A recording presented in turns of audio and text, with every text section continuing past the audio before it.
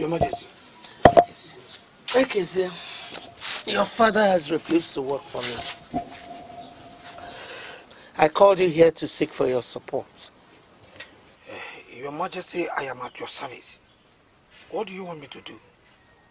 Sit down. Thank you, Your Majesty. I want you to talk to your father. A woman that gave birth to 2 boys knows them very well. He knows what both of them is capable of doing. He knows what any of them could do at any given situation. You see, Iluno and Chizitere are my sons, and I know which of them would make a better king. Your Majesty, all the age grades here in Umobaleri have been briefed that Iluno is the one that will be crowned king, and they have been giving him his rightful respect. Ikeze, listen to me. I've already made an offer of gold of Akwanga to your father. Here and now, I am increasing it to a double portion. Huh? I want Chizitere to be the next king of Umobaleri. Your Majesty, are you saying that you are going to give my father and I double portion of gold of Akwanga? Ah! That will give me the highest title in this land. I'm a woman of my words. Just get your father to my side, and the whole double portion of the gold will be yours. Your Majesty, consider it done. Your Majesty, in fact, I am already on my way. I will be with you very soon. Your Majesty, I am on my way. Talk to him. There are wars, oh there are wars, but silent war is the worst of all wars. There are wars, oh there are wars, but silent war. Igwe Kulkaralo, I got your very urgent message asking me to come to the palace. And I kept wondering, why would the king summon me with such urgency?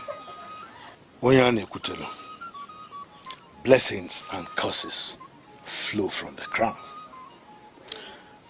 It is a blessing for you to be invited before the crown.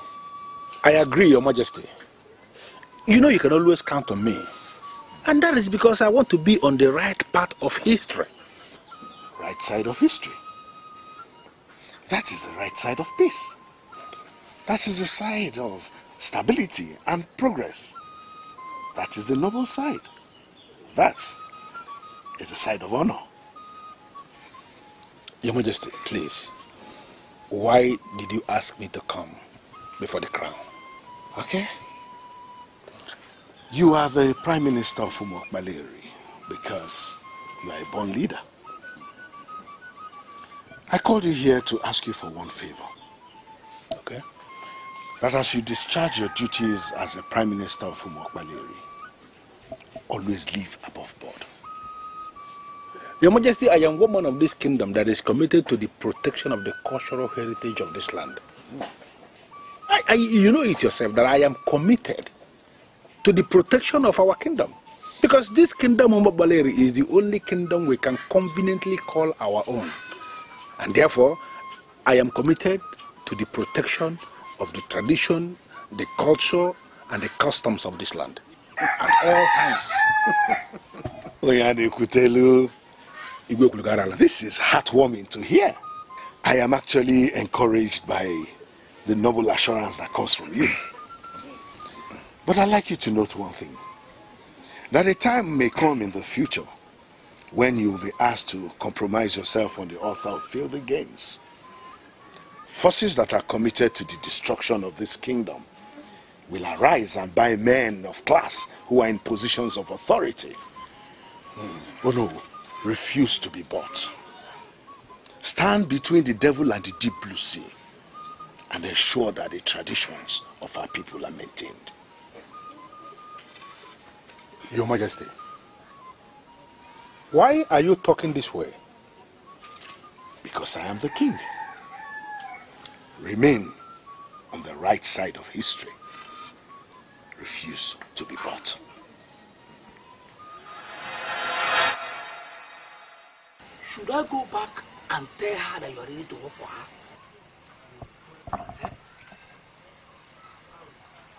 His Royal Majesty, Onyeze Ekwulukarale of Umobareli was very blunt. He referred to them as forces committed to the destruction of this kingdom. I know them.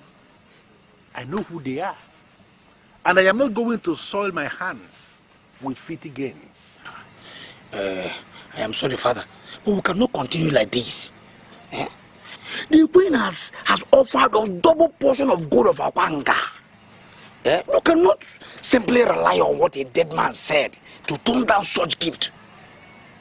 Gold of Akwanga is not stones of Umobaleri. Gold of Akwanga can turn our lives around. Ekeze, there is something I'm trying to get here.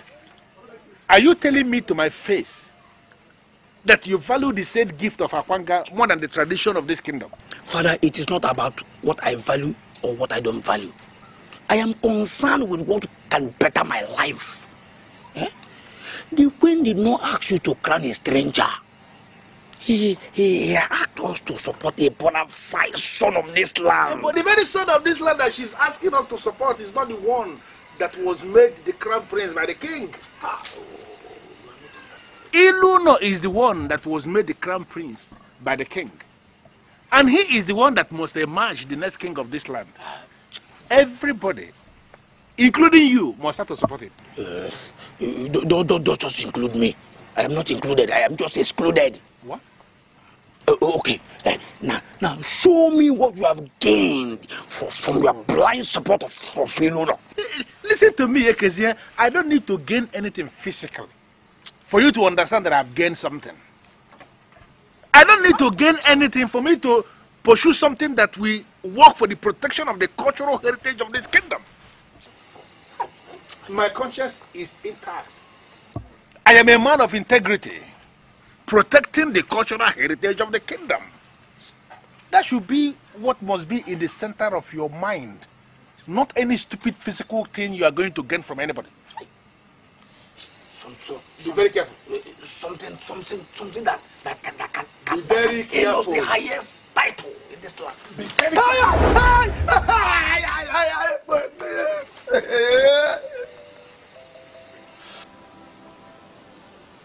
This night is the third time you're telling me you don't want me to be king. And I am curious. And I know your reasons. But I don't just understand what you stand to gain from this position of kingship. I mean, it comes with a lot of charms and challenges. Onyinye, I don't know the standard or the quality of royalty you have in Onungere, where you came from. Here no more Balewi. Royalty is big business. I am comfortable today because of my royal background. There's a mine here in Omobaleri where young men dig out precious stone. My family is in charge of that mine. When I finally become the king, everything will be under my control. Listen. It's all about the taxes and the money, right? See, there is no way you dabble into this kingship tussle without getting involved in charms. And I do not want you to go into charms. Onyinye, you're beginning to sound as if you're not committed to my future, and it's giving me worry. How can you even say something like that? I am very much committed to your future, and you know it. In fact, that is why I'm asking you to shelve this idea of aspiring to be king. You might die in the process, and I do not want to lose you. Now listen to me, Onyinye. I am a prince, not just ordinary prince. I'm a prince of Umuabalewi. Nobody can kill me until it's time for me to die. I'm aspiring to be king because it's my turn to be king. You cannot dissuade me.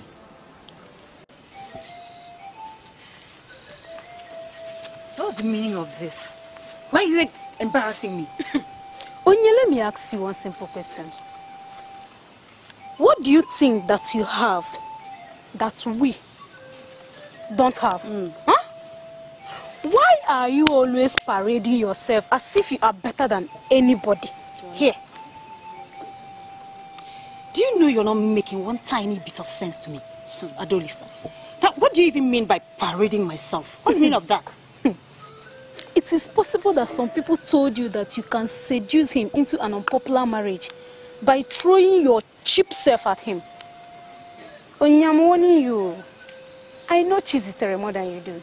He will never, ever marry you. Just simple.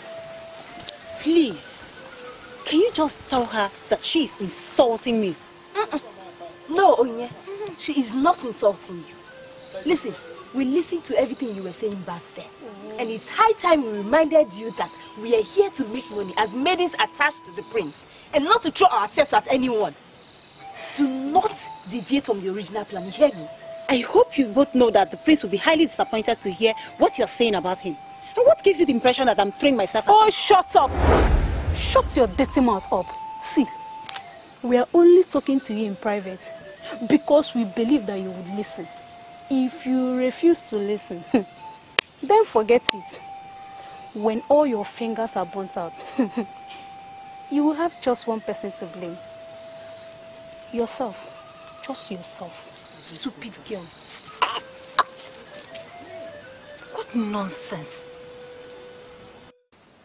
Oh, sure, I got the message you sent through my son. That's why I sent for you. Wefi, are you ready to work with me now? I'm still committed to all my promises. I will give you double portion of gold of Akwanga if you confirm to me that no matter what happens, my son Chizitere will be crowned the king of Umobaleri. Do you see me as one of the men of this kingdom you can buy with material things? Or sure, you are queen in this land. Why are you endlessly giving me the impression that you are one of the people your husband referred to as forces that are committed to the destruction of this kingdom? Wefi, I want to clarify this immediately. I have not come to destroy. On the contrary, I am doing everything within my powers to make sure we do the right thing. You are a great man. And that is why I made you this great offer. Obuefi Onyane Kutelo, accept my offer and be richer.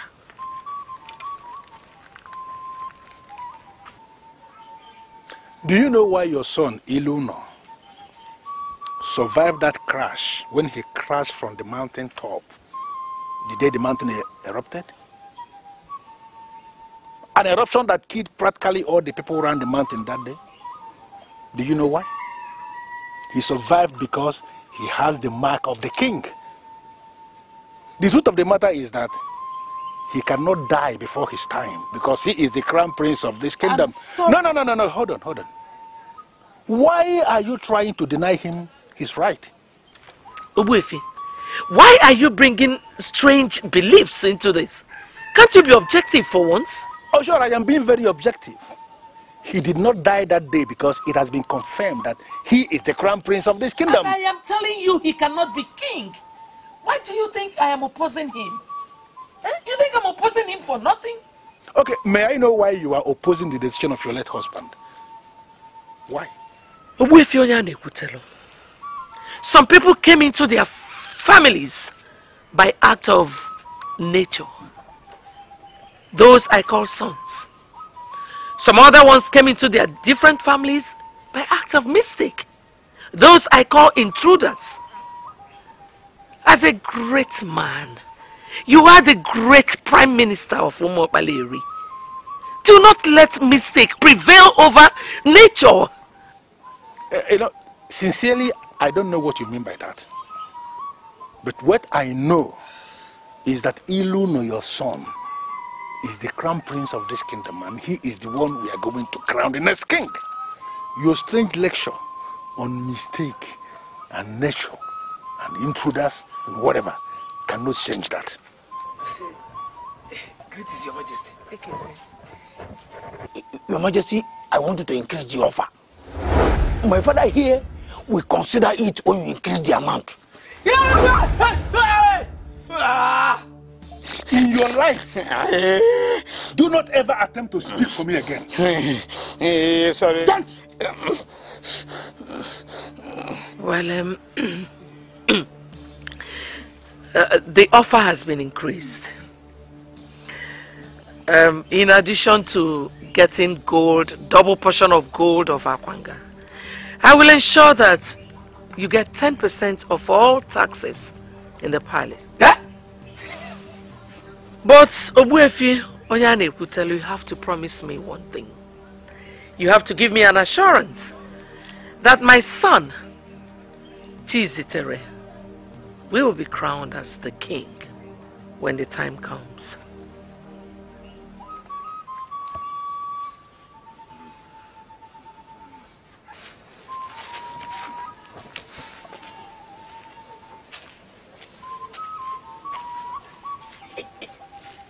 Your Majesty, consider it done.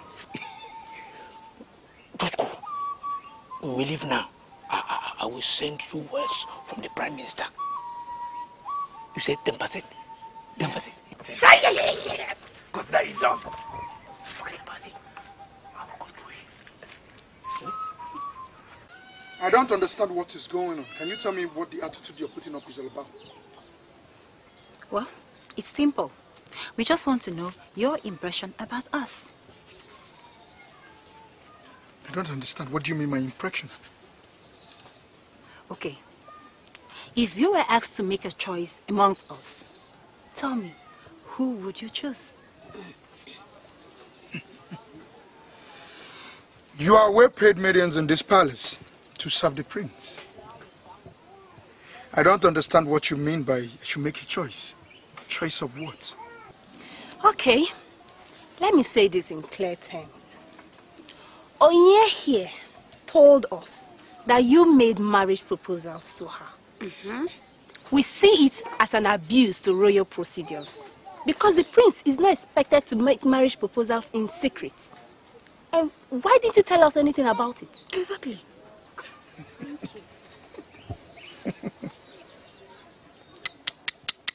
Prince of Umobali made marriage proposal to you in your dreams? Are you denying what you said to me? You said I was the best thing that ever happened in your life. This is serious. You have the nerves to lie against the Prince of Umobali. Huh? Come on, Chizitere. Why would you say that? I am not lying and you know it. You proposed to me and said you are going to give me the kind of love that no one has ever given to me. Why are you denying me before then? You know what? I want you to leave this palace this minute and never come back. Get out. Where are you going? Don't you? You heard him. He said that you should leave and must never come back. So, your way. Believe me, I don't. Oh, shut up, Onyinye. Shut up! You threw your cheap self at him. And now you must leave and learn your lesson. Chitty, let us go.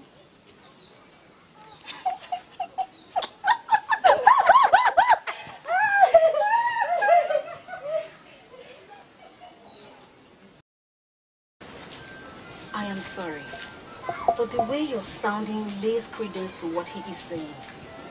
Ezeonu has been groomed for kingship. My father exposed him to the dynamics of leadership. Mother, why are you bringing discord between two brothers? Adora, if you were not the head princess in this land, I would have ordered you out of this palace. How dare you question me? With all due respect, Mother, I am not questioning you. But he told me that you hate him so much, that you told him point blank that he would never be king. Mother, why would you say a thing like that? Adora, you will not understand. There is a mutual war raging in this palace. It is war between mistake and nature. I have wallowed in that mistake for so long. Now I want to be on the side of honor. And that is on the side of nature. I don't understand what you mean by that. You do not need to understand. Just stand where your mother stands. You don't know more than I do. Mother, you have not answered my question. Why would you say Ezeonu would never be king? Okay. Adora, Chizitere would make a better king than Ezeonu. You know why? Because Chizitere was born on a night, a very bright night, when the moon was full with stars.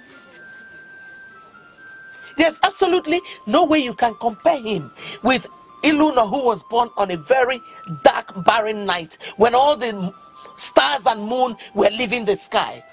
He is going to be a barren king, and we do not want that kind of king.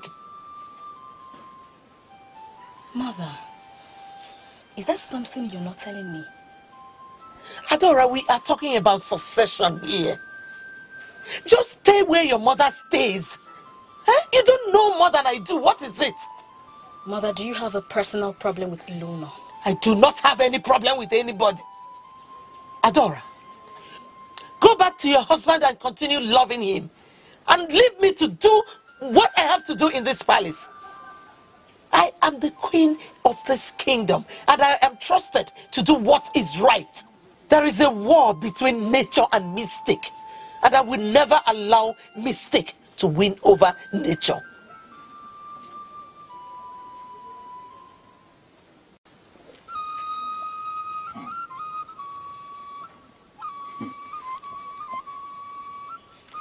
I summon you here in my capacity as the Prime Minister of this kingdom to discuss with you as a man of this land.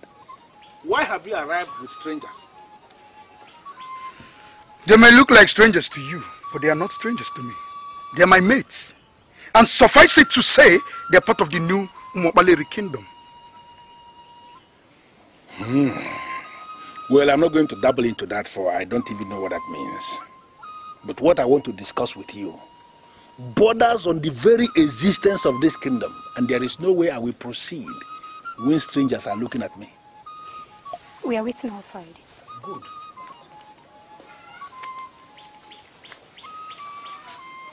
What is the meaning of this?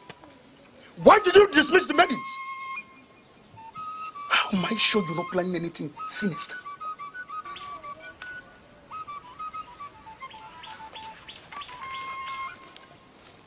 Chizitere, if I should say that I am disappointed in you, that will amount to understatement.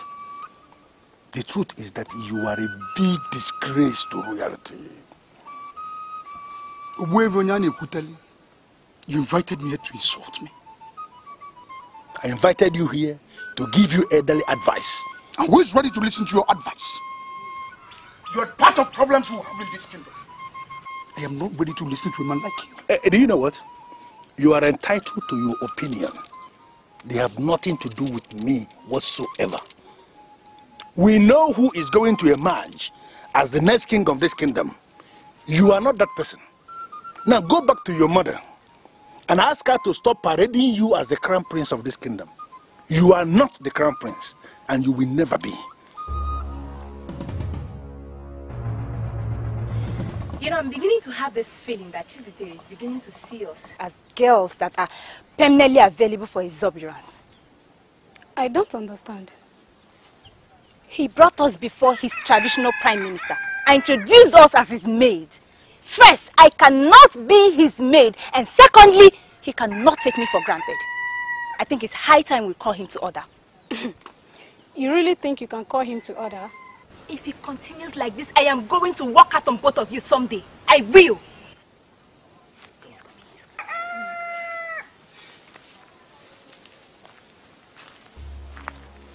I brought you to Umobaleri for a purpose. And you don't know that purpose. What gave you the right to walk out when I was still sorting out things with the man. He introduced himself as the traditional prime minister of your kingdom. He said he wanted to be alone with you. I don't want him to see me as a troublemaker. You're working for the master of trouble, and you're scared of trouble. Your job has made him working for me in this kingdom. Is yet terminated. Go back to wherever you came from before I kill you with my bare hands. Get out.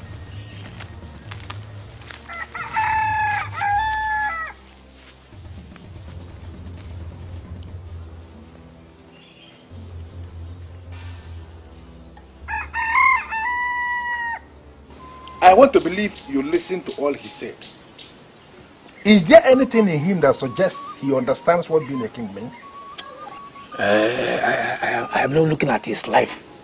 I am concerned with the promises of God and the mentioned percentage of the kingdom revenue. I want you to lend your all important support. Ekezi, you know, most times when I listen to you, I start wondering from the deepest part of me if actually I was the one that fathered you.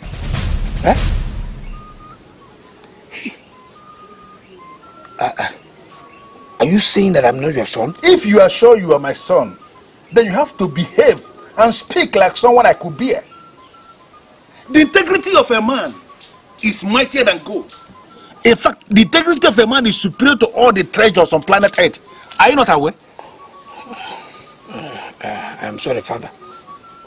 But that woman is ready to do business. Listen to me, Ekezia. I am not going to sell my conscience for all the gold in that palace. So you go back to your queen and tell her all that I said. Ezeonu is the head prince in that palace. And he is the one we are going to crown the king in the next 4 months. There are wars, oh there are wars, but silent war is the worst of all wars. Mother, if we should follow your logic as regards full moon and small moon, then I would readily say that Ezeonu is better. Small moon, half moon, or whatever stands for growth and expansion. The full moon, on the other hand, stands for completion, which means that it has gotten to its saturation point and there's nothing new to expect.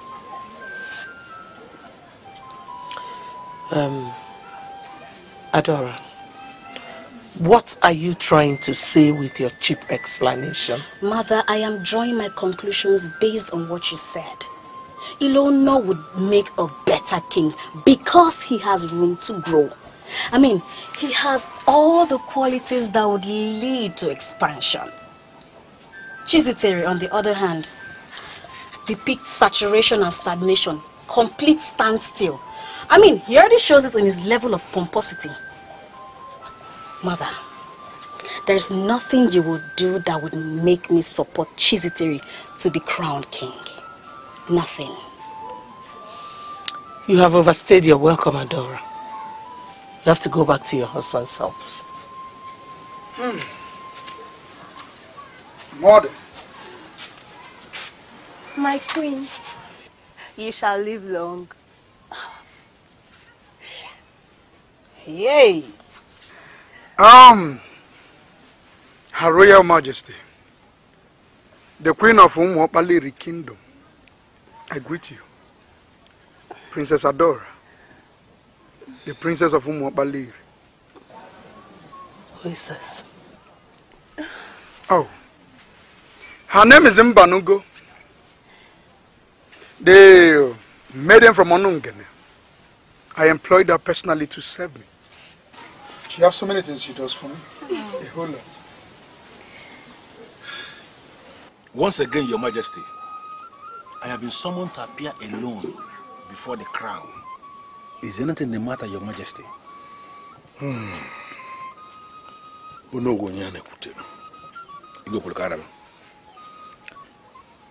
I called you here before the crown to extract some promises from you. I'm sure, as you know, that the mind is very strong. No one can know it. And that the head we see can never be bigger than the load that it carries. Okay. An occasion may arise in the future when you may be under fire to betray me. I want you to promise me that you will never betray me.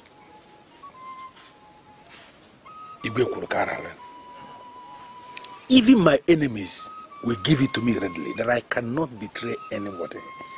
Not to talk of betraying you. No. Promise me that you see this land of Umuopaleri as belonging to you and I, and that you will never get involved in things that will bring it down on her knees. Your Majesty, I don't know why you are saying all this. I am a man of tradition. I cannot sabotage this land. It's not possible. I cannot. Oh no. Give me these words as a promise that you will not sabotage this land. I promise. I cannot sabotage this land. That is why you are a born leader.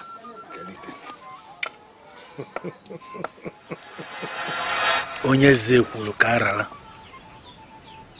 Were you a seer? All the things you said are happening just the same way you said them. Who do I call this?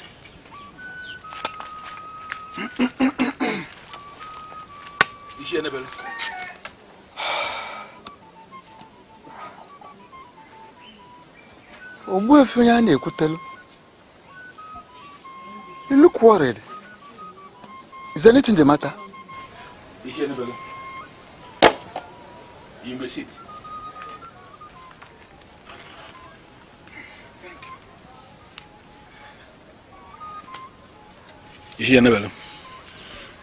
If you are required to qualify Onyeze Ekwulukaral,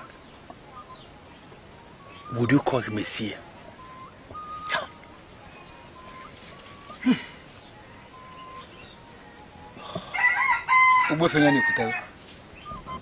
A busy hand has no time to caress a rotten seed. I have not come here to discuss the dead. Rather, I have come with something very important. I am listening. That our late king appointed his first son to be the successor to the throne does not mean that we must stick to that. Yes. Because the dead is already dead. And all the beautiful ideas of the dead are equally dead. Today, we are the living. And we must make changes as the need arises. Ubuefi, we should do the right thing. All the beautiful ideas of the dead are dead with them. Yes, they're all dead with the dead. Yes. I don't believe that. What do you call the right thing?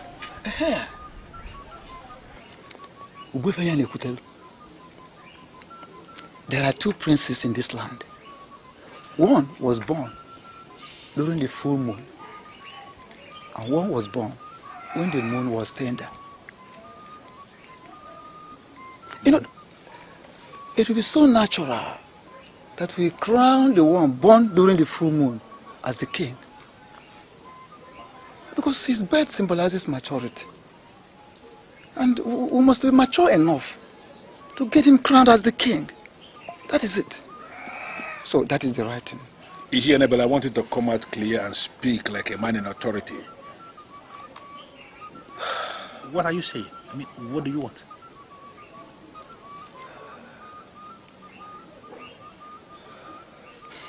Aha.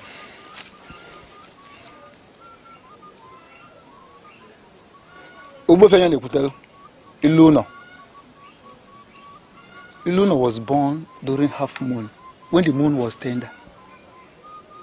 In other words, he lacks the trait of a leader. Whereas Shizitere was born during full moon, with all the influences and attributes of the moon. His birth signifies maturity. Yes. Owefi, like I said, we must be mature enough to crown him the king. That is why I am here. You know what I was discussing with your sister before you walked in? I told her that you're a better candidate than Ezeonu, but she did not believe me. Why did she not believe you? Why would anybody want to support you? When the news all over the place is that you are the prince who thinks he is safer in the hands of loose girls. Chizere, I'm doing everything to defend you. But you had the guts to come into my presence with a prostitute. I beg your pardon, mother. Why did you call her a prostitute? Telling you the truth, Chizere, honestly, I don't have time for your stupidity. I am doing everything possible to make you the next king. And you must desist from anything that will undermine royalty. Mother, you're saying all this because I came to your quarters with my employee. She is a noble woman I've come to trust so much. Give me some credit, Mother. I know what I am doing. I don't think so, son. If you think you know what you are doing, then prove it. Show it! I only came here to ask you why would you discuss me with Jidofo? Why did you hijack the proceeding? And now you're introducing another discussion. Chizitere, I will not let you distract my attention with something that is not important. There is a war raging in this palace. The war is between a mistake made in a hurry and nature. You are fighting on the part of nature. And you must learn to carry yourself as the next king. I have set every machinery in motion. But the only obstacle I seem to be having is you. Chizitere, please, do not constitute yourself into an obstacle. Mother, I do not understand what you mean by the war between nature and mystic. Chizitere, go back to your quarters and learn to work with men. That is how leaders operate. Stop giving people the impression that you cannot do without women.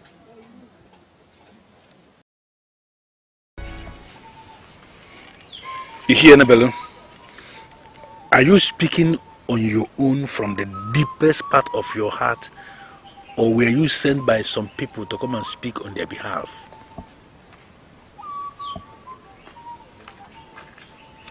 Ishi Enebelu, you have not responded. And I need you to respond because your response will assist me draw my conclusions. Were you sent by people to come and say all this? Or are you speaking in your individual capacity as Ishi Enebele of Umobale the kingdom? You know me very well. If you agree that I am an Ichie in this land, we equally agree that nobody can send me. I am standing on my own feet to say that we cannot crown somebody who was born when the moon was blood and barren as a king. It's not possible. I want you to ponder on what I have just said. Onye mi fechelo golisa, onye buluchi yuzo, ife mebi kone weta. Onye mi fechelo gechuku, onye mi fechelo golisa, onye buluchi yuzo, ife taka nonu kone weta. The queen is surely moving so fast. But I'm going to teach her that the head is not always as big as the load it carries. The night before our father died, he told me something. My greatest happiness is that God has blessed you with a good husband. Thank you, Father. Do not ever abandon your brothers. Before you were born, your mother had 3 girls. They all died. They refused to stay with me. You are the one who agreed to stay with me. I plead with you.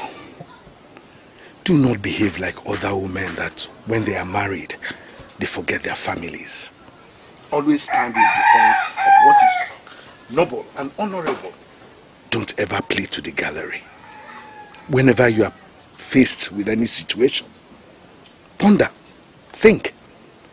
What will your father do if he's the one in this situation? Whatever your heart tells you to do, my daughter, please go ahead and do. I'm sorry, Father, but you're sounding a bit weird. Are you alright? Even my enemies know that I am a great man. Always do what will make me happy, even in my grave.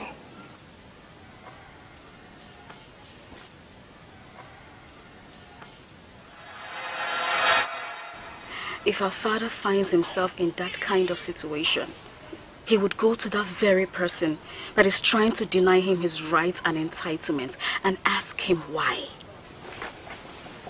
I want you to do the same.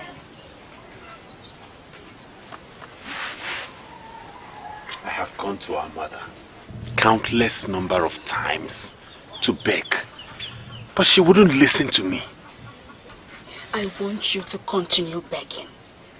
You cannot afford to give up. If she refuses to listen, then keep begging until she listens to you. You cannot afford to give up.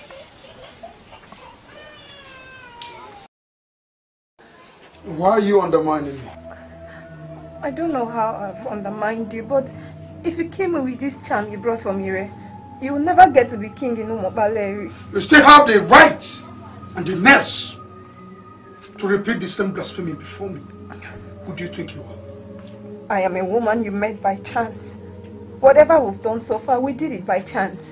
You're going to be king by chance. Free me, and I will teach you the secret of chance.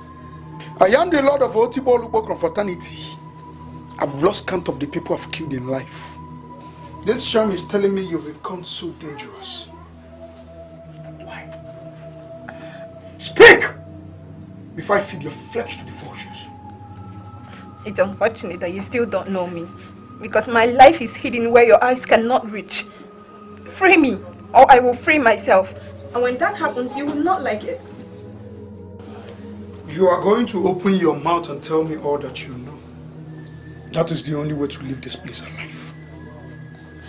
Leaders do not intimidate their subjects. I've already surrendered to your protection. Why then are you threatening me with a charm? What do you mean by secret of chance?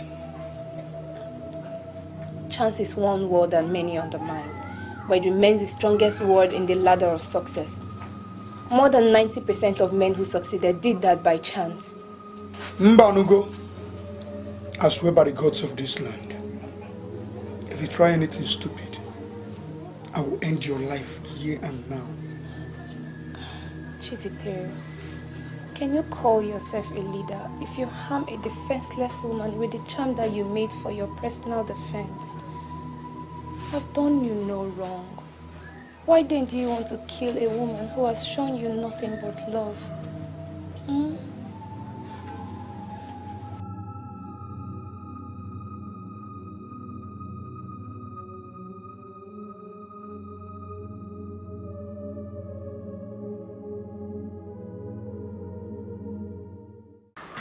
Onyinye, I want us to forget our differences. We have to deal with that Curtis that will never know anything good in his life. I have my own plans. I don't know about you. I want us to deal with him ruthlessly. Do you still remember what he made us go through? Huh? It is only natural that we pay him back in a way that he will never get to understand. A native doctor once confirmed to me that he belonged to the deadly confraternity. That he's not the kind of man you deal with anyhow. that one must have a plan. So I ask, what is your plan? First, agree with me that we are working together. Then, I will tell you my plans. Trust me. Achora. There is nothing you have said here that is close to what I want to hear. I empowered you financially so that you will be able to bring him to our side. And up till now, you have not done that. I wonder what you have come here to do. Ochara, one thing you must not forget is that we are now partners. Yes. Chizitere is going to be the next king. And how do you intend to achieve that? The traditional prime minister is the one to crown the next king.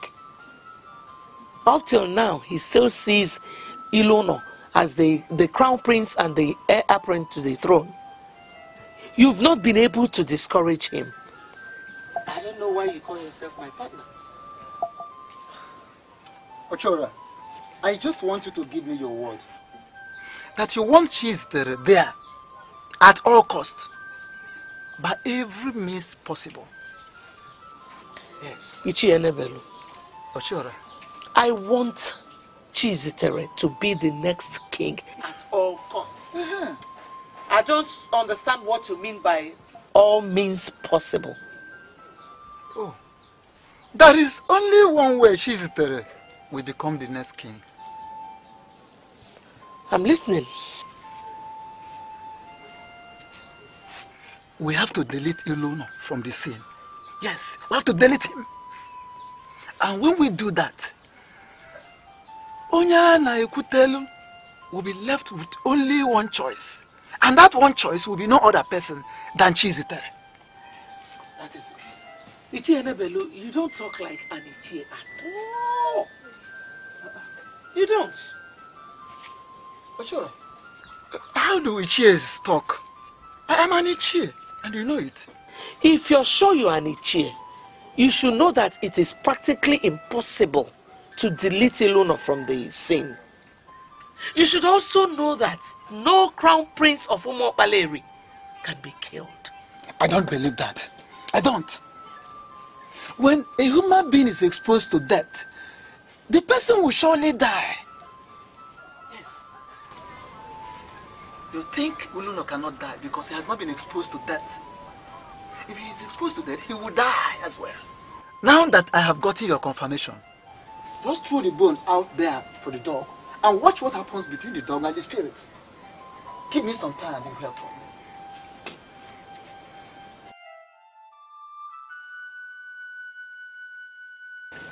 I'm still on my knees begging you. What did I do wrong? Ezeonu, please get up. Stand.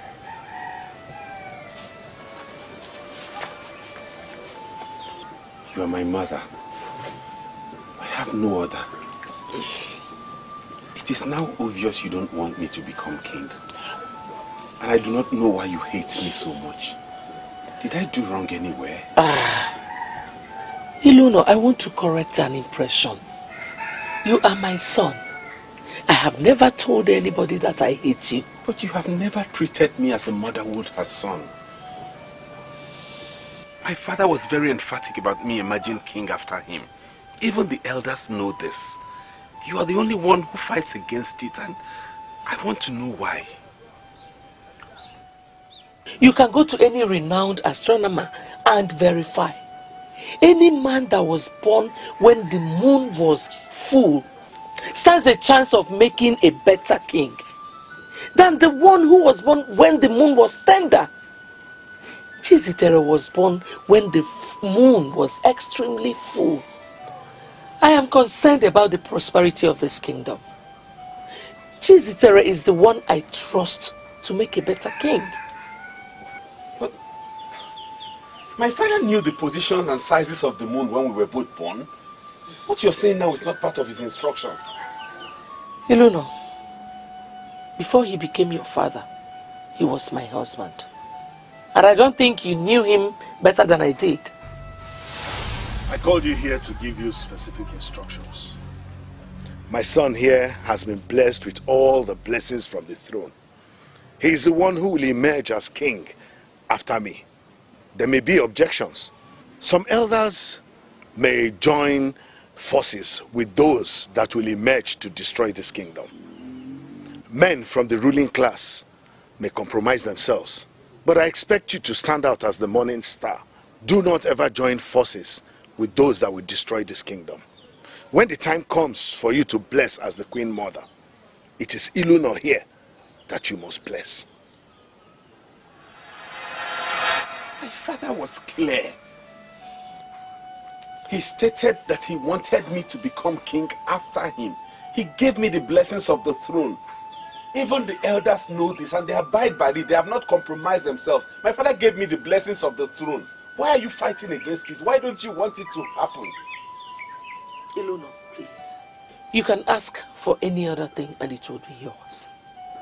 As for the throne, Chizitere is the one I'm supporting. You know, in all the years my father taught me the dynamics of leadership.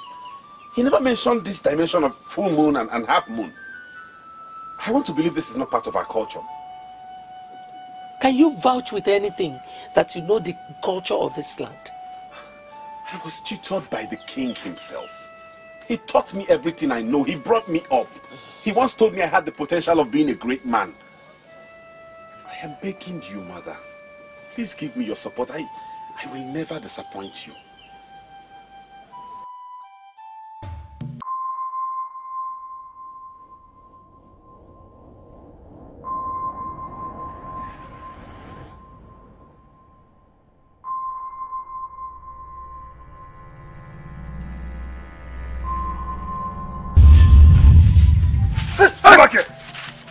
I know you as a man of Umokbaleri, and men of Umokbaleri do not run away from their king.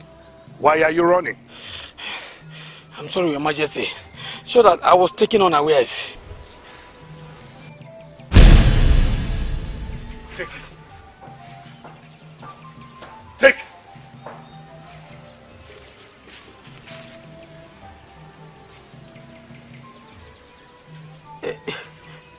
What do you want me to do with it, Your Majesty? Roast it and eat it. Add palm oil if you want.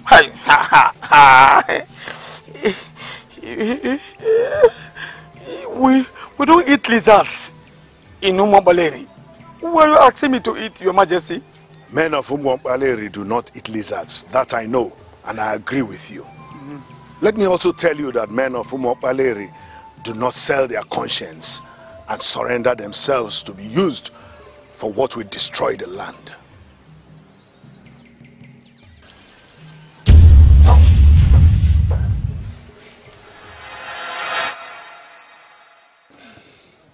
It was like a trance.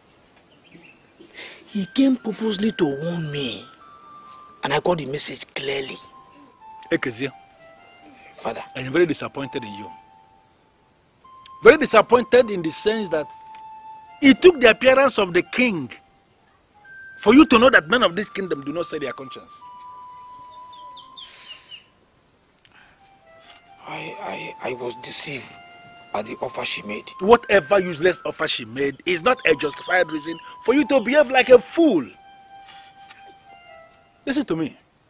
That woman you call queen, that woman is working with some enemies of this kingdom to destroy this land. I don't know who paid her. I don't know what they paid her, but let me tell you something. It will never work for them. See. Hi. I was asked to roast and eat the lizard. I know the meaning of that offer. I thank the gods that I have not collected anything from her.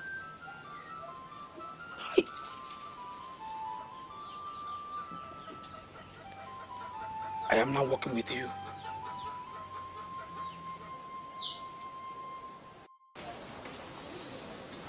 There is a mistake I made in a hurry, and he cannot wage war against nature. I know this staff, the secret staff of Umokbaleri that empowers kings of this land. This staff, according to what I was told, is the summation of all things. What are we doing with it before the grave of your father? I am glad you know what the staff represents. I am fed up with your constant delivery of girls in this palace. We've already buried 3.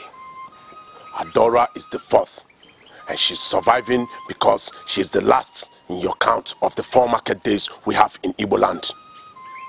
Pray to the gods that that child you are carrying is a boy. If you give birth to the 5th girl in this palace, take the child, go back to your parents and remain there. You're treating me as if I'm the one that creates these girls. Children are gifts from the gods, and they will come when nature desires. Every instruction given before the staff is irrevocable. I need a male child that I could bless with the blessings coming from my father's throne. Give me a male child that will succeed me as king. If you give birth to the 5th girl in this palace, do not come back here.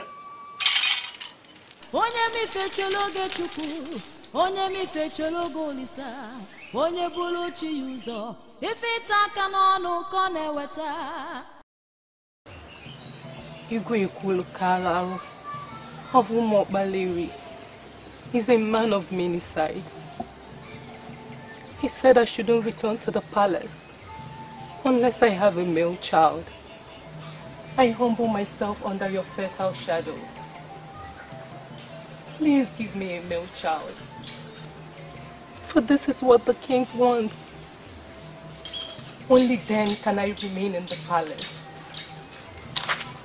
Please, give me a male child.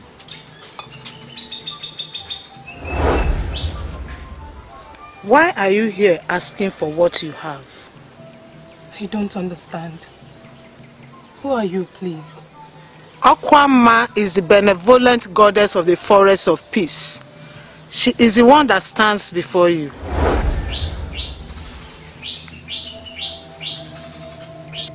I have not come to you, O goddess of the forest of peace.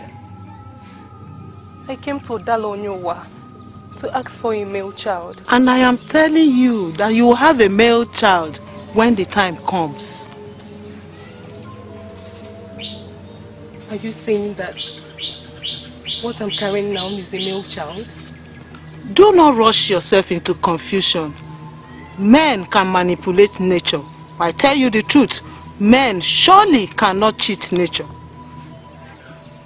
But I want to have a male child. You will have a male child when the time comes. Do not rush yourself into confusion. Rush can only bring you frustration. You can avoid it.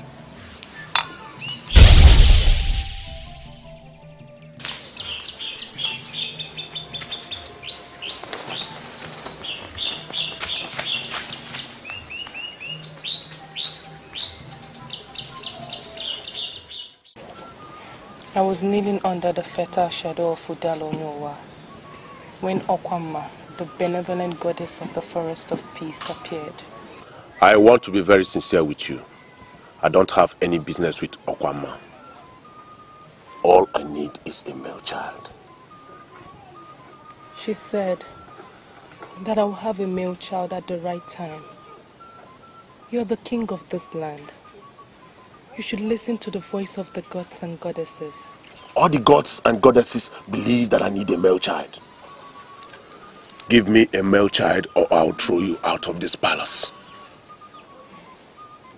She actually said I should not rush myself into confusion.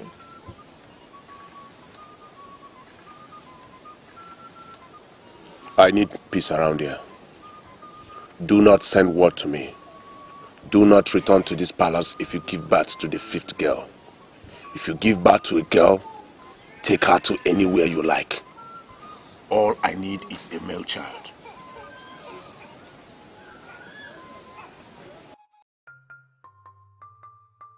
This is Ebele's delivery hut, the place where almost all the women of the land come to deliver their young.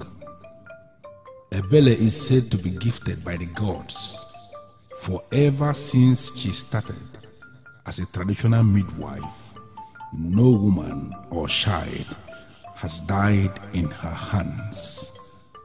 Her place is the safest place to deliver. On daily basis, women from all walks of life come here to deliver their young.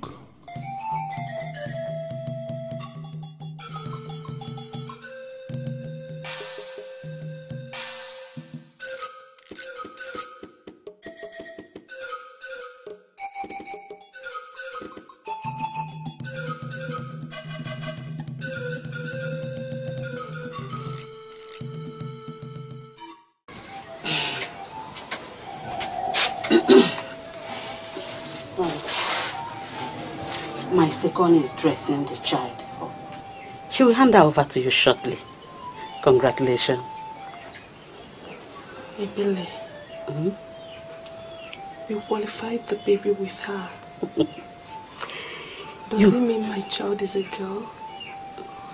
You gave birth to a baby girl. She is beautiful.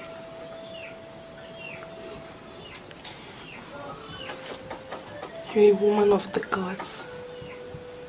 And I know that I can trust you. I want to ask you for a favor. Something I know you can do for me. Please don't say no. Lolo, what is it? You finally ended my sorrows and agony. You have proven to me that you can deliver when it matters most. We now have an heir to the throne of Baleri. He shall be called Iluno, for he is the child that has come to wipe away my tears. We shall gather before the throne on the 7th day to give him all the blessings of the throne. Come here. The mother to my child.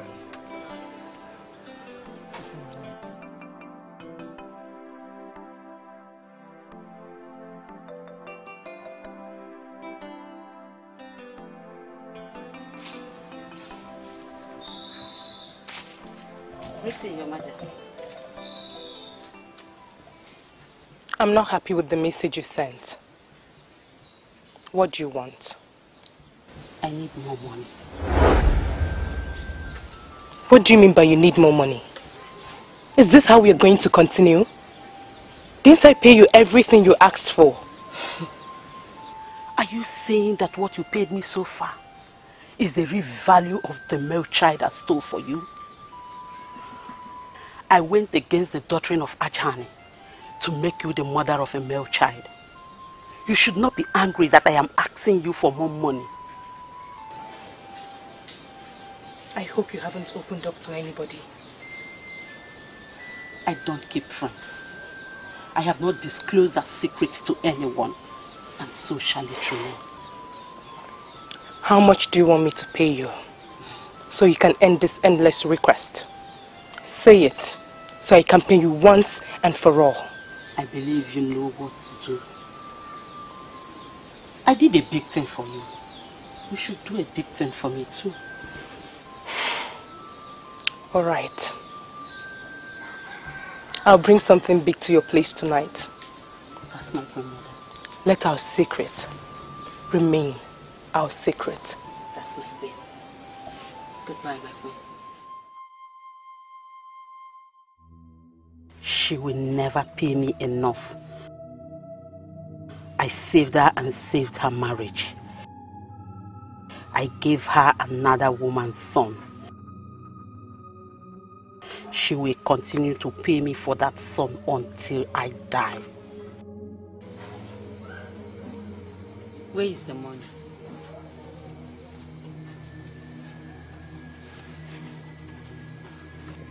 Where is the money?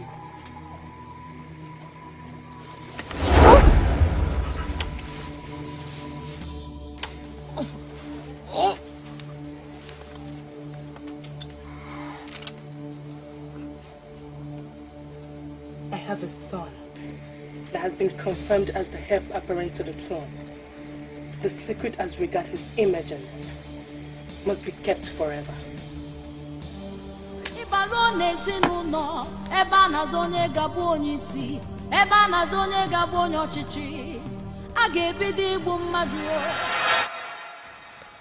Just to satisfy my husband, I stole another woman's child and killed Ebele, the greedy midwife that facilitated the crime.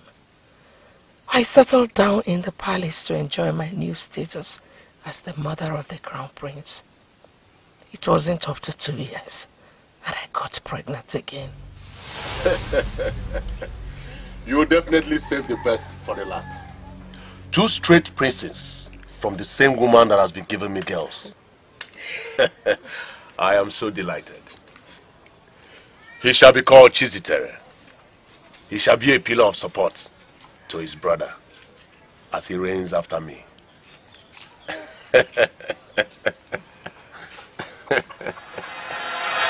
I made a mistake to have stolen the child. I should have listened to Okwama, the goddess of the forest of peace. I rushed into my own confusion, and now a child I stole from another woman is going to rule over my son. Impossible. Ilono is an intruder. He would never be king in Omobaleri. Nature must triumph over mistake. Greetings to Her Majesty the Queen. Yes, Ekwedike, what is it? There is a woman at the gate. Coincidentally, Your Majesty. Her name is Ilono. She says she would like to see the Queen. A woman bears Ilono. Where is she from?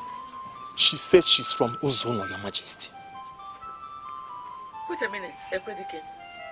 A stranger came with a name that only men bear in Umobaleri. Told you she's asking to see me.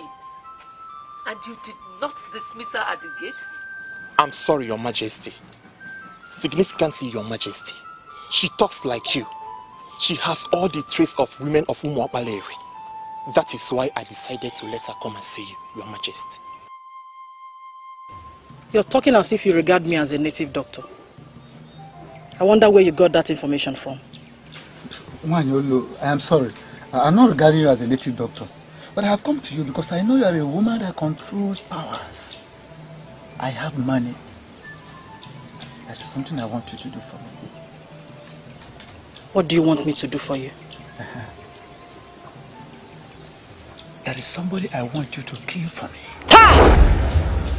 Did anybody tell you that I'm a killer? Why come here with the request that I kill someone?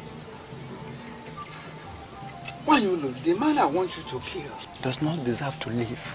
At all. He's not qualified to be alive. His name is Ilono. He has been parading himself around. Parading himself as the heir apparent to the throne of Umobaleri. We have discovered that that man was born during a period in the night when the moon was blue and tender.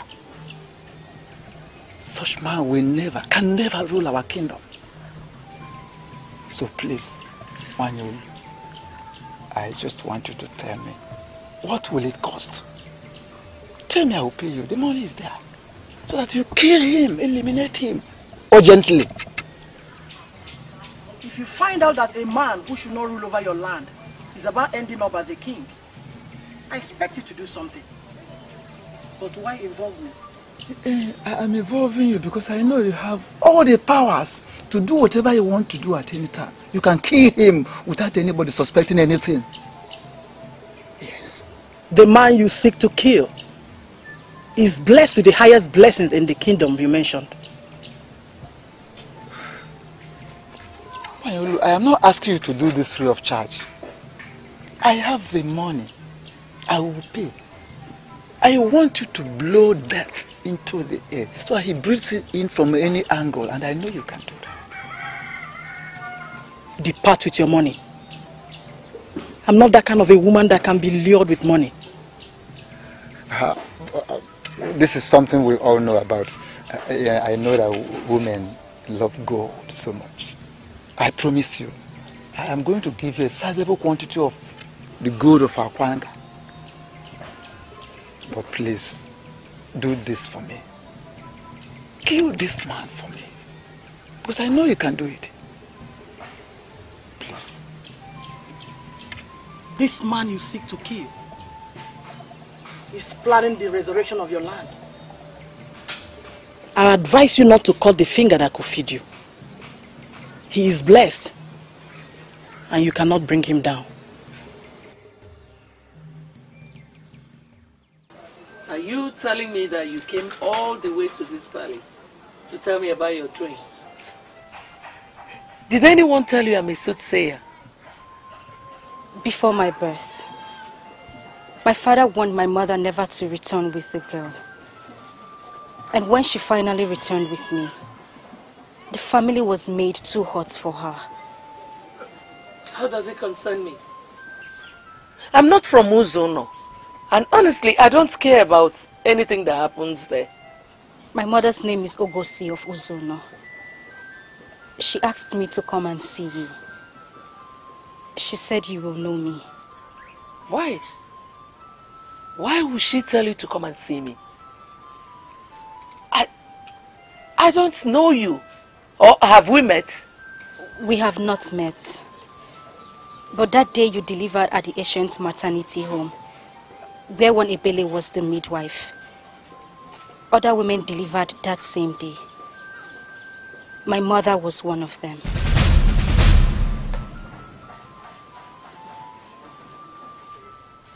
How many are you in your family? My mother gave birth to 4 girls before me. They all died before they turned 1 year.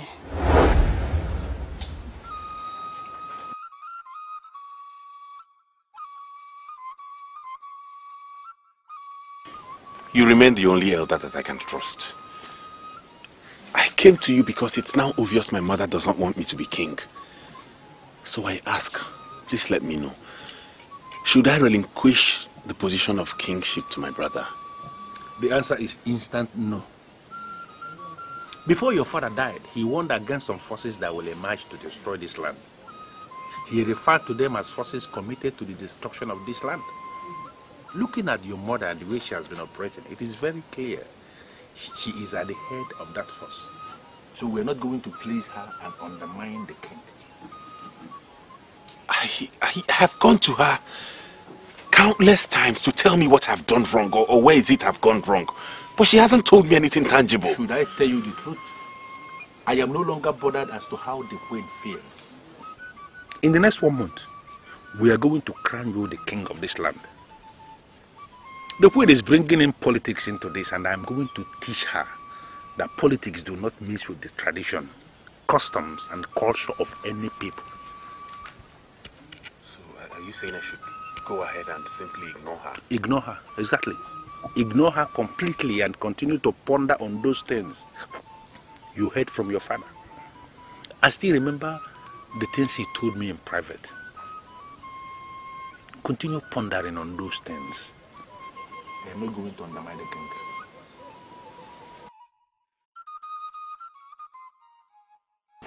I am shocked at this information. You mean your brother has a wife in your torture and you never told anyone about it? Mbanogo, I am not comfortable with the impressions you're giving me. Do you know how old he is? A man that is eyeing the throne of Umwapale must, as a matter of tradition, have a wife. You equally have an eye for that throne. Are you telling me that you are married as well? Do you have a problem with me having a wife? My wife will be joining me soon. I am married. I can't believe this. You're married and you did not tell me. I should tell you as what? Who the hell are you? You have been posing yourself simply because I did not punish you. That very day, you said rubbish with your colleague. The day you left me with the Prime Minister. He brought us before his traditional Prime Minister and introduced us as his maid. How I cannot be his maid? First, I cannot be his maid. And secondly, he cannot take me for granted. You think I did not know?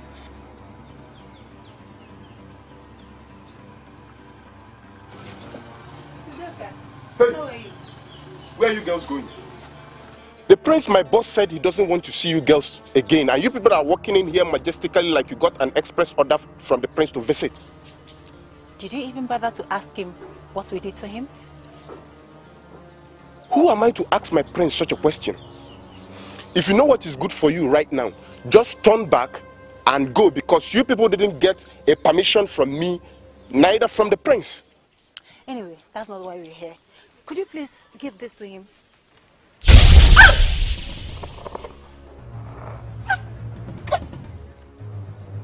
What have you done to me?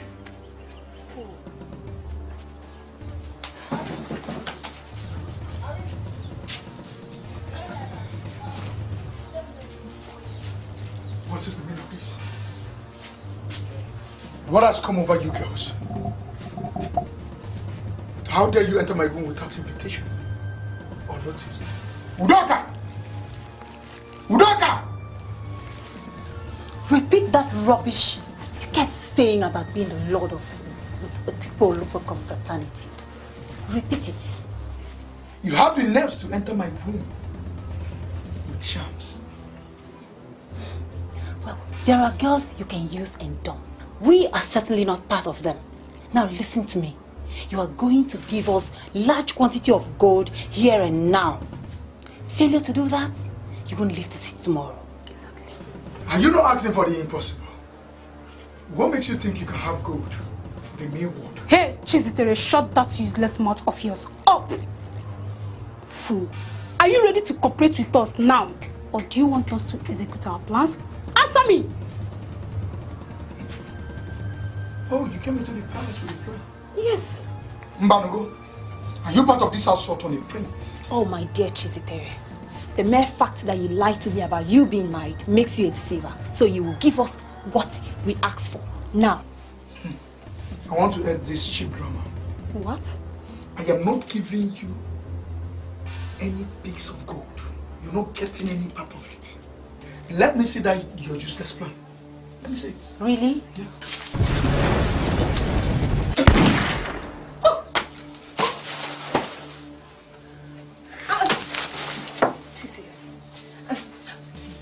You know, I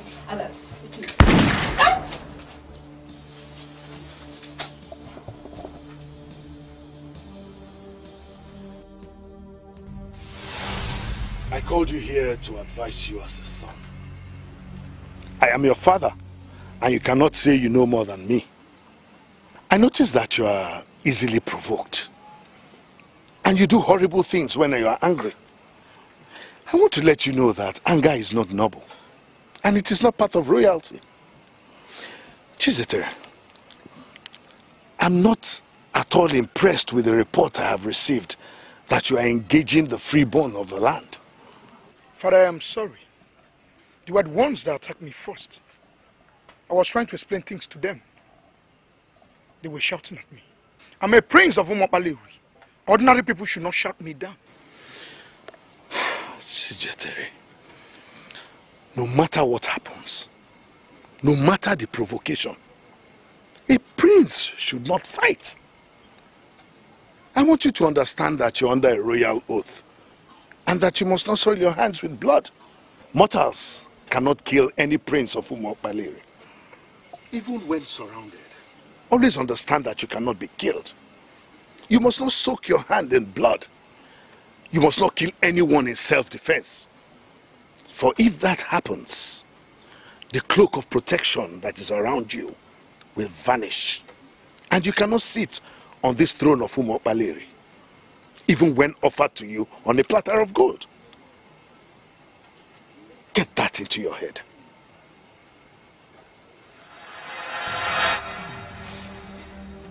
Hey, where are these stupid ladies? My prince. Udoka, I am finished. Udoka, I'm finished. I have blood on my hands. No, my prince. You can't be finished. There can't be blood on your hands. If people came here to kill us, it could have been us lying dead here. See, my prince, we are just going to go to the council of elders and tell them we killed these girls in self-defense. No, my father warned me. My father warned me not to soil my hand with blood. He was so emphatic about them. He said I should not kill in self-defense. I know the main reason for coming is to dent me. Now I feel so dented. Look at it. I feel my father's spirit has left me. I feel so empty inside. I am so empty. We'll find a way to handle it. Ah! My prince, don't worry about it.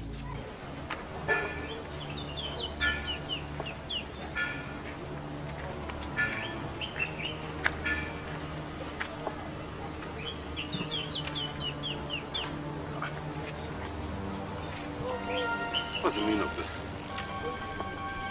The road block? Since when?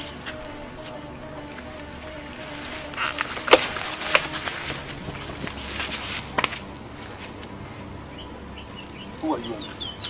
What do you want? What is it?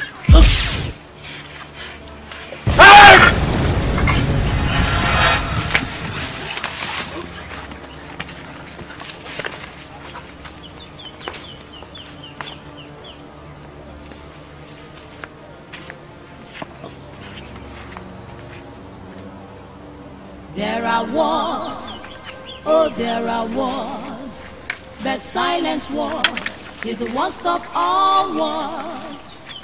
There are wars, oh there are wars, but silent war is the worst of all. This is not good. Onyeto, this is not good. He has no reason to live.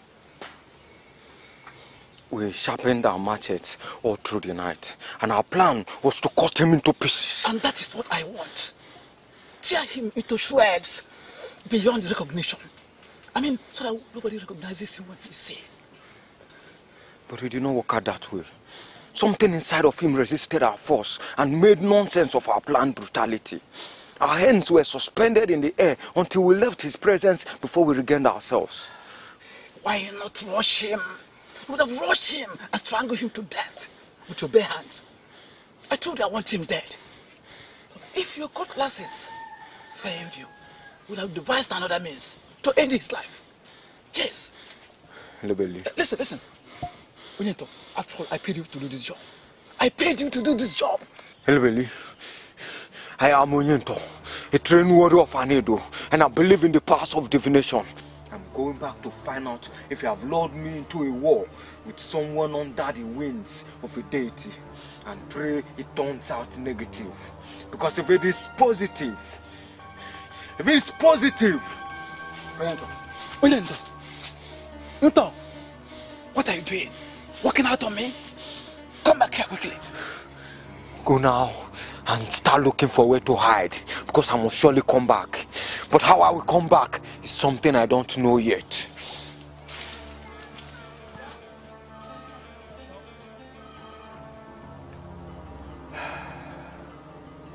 He cannot become a king unless the queen blesses him. Yet, the queen does not want him.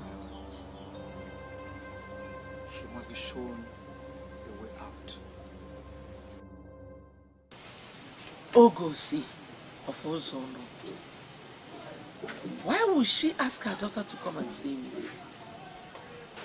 Or is she the mother of that boy?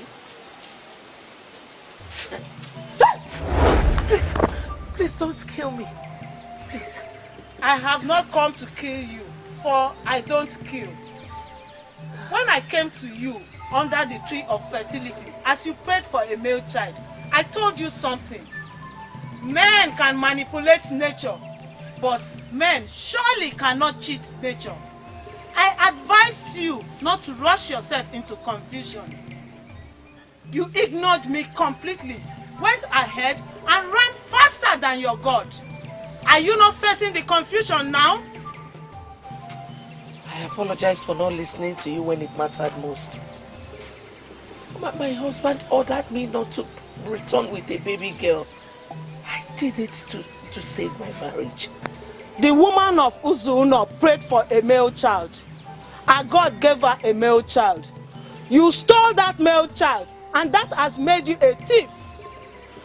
Do you still have the right to parade yourself as the queen of this land? I have never castigated any of the deities of Umuopaleri. Why are you trying to bring up my past? You led that midwife to sin. You begged her beyond the limit she could bear, and she did what she had never done before. Where is that midwife now? Your path is filled with death, and your hands are dripping with blood. A thief and a murderer has no part in the administration of this land. Go to the Prime Minister and confess your sins. That is the way. And that is the only way. Okwama, wait. I have come to realize that mortals are safer with deities. I come under your protection. Please, I don't want to go to the Prime Minister over this matter. It remains the only one you must see. You have everything, but you don't have time.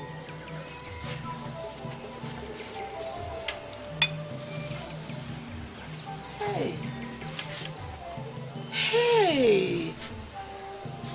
Ha. Onye mi fechelo gelisa, onye bulu chi yuzo, ife mmebi kone weta. Onye mi fechelo ge chuku, onye mi fechelo golisa, onye bulu chi yuzo, ife taka n'onu kone weta. Hey.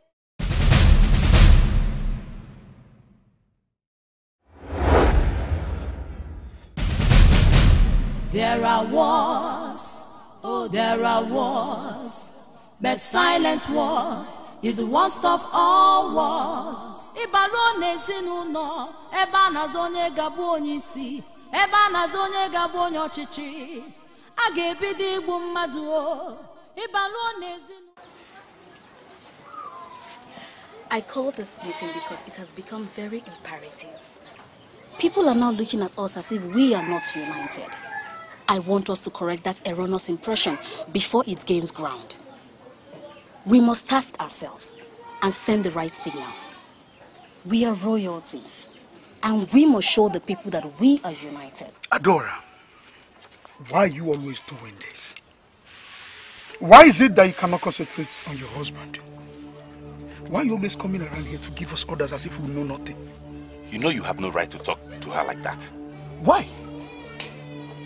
Women are regarded as nothing in the Umuopaleri kingdom. You don't have to encourage her to fix meetings for us, where she will pose herself as our leader. And that's exactly what she is. She's our elder sister and our leader. No, she's not. She is your leader, not mine. I am a prince of Umuopaleri. I'm a man in authority.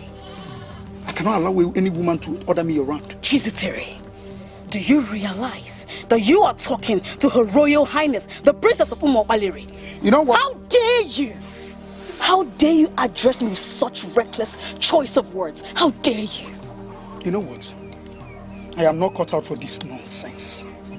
Yes. You both can stay together. I've seen that both of you agree. You can walk out on me, but you cannot walk out on the princess of Umuopaleri. Do you think I'm answerable to you? No, I am not. Please tell her to go back to her husband's house. Let us stop coming here to speak rubbish or talk rubbish about us. Well, this is my father's house, and I promised him that I will stand by you. You will not force me to leave this house. Do you understand me? In that case, you can stay, but please, I beg you in the name of our gods, do not invite me for a meeting like this again. I remain the true face of royalty, and I cannot engage myself in a meeting that undermines royalty. Not only.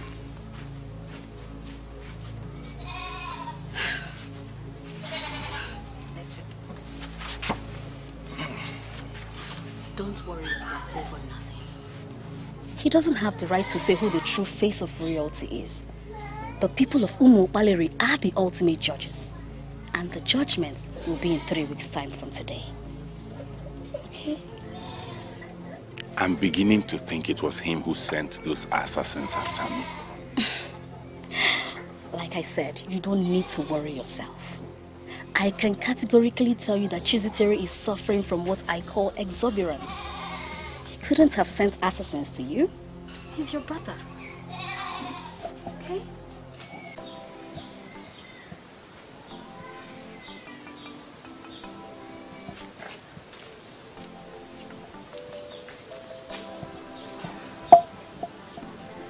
I humble myself before Her Majesty the Queen. I wish to express my very profound gratitude for the first-class hospitality you gave me. Rise. Thank you. You're already dressed. Don't tell me you're going back to Ezeonu. Yes, Your Majesty. I want to go back to Ezeonu. I would not want to overstay my welcome. Let me correct an impression. There is no way you can overstay your welcome here. If you don't mind, I'll ask for a little of your time. I want us to discuss further. Please come and sit. Your wish is my command. Is there anything you want me to do, Your Majesty? I will send for you when I need you. Yes, Your Majesty. You can leave now. Yes, Your Majesty.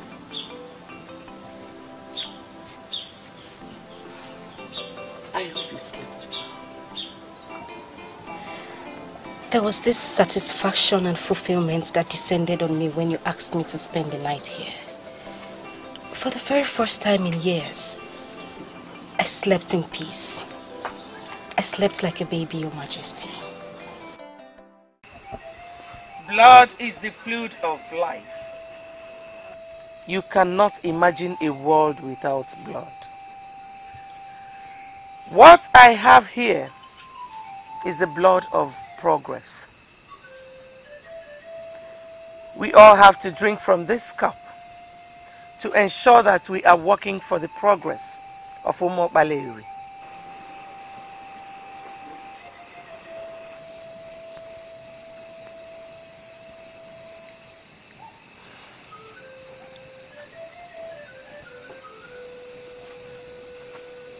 You are not qualified to be in this meeting because you are not a man of Umo Baleri.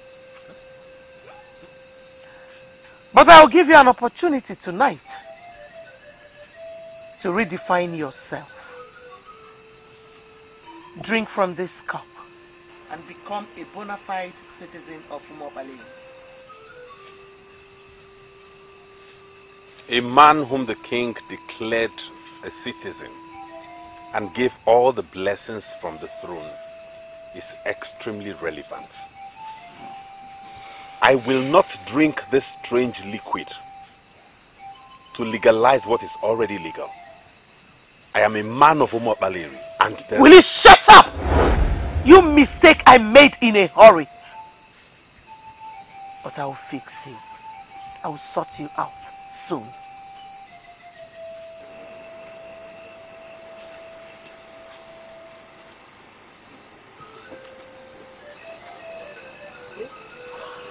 That's my son and my king.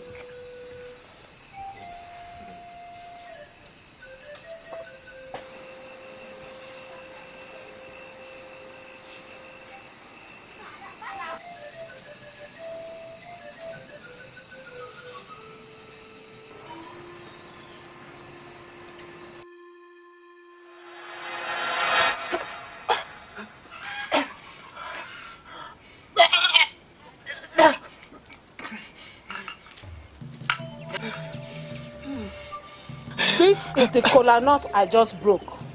I want you to take and eat. I am an Ichie. Not just an Ichie anywhere. But I am an Ichie in Umo Baleri. I don't eat kola nut broken by a woman. In Umo Baleri, it is an abomination for a woman to break kola nut. Yes. You were unable to vomit the blood of death because you actually did not drink it. But you must vomit what you swallowed physically, or I will be forced to list you among the men that eat kola nuts broken by women. Wait. Who are you, please? All men have their prices. Not a perfect saying. There are men who will prefer to die rather than betray themselves. Such men cannot be bought. We call them men among men. Men like you that women can buy should not raise their hands when men are talking. Do what you have to do, or face something deadlier than the blood of death.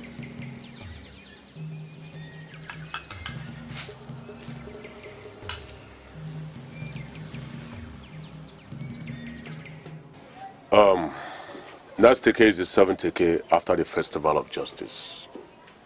And that is a year after his birth. I want you to tell me how we are going to celebrate it.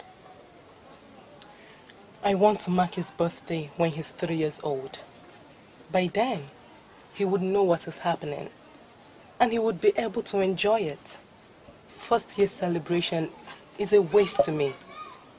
The child doesn't know what we are doing.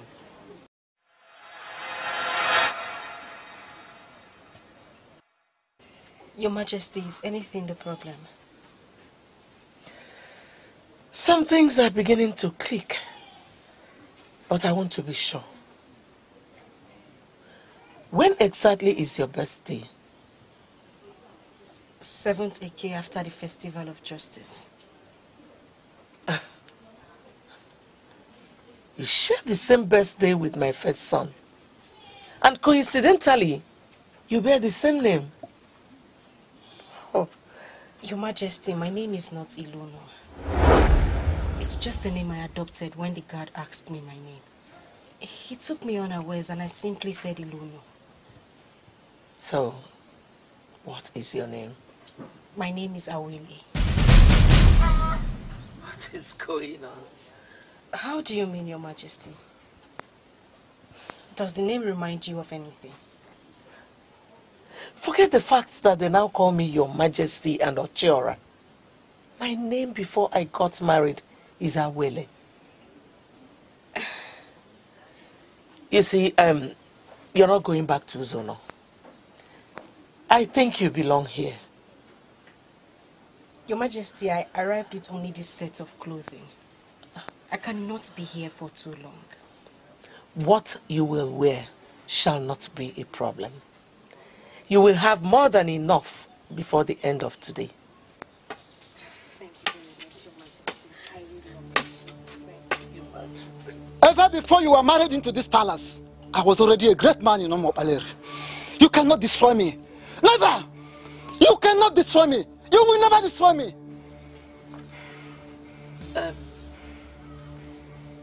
This is Ichie Enebelu of Omopaleri, a great man of valor in this land.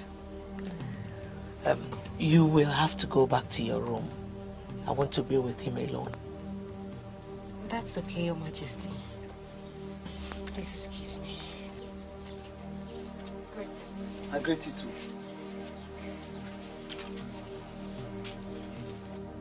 What is your problem? What's the meaning of this? Why would you be shouting in the presence of someone you don't even know?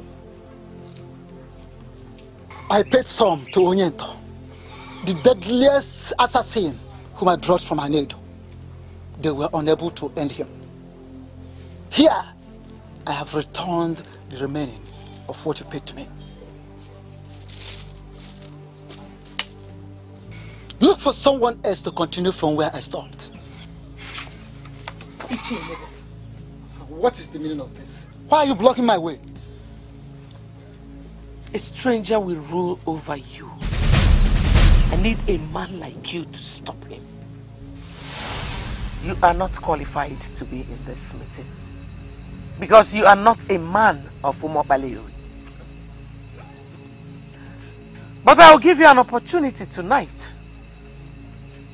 to redefine yourself.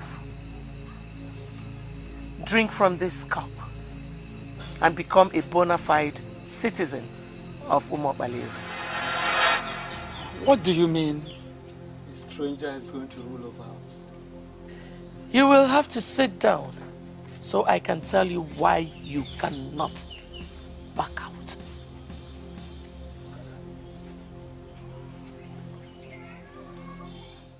There is this news making the rounds that you were attacked by assassins. I came to find out what actually happened. Yes. There were assassins, quite right. And there was a clear intention to end my life. But what's important right now is that I'm still alive.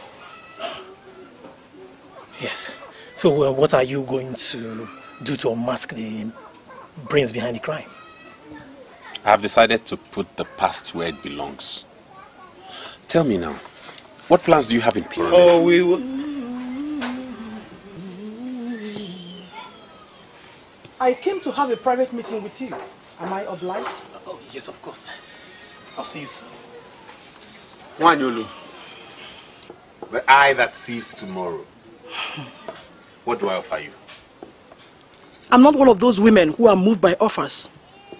I came here so we could talk. Ishianabella, I am not getting what you are saying. If you want me to understand you, please communicate.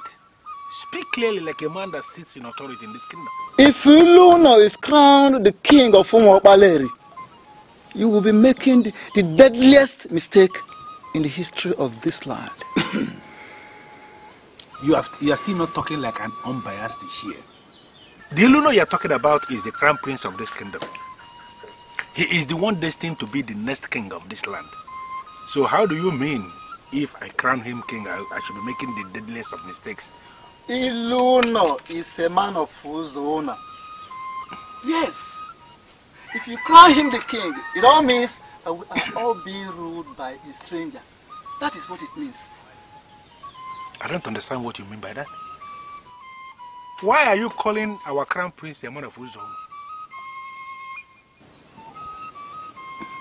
There is a saying in Umuokpaleri here that it is only a woman that knows the truth, but that will tell the truth, the actual father of her own child. Wait a minute, Ishianabella, let me understand you. Are you suspecting that the queen mother opened herself to a man of Ezeonu who made her pregnant and she bore Ezeonu? You have to be very careful with the kind of things you say. Onyane Kutela never said so. I didn't say she opened herself to a man of Ezeonu. So what did you say? But she actually stole a child from a woman of Ezeonu. I beg your pardon? Igwe Pulukaralu ordered her to reproduce a male child. Else, she will be forced out of the palace. She nurtured the pregnancy. She even went to Udala Onyowa to pray for a male child. She entered the labor room and delivered a female child. She connived with a midwife to steal the son of an unconscious woman from Ezeonu. Her name is Ngozi of Ezeonu. That son, the stolen son, was the one she presented to the king and was named Ezeonu. Yes. As I'm talking with you, that particular princess she delivered, that was exchanged for this son, is now in the palace. What? Yes. So tell me, do you have any right to crown Ezeonu, a stranger, as the king of Umuokpaleri? Ishianabella, can you swear on your life that it was the queen mother herself, for sure, that told you what you just said now? She did. As a matter of fact, I am under an oath not to discuss this with anybody. But I consider your position as the Prime Minister of this kingdom. I have to confide in you and share this with you so that you know what is going on. She stole a child and presented as the prince? Yes, that is what I have just found out. She was trying to save us from being ruled by a stranger. That was why she has been clamoring for her own son, Chizitere. Her own natural son.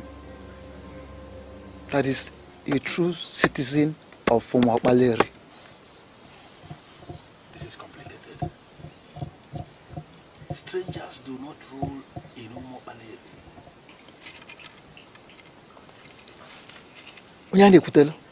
We can stop it. Yes. I want us to stop it.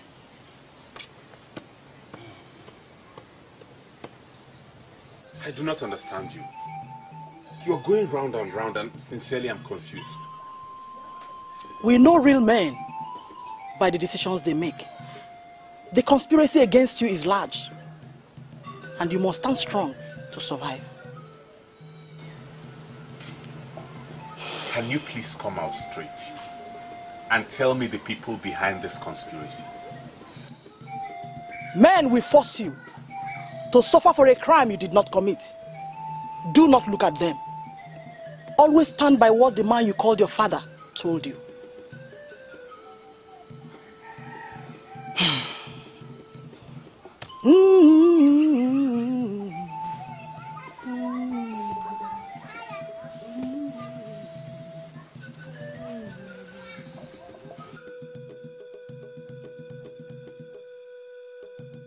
But you are the one that just confirmed that you will never allow a stranger to rule in our kingdom.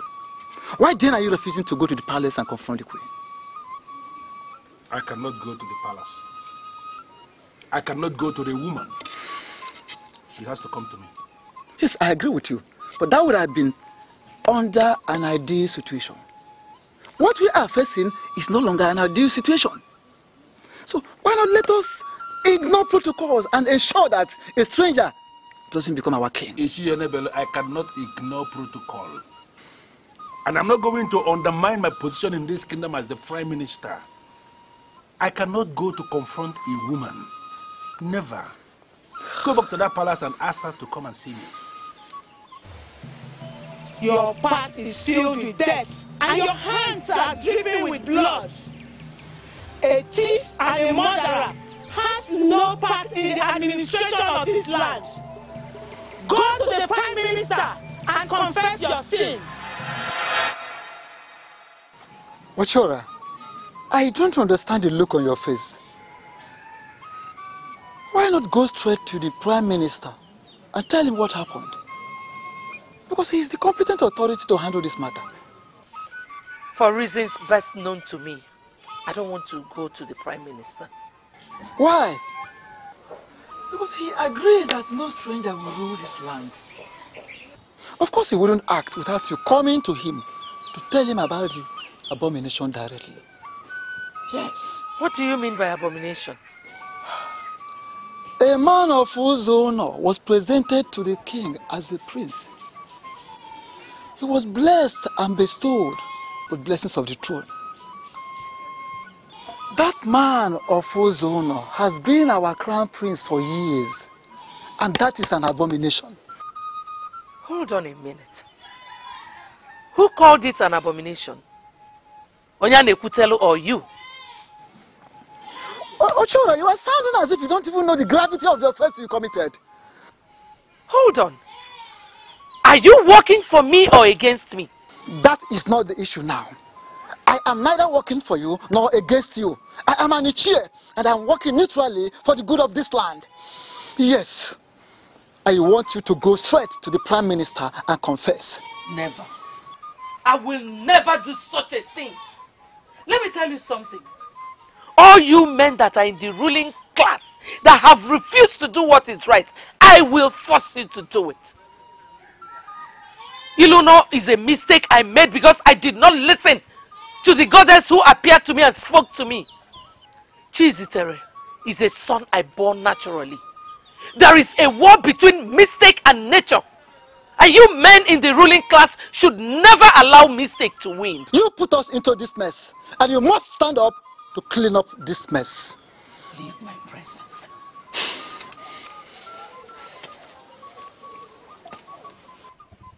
I am the queen whatever I say stands.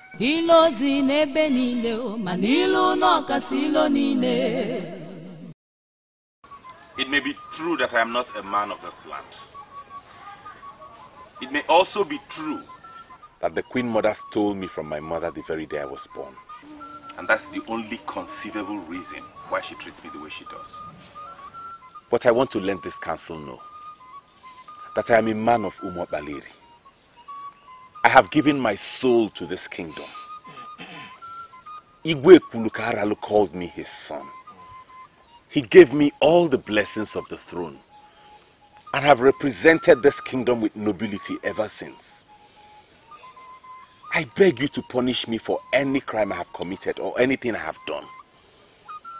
But please, do not punish me for the sins of another. I have been in consultation with neighboring communities. I have solicited their support and cooperation. And I make promise this day that the gold mine that has been under the control of this family, I mean my family, over the years, shall henceforth belong to the community. I want us to enjoy this shared heritage. I want us to enjoy the beginning of a new era. All I need is your support. Please.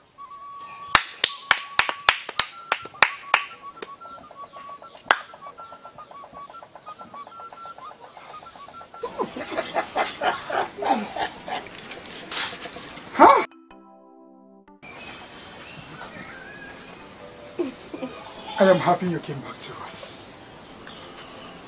Now I have somebody I can call my sister.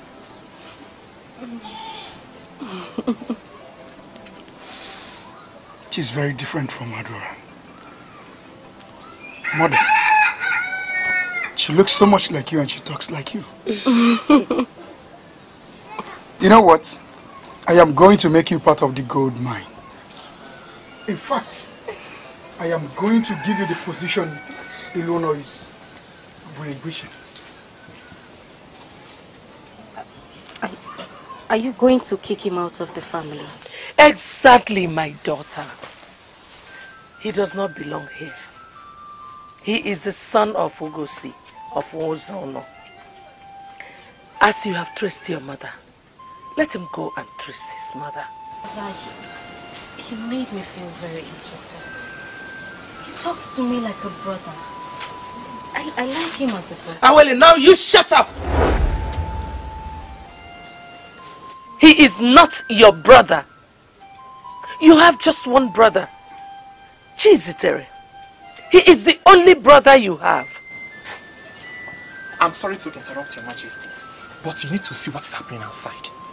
What do you mean, what is happening outside? The grave of the king is quaking. Yes, it is quaking. Initially, I thought I was dreaming, but I can now confirm that I'm not dreaming at all. You need to come and see what is happening. Something is wrong.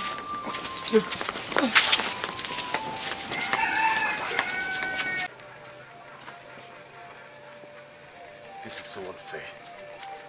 I'm being punished for a crime I didn't commit. And I cannot go back to Ezeonu because I don't know anybody there. Why would you want to go back to Ezeonu? You belong here. Igwe Kulukaralu was a great man, your father.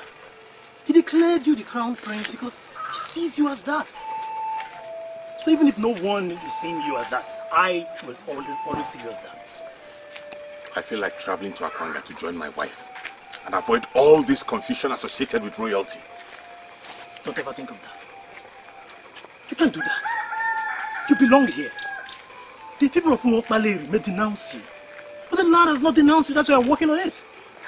So as far as the land has not denounced you, you remain the very man of this land and the face of royalty. And I, your friend, am forever see you as that. You belong here. See, don't ever. Ekezie, I just want you to mind the kind of things you say. The only claim you have to the knowledge of the culture and the tradition of this kingdom is that I am your father. Apart from that, you don't know anything else. So why are you challenging the decision made by men in council? Father, I'm challenging the decision of the council because I think you are making a mistake. What? Yes, the queen who stole the child has not been punished. Why are we punishing a man who has proved to have a plan that will lead to prosperity in this kingdom? Ekezie, the reason I will not place a curse on you is because you are in your father's compound. Ekezie, why are you holding place for a stranger? Why? He's no longer a stranger. He's no longer a stranger. This is a man who has been exposed to the highest secret in this land. This is a man who has been fully initiated into the Obulo Felu court, the highest masquerade we have in Umuopaleri. This is a man who has been immune from untimely death. He's no longer a stranger. He's now a man of this land, and we must see him as that. Calling him a stranger is defeatist. And I know you are not a coward. Okay, so will you just shut up? Just shut up. We are not cowards and you know it. What's your problem? Listen to me. He may continue to answer a man of Umuopaleri. We don't have any problem with that. Or do we? We don't. The issue here is that he is not ever going to emerge as king. That is all. Are you telling me that you want to defy the order of the king and crown someone that he has not blessed?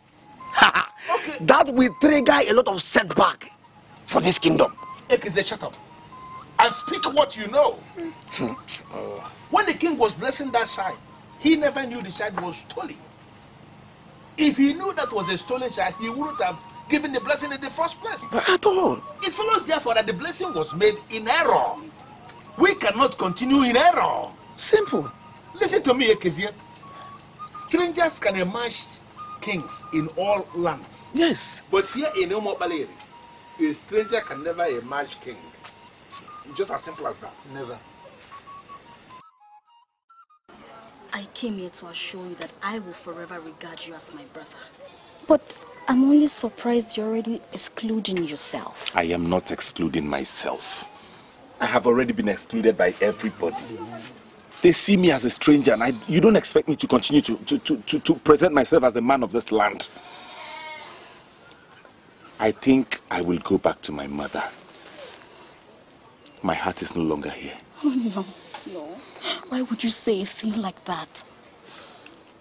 Are you telling me you're not coming for the coronation? I have already relinquished the position to Chizitere. Hey. He's the one they want. You don't expect me to continue fighting for it when the queen has told me I'm not from this land. Now that I know my real mother, I now understand the reason the queen has treated me the way she did. I leave posterity to judge.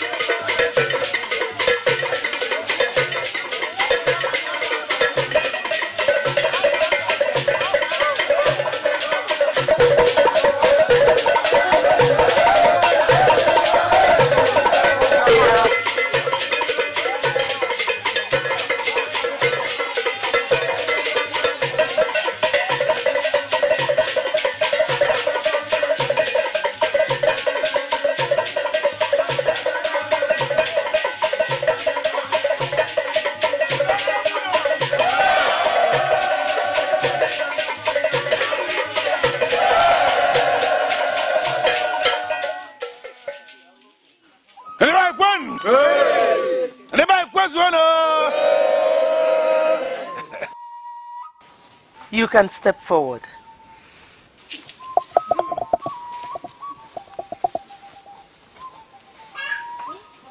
We are here for something big. We are here to start up a new phase in the history of Umokbaleri. Standing here in the sacred arena of the gods, where the ancient throne of Umokbaleri kingdom has been exposed, I give you the blessing you need to emerge as king. Your reign shall be great. Isha?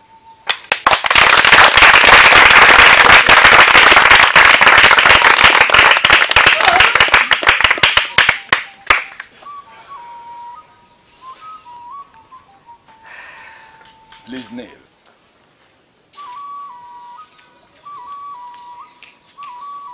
The time has come for you to step into the shoes of your father. It followed a rigorous process.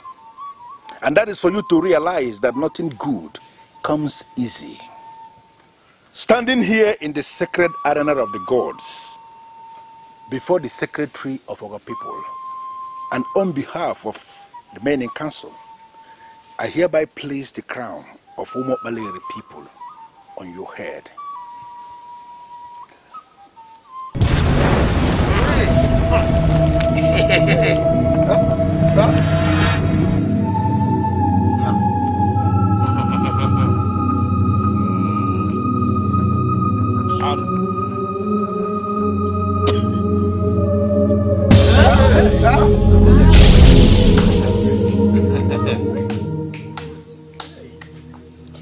The crown is not entering his head.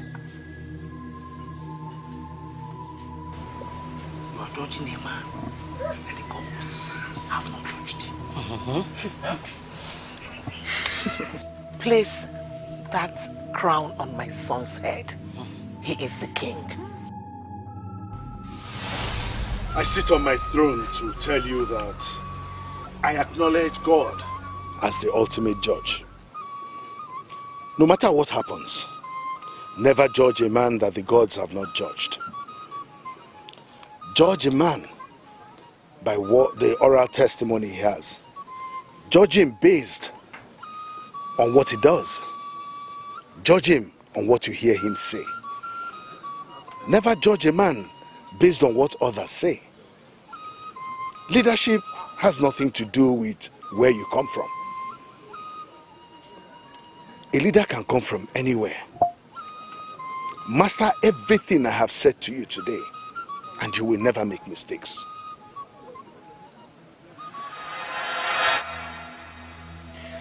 Your husband was not just a king. He was a seer. I'm sorry, Shizitere, but I don't believe you are the king. I am the king! Crown me the king. This occasion was organized for me to be crowned king. Do not ridicule it. Place the crown on my head so we can depart in peace. Okay.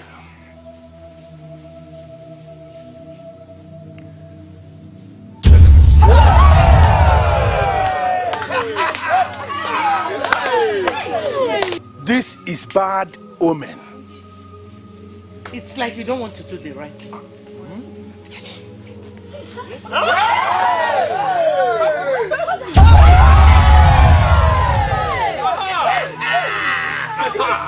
You have no right to touch the crown of Umokbaleri. Yes. Henceforth, you cease to be the queen mother. Who cares? Who cares? The title is not my obsession. I want my son to be crowned king. Chizitere, you are free to pick up the crown and place on your head. If this crown rests on your head, then you are the king of Umokbaleri kingdom, and we shall go home in peace. I called you here to advise you as a son. I am your father, and you cannot say you know more than me. I notice that you are easily provoked. And you do horrible things when you are angry. I want to let you know that anger is not noble. And it is not part of royalty.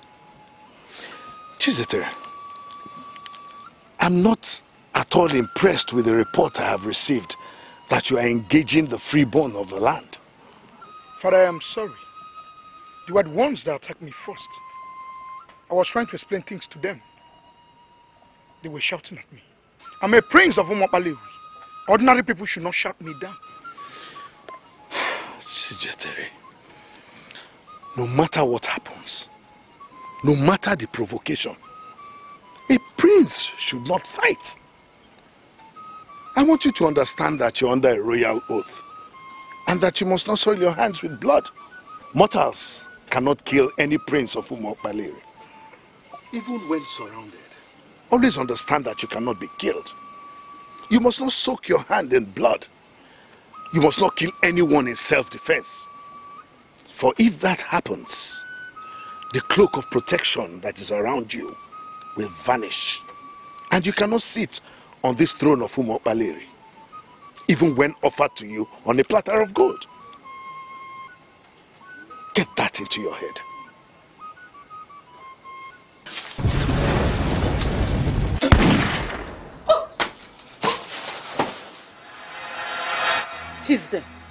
Chizitere, put this thing on your head. Put the crown there. It's yours. It's yours. No.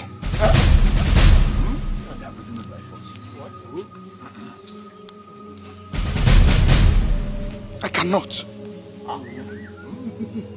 I am not qualified to sit on the throne of my fathers. I have killed people in self-defense. Abomination. I'm sorry.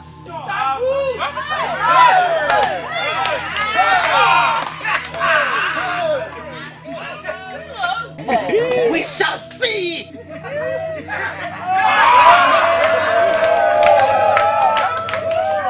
Ifechukudelu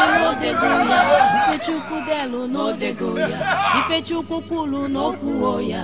Ifechukupulu no kuoya. Onye chukuzolu no zogoya. Onye chukuzolu no zogoya. Ilo di nebe nine. Manilu no kasilo nine. Iluno. That which is yours is surely yours. We are not going to punish you for the crime you did not commit. Step forward. Onye tasiri bono bio atasigo webu piaganya o. Onye na-akpọ nwanne gị na-akpala otu oge esigbu gị o. Kedu ife a ga-emenu ka ilo wee benata n'elu ụwa? Onye na-egbu onye o, onye na-egbu onye isi acha anyanwụ. Kedu ife a ga-emenu ka ilo benata n'elu ụwa? Onye na-egbu onye o, onye na-egbu onye isi acha anyanwụ. Onye na-egbu onye na-egbu onye isi acha anyanwụ.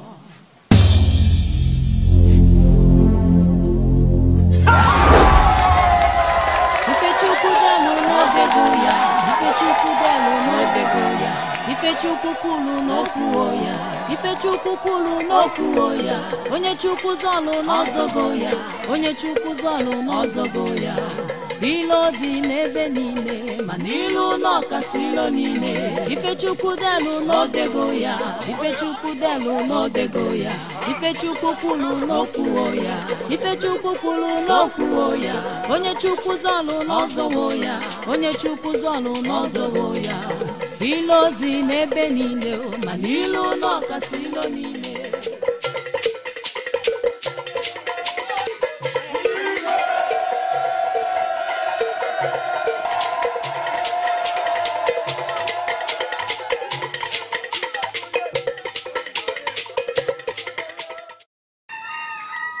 Chizitere's mother was the last visitor I had yesterday. She also came to my place and was shouting all through. That was why I asked her to come and see you. That's why I sent for you. Why would you ask her to come and see me over a matter you can handle? Is there any part of our tradition that you don't know? A woman who has the effrontery to touch the crown of Umo Baleri should be barred from women assembly. You know this yourself. So why do you need to tell her so? You sound as if you don't know what the king is planning.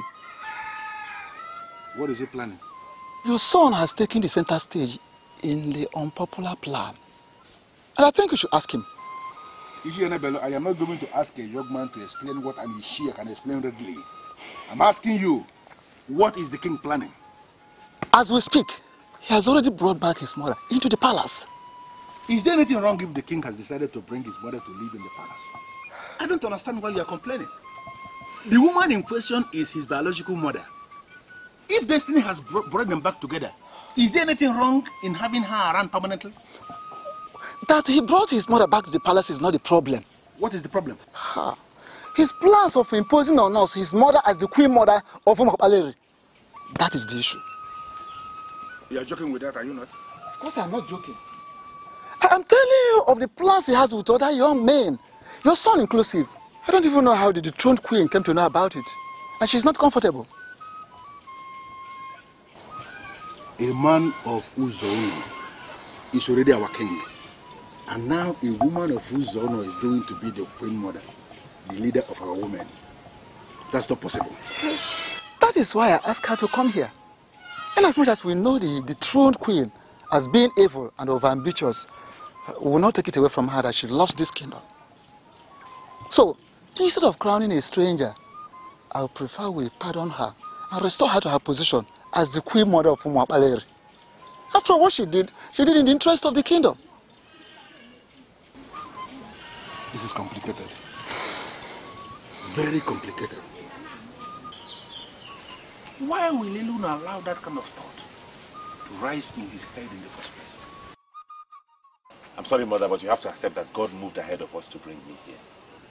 Forgive her for stealing me at birth. She nurtured me and now I am king. I want you to just put all these things... I have nothing against your adopted mother. I now understand why she stole you from me, and I'm ready to forgive everything. Good. Good to know that you're ready to forgive everything, Mother. Please oblige me this. Come here and live with me in this palace. I'm begging you. The problem I have with you is that you don't even realize what is happening around here. Is it the rumor that I brought my mother from Ezeonu to come and become queen mother? You call it rumor? Son, is more than a rumor. They now see me as a threat, and I'm not comfortable with that. I have my telepathic business I established in Ezeonu. And by the gods, I have a thriving temple. And I'm not doing badly, son. I want to go back to my land. I want to go back to Ezeonu.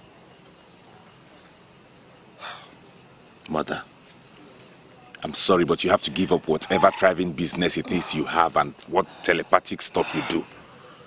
Okay?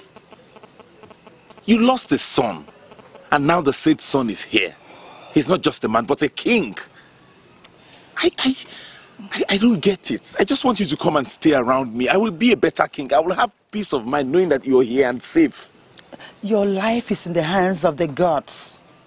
You shouldn't be afraid of anything. Could you explain how you got to the position you're occupying today? The gods of this land are at work. Never you take your eyes off that reality. I must go back to my land. Have it in mind that I will always be with you. So you really want to leave me alone here? No, I don't want to leave you. They think I came to occupy the position of the queen mother. Son, prove them wrong by allowing me to go back to my land. I am ready to sacrifice my life for you. But do as I say. Rule a peaceful palace, please.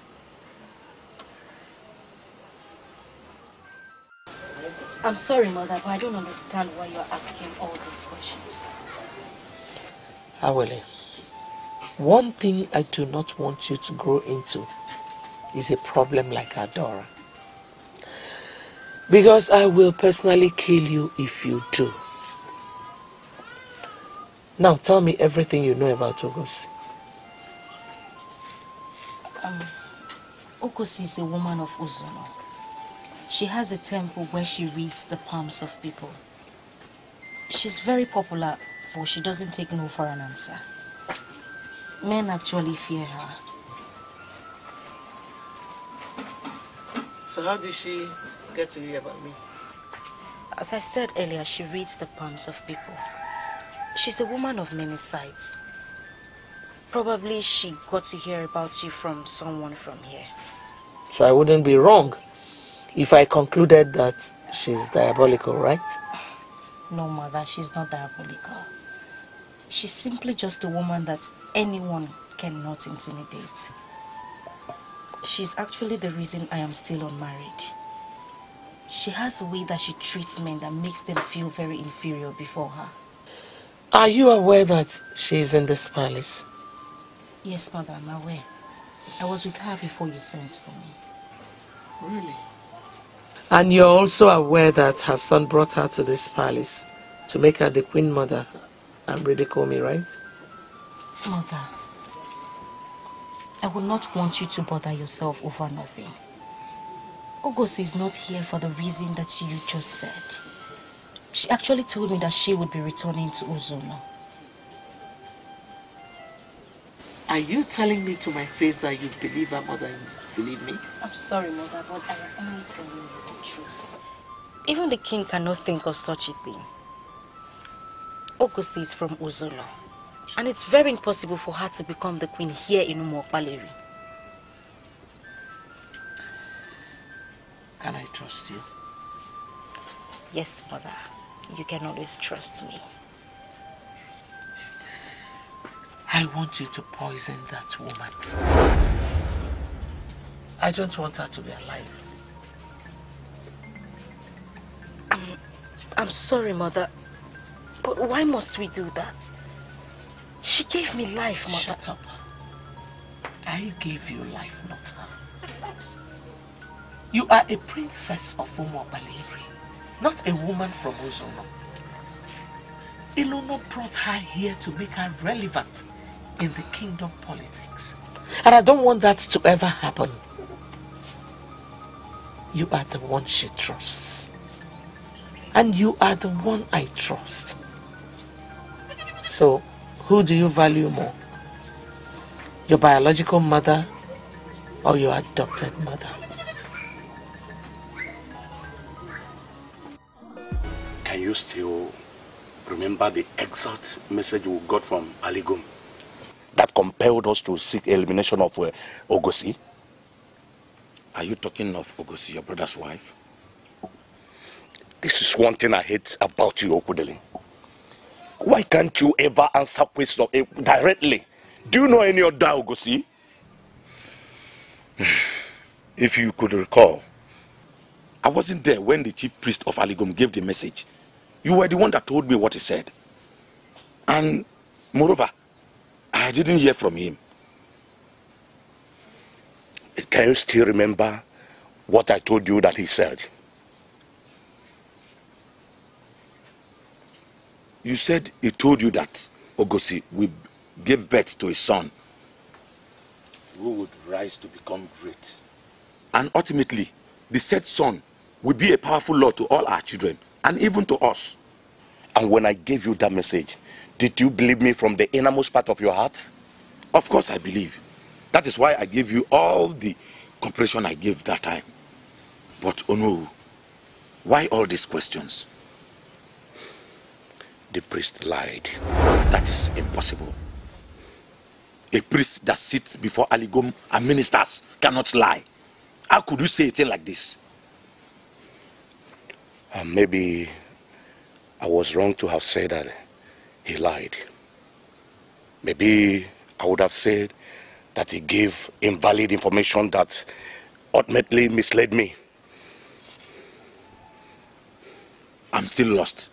What exactly are you saying?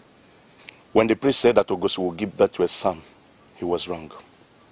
The right thing was that she had already given birth to the braided monster that will make our children his slaves. I still don't know where you are coming from. Iluno, the vibrant king of Umuokpaleri, is that monster.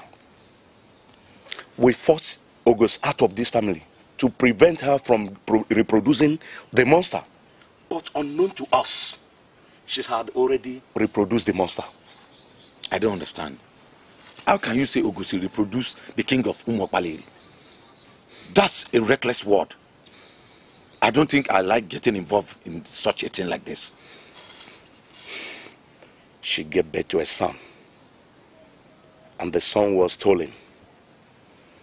That same stolen child is now the Iluno of Umuokpaleri today. He is the problem we have today, and we must crush him before it becomes too late. I am into this mess I am today because I want you to be relevant. I've always wanted the best for you, Jesus Tere. The least you could do is to rise up and let me know that we are working together. Mother, that is the right word. We are working together. I don't know why you're angry. I am angry because nobody believes in me.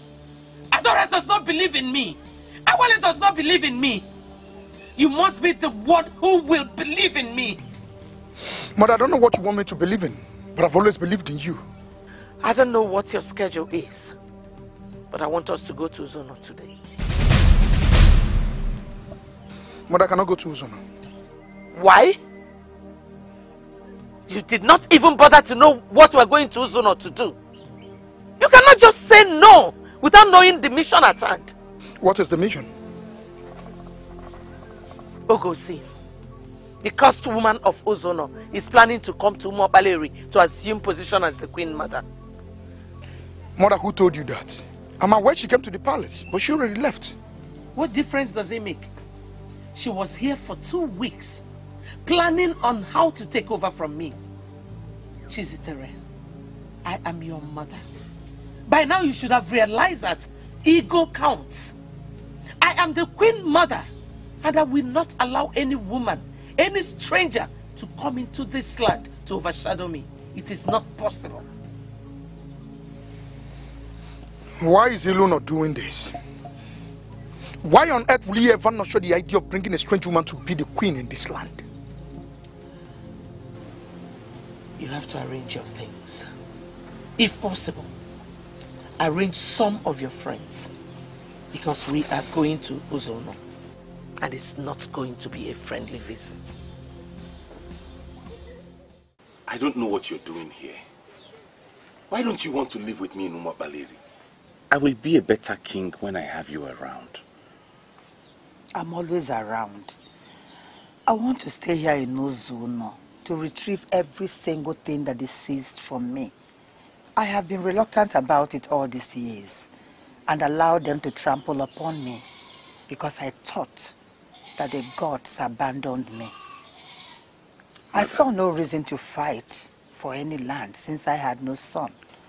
And now that I have a son, I want to step back and retrieve every single thing they took from me. Mother, I do not want you to engage in any squabble with anyone. I have the blessings of the gods. We can buy whatever we need. I know what I am doing, son. That woman called Ochiora of Umuokpaleri ruined me. She triggered the frustration I face today. She committed a huge abomination against me. I don't even know why you're asking me to forgive her. You already told me you forgave her. Mother, please, forgive her, for we now know the reason she did what she did. See it as an act of the gods. I am now king. Not just any king, but the king of Umuokpaleri. Could this have been possible if she hadn't stolen me from you? She made me lose faith in prophecy. It was prophesied to me that I will have a son that will be a great man. And that has happened, Mother. I am a great man. Let us forget the past and articulate on the future. Biko, listen to me, I beg you.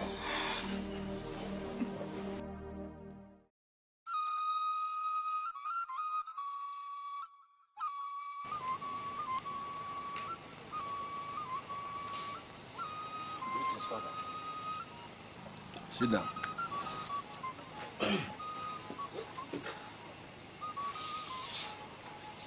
There is an evil scheme going on in this kingdom as we speak. The king has brought a woman of Ezeonu and is planning to make her the queen mother of this land. My inquiries reveal that you are part of that. So I called you here to explain what that means. I am sorry, Father, but I sincerely do not understand what you mean. Ekezi, are you telling me you are not aware that his brother is in this kingdom as we speak? He invited her into this kingdom on his royal invitation. I can tell you that the woman has come back to Ezeonu. He brought her here to take care of her. And there is nothing like making her the queen mother. I am not comfortable that she came here in the first place. Why? Yeah? Even if the king decides to make his mother the queen mother, why on earth should we kick against that? Why are you very stupid? I mean, why are you parading yourself like a man of this land and you are a fool? What is wrong with you? Does it mean you cannot use your head? Why are you part of an evil scheme that will make our kingdom inferior to Ezeonu? A man of Ezeonu is already ruling us as our king. And now, he's planning to bring a woman of Ezeonu to come and be the leader of our women. And you who calls himself my son, is supporting that. What is wrong with you? Father, you are bringing politics into this. And sincerely, I do not want to get myself involved in politics. I don't want to get involved in politics. Huh? The king has the prerogative. He decides on who is to be queen. And if he's already settled for his mother, then we cannot continue to call her an outsider. Yeah? Her son is our king and he is not doing badly. You are just very stupid. Now, I want you to go back to your colleagues. As many of you that are planning this madness, go back to them and tell them what I'm telling you now. That a woman of Ezeonu will never emerge as the queen of this land. Father, don't you think you are usurping the powers of the king? I am the traditional prime minister of this kingdom. I have a sacred duty to correct evil. If you don't mind, go back to your room. Huh? Leave my presence.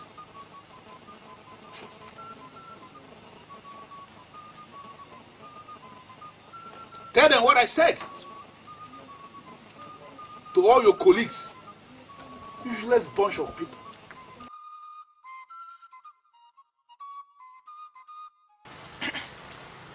I'm now ready to know why you sent for me. Ezeonu is a time bomb, ready to explode. You promised to revert back to me. I have now waited for 3 days without any word from you. Are you telling me you are not bothered? I can't remember promising you anything. The issue, however, is that I don't clearly understand what you mean by Ezeonu being a time bomb. He's beginning to inquire into his father's land. I'm not going to go into any form of argument with both of you.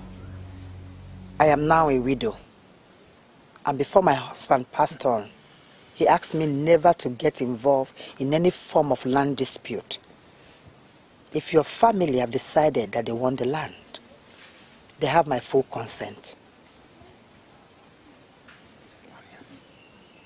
Are you sure we have your full consent?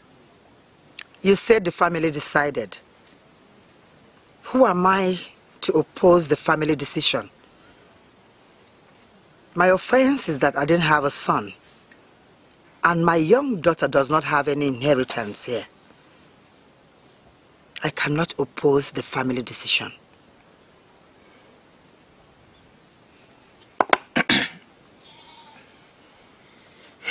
This is Oji Ikenga. I will break it before you and we will share it together. It will be a perpetual agreement that you give us your consent. Ichokudile, my oral submission is enough. I will not be part of this scholar. Why? But you just said that you wouldn't want to stand opposite the family. Yes, I said so. And I still stand by it. Then keep quiet and allow him bless the collar. We can do nothing without this collar being broken before you. I will not be part of this collar knot. I will not show any form of interest in the land. I have given you my word, and my word is my bond. Oh no. Let's go. Let's go. I can see you are preparing for something. Prepare your mind. I have just started. Oh no.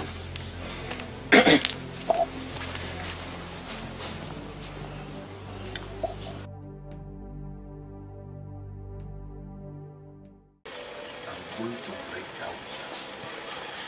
Could you imagine a woman we married with half a money can tell me to my face that she will not carry out my order? I am going to deal with her. I'm going to deal with her. No, Sakwe. This is not time to shout. What do we do? Eh? But do you know that I was the only person that supported my brother when he wanted to take Mbamili woman? For what? Even the men of Mbamili cannot speak to me the way she did.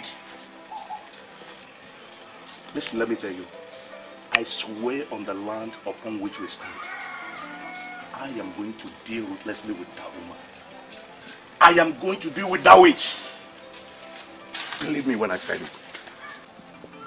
Don't know, don't know, don't know.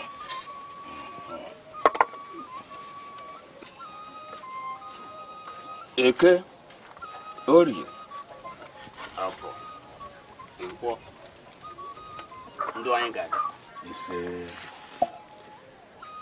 Why are you before the priest of Aligom?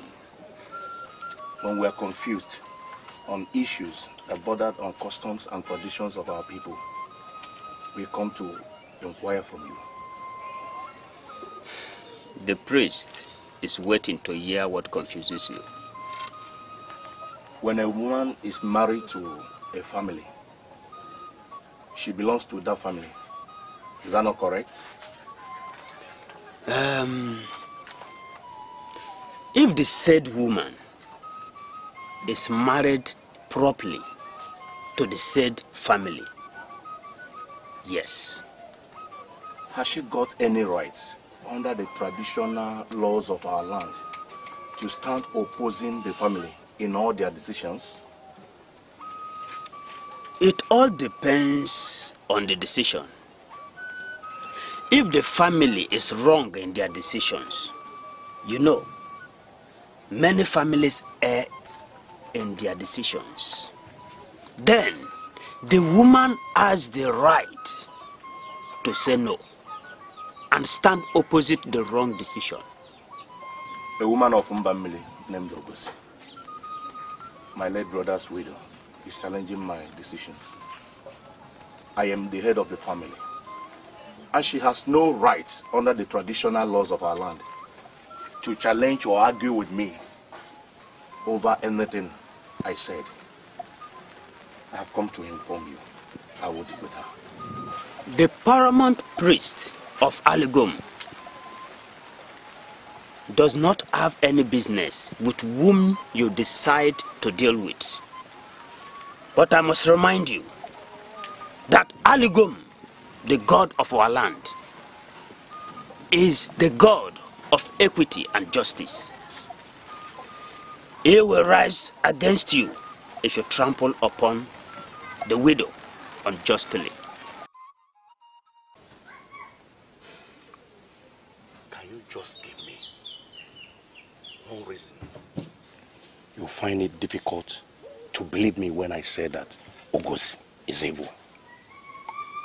Oh no. You don't say someone is evil. You should present facts.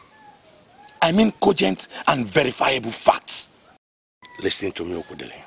I am just coming back from the shrine of Aligom, where I had gone to inquire from the priest. What did he say? Ngozi is going to give birth to a son. This son will constitute himself into a lord and will dwarf our children.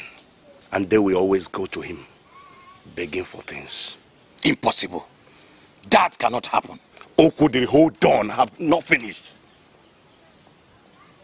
This son will become popular in the council of Ahanes and Igbo. Ultimately, he will be the bridge between our land and others. I am just telling you the verdict from all these years. The priest of Aligum has finally confirmed the message. Do you have any idea who will father the son? As her husband is late? She's planning to open her legs for some strangers. They will make her pregnant and she will deliver the monster.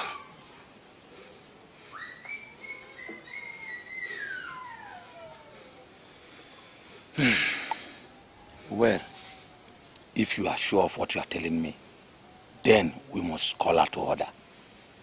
She must be warned against getting pregnant for a stranger. Okudili, that is childish. You don't issue such warnings. A widow has the right to do whatever she wants with anyone. You can't issue such warnings.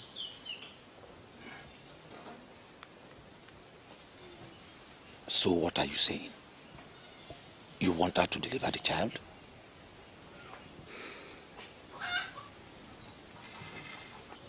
We're going to kill her. There is no way you can prevent a lousy woman from becoming pregnant. Mainly when her mind is made. Killing her is the safest way to end the manifestation of the monster. Yes. I pleaded with you that we should kill the woman, but you refuse. Are we not facing the consequences? Had it been we killed her, it would have been an act of killing someone for nothing. She had already had the boy before you called for her assassination. And if I'm allowed to speak, I will say that Ezeonu is no threat. Why are you sounding this way? Can you afford to surrender your own share of the land we seized from his mother? Oh no, you don't have to misunderstand me. The man who is the king has access to all the lands. Yes, I agree. But we are not part of the kingdom where he is a king and where he has access to all the lands. He is a king in Umuapaleri. He can never be a king here. What makes you think he is interested in the lands? He has sent a message to Odibo, the youth leader. He has told him that we seize all the land from his mother. Ngozi has told him everything. And that is why I will never stop blaming you. Had there been we killed the woman, she will not be able to say anything to anyone. Let people talk. Why are you staring at her?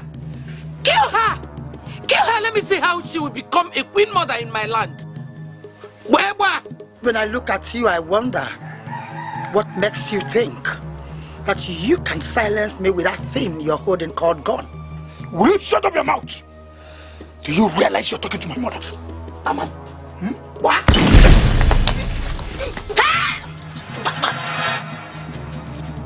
Why are you looking for my trouble? You stole my son and I forgave you. Why are you coming around to disturb my life?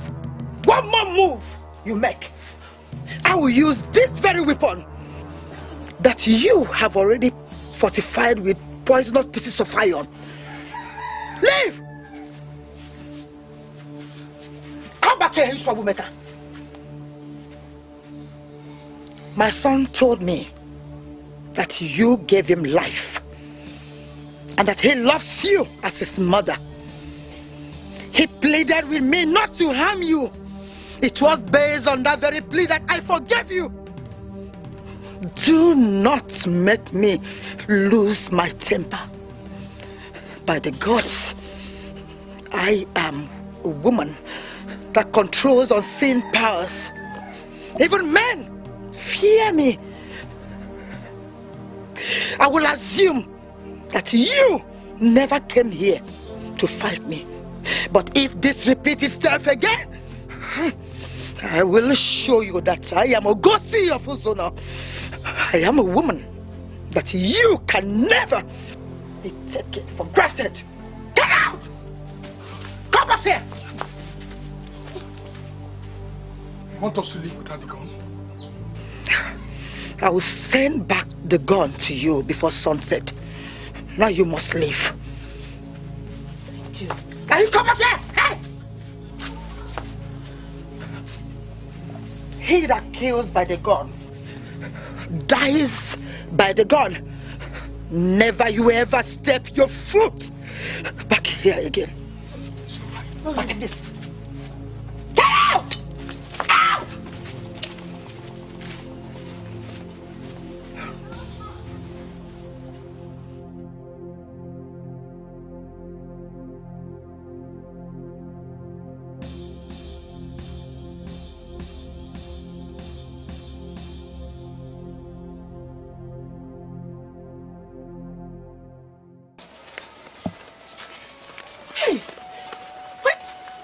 You have just destroyed the whole purpose of coming here. To kill that woman who was about to make history of becoming a queen in a strange land. You were just there pointing the gun at her. Why were you wasting time? Mother, I do not understand what you mean by wasting time. You would have shot that woman immediately we went inside that place. But you were just pointing the gun at her, wasting time. The fact that you wasted time gave her ample opportunity to strike. And now we're going back without achieving our aim. Mother, I want to ask you this question. How many people have you killed in your life before? What kind of stupid question is that one? Mother, it's not a stupid question. It's very important. You've never killed anybody in your life before. I have. I've lost count of people I've killed. So why did you not kill this one? You were just there staring at her. She insulted your mother and you couldn't kill her. Mother, there's something we must do. We need to go back to Umuokpaleri and strategize. And if I find out she has the ambition of becoming the queen mother, I will personally kill her. Kill her now, you couldn't. Mother, take my word, I will kill her. Come, ordinary woman, kill her, you couldn't. I will kill this Come, woman. kill who? Come. Mother, just give me a little time. If I had known, I would have collected that gun from you. I would have shot her. Mother, take. We are going now. Come. You don't want to go back? Go back to where? Go and do what? Why are you giving me the impression that you're working with my enemies? Why are you sounding as if you're not part of the politics of this land? Why? I'm sorry, my husband, but I'm not talking about the politics of this land. I interacted with your brother and... He is not my brother. I wouldn't want to say this again. That man you're calling my brother is a stranger from Ezeonu, who used the power of Aligomi to become king. He is not my brother and he can never be. I'm sorry, my love, but there's no reason to get angry. Your brother is ready to lay down his life for this kingdom. It is only unfair that you address him as a stranger. I mean, he works hard day and night to make this kingdom the best around here. Listen to me, Ifeyinwa. You're not getting my point. I want to ask you this one question. Are you aware that Ezeonu is planning to bring his mother, another stranger from Ezeonu, to make her the queen mother of this land? Are you aware? No, that's not true. But even if he decides to make his mother the queen mother of this kingdom, is there anything wrong with that? Our primary concern should be the unity of this palace and the prosperity of this kingdom. I mean, the king is doing everything possible to make sure that we'll have all this. Why must we allow the politics of who becomes queen mother or not to come in and destroy everything? My husband, let's put our energies together and support the king. Let's work. Will you shut up your mouth? Do you realize you're talking to your husband? Exactly. you remain my husband. Why are you not seeing things the way I'm seeing it? Ezeonu has a bad plan to make our kingdom an extension of Ezeonu. If you're sure you're part of the palace, you must align with me to fight for the protection of this kingdom. Forgive me, my husband. I'm sorry, but I don't believe you. Will you get out? Get out, get out. I don't have such plans. Get out. Go inside and allow me to think. Because I see you're not well trained. You have to go back to those that are training you. You need to be well trained. Get out. Get out. Ezeonu is the greatest problem we have. Now tell me, how do we end him? A man who is a king in Umuokpaleri cannot be killed by mortals. How do you want us to end him? What you said is valid. When you want to kill him in Umuokpaleri, all his protections are rendered impotent once he stepped out of that kingdom. Oh no, I have my doubt over what you're saying. Even if I accept that we can kill him like that, do you ever think he can leave the land alone? I have my plans. The men of Umuokpaleri do not know what it means to have a stranger as their king. We shall come up with a strategy to educate them. We need to open their eyes. We must make them see him as evil. They may even dethrone him and banish him.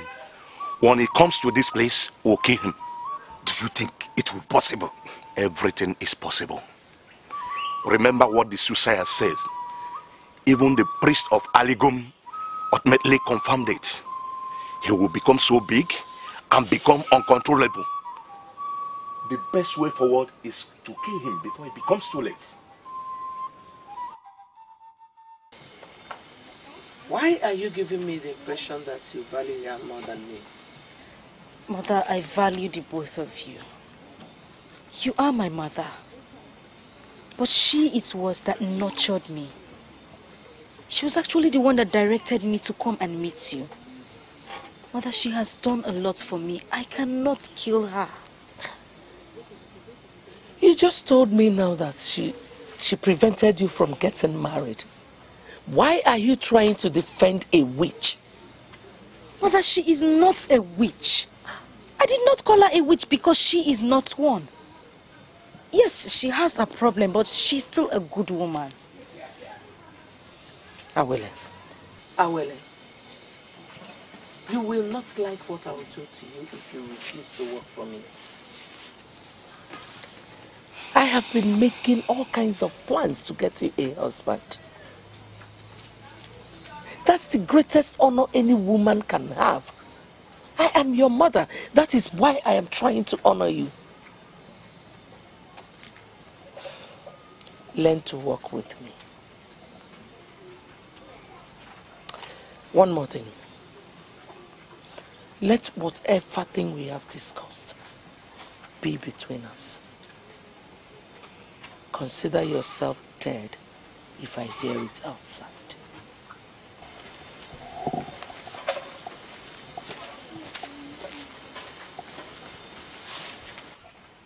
Why is she forcing me to do what I know I cannot do?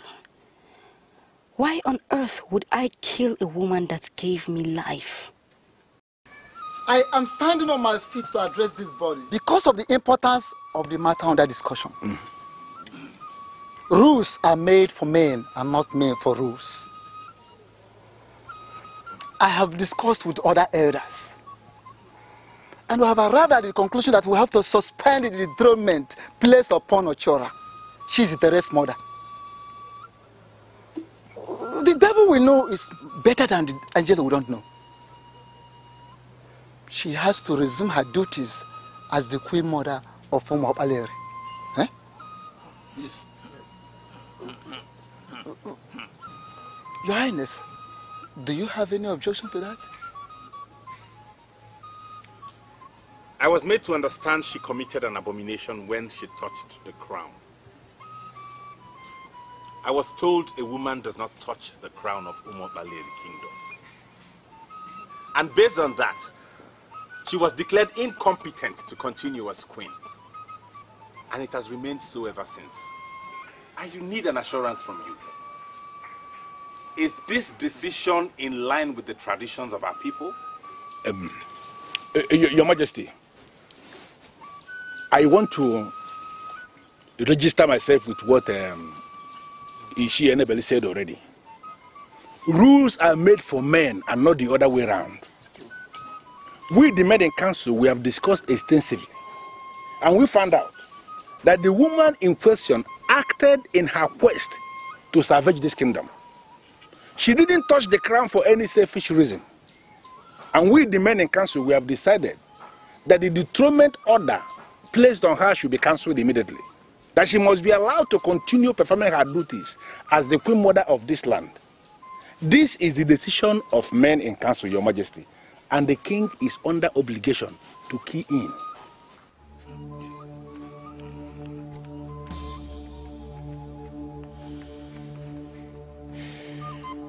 I am not an all-knowing king. If the council has decided to forgive her, who am I to oppose it? I have forgiven her, therefore she should continue as queen mother.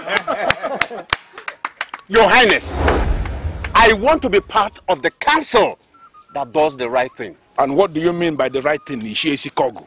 A queen that is dethroned, she cannot be restated by mere declaration alone. We must bring out the ancestral staff of Umokwaleri people. That staff must be stamped 4 times, representing the 4 market days that make up a week in Igbo calculation. After that, the dethroned queen can now be assumed to have been restated. That is the right thing, and we must do the right thing, Your Highness. Your Majesty, I must admit here and now that what Ishiesi Kogu said is in line with the tradition of this land. Thank you very much for reminding us. That's why you are an Ishia. Your Majesty, the onus is now on you. So you have to go in and bring out the ancient staff of Umokwaleri people and stamp it on the ground 4 times like he said. That will be the only way the dethroned queen mother could be said to have been reinstated. Your Majesty.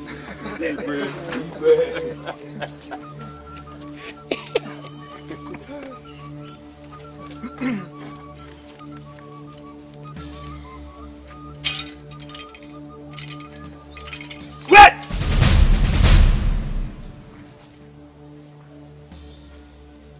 Inasmuch as I'm not an Iche yet, I know the custom and tradition of our people. An abomination has been committed, and the elders are saying the abomination should be swept under the mat. Never. It's not compulsory that the king must be the one that will stamp the staff. Any other person can. Since the elders are saying that the abomination should be swept under the mat, the elders should decide who amongst you does the stamping. Yes. We don't want the king to do the stamping. Yes, exactly. And who are the we, if I may ask you? I speak on behalf of the youth present here. We don't want him to do it. The elders should decide what to do.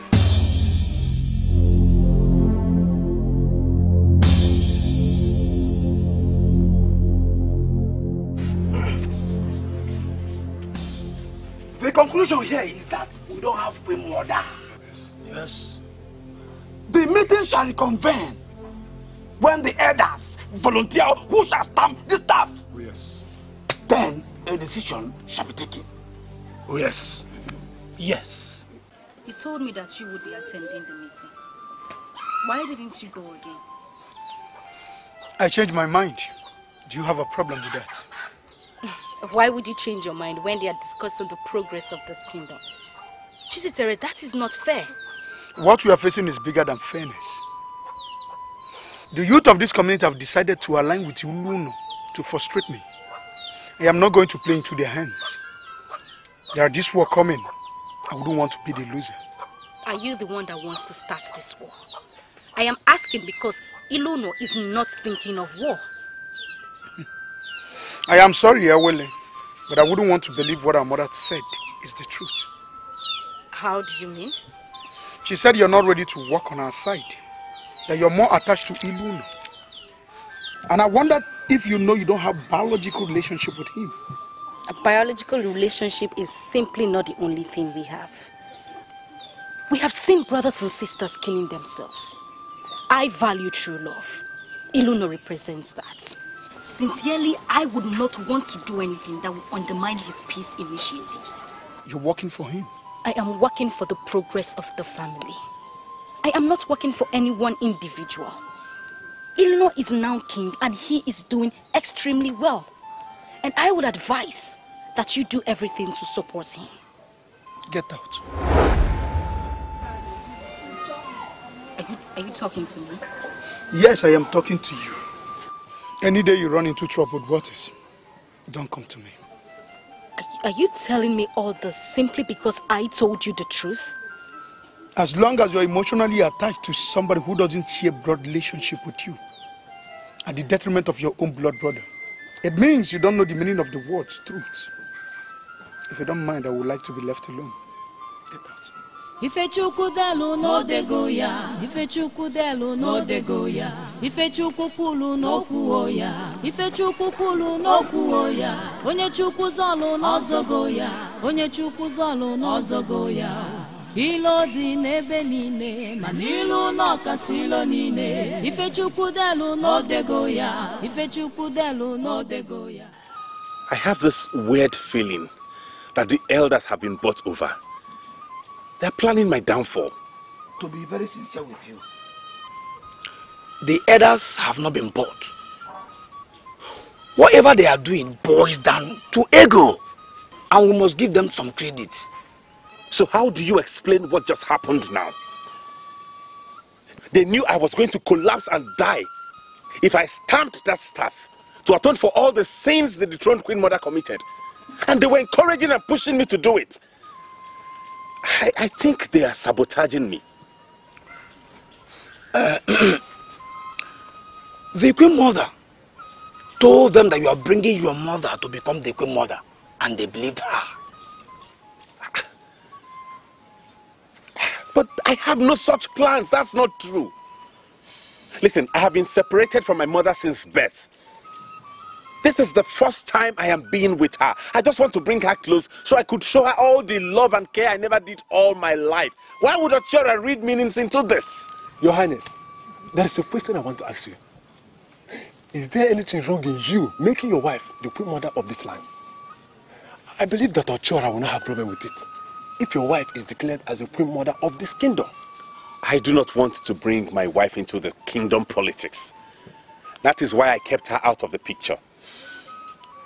I think the elders are plotting my downfall. They are sabotaging me. And it gives me serious cause for worry.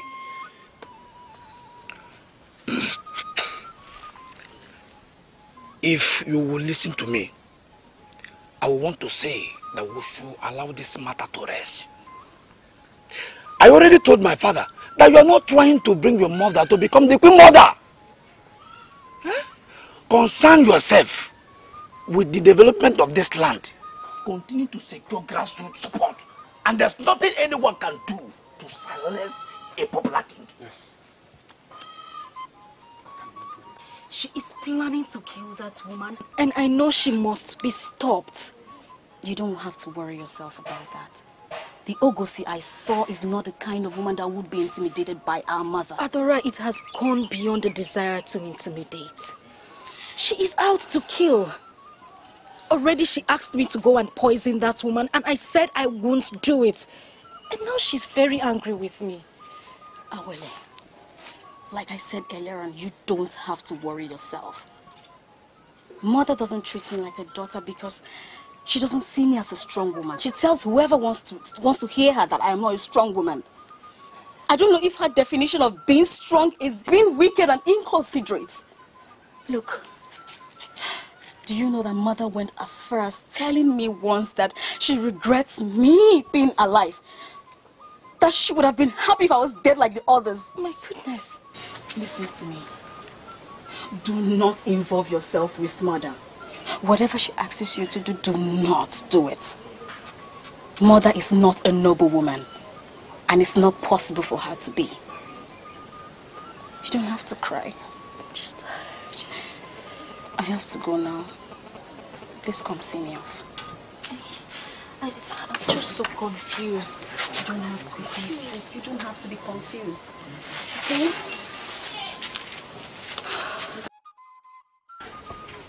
You don't have to cry. But all I want you to do is concern yourself with what is right. Are you listening to me? Do not accept anybody Mother wants you to marry. Listen to me. All her friends are into charms. I'm telling you. And whosoever man she brings to you must be into charms. Awele, I want you to always remember this. Patience is a virtue. And your own man, a good man, will come. Okay? You're so beautiful. So tell me.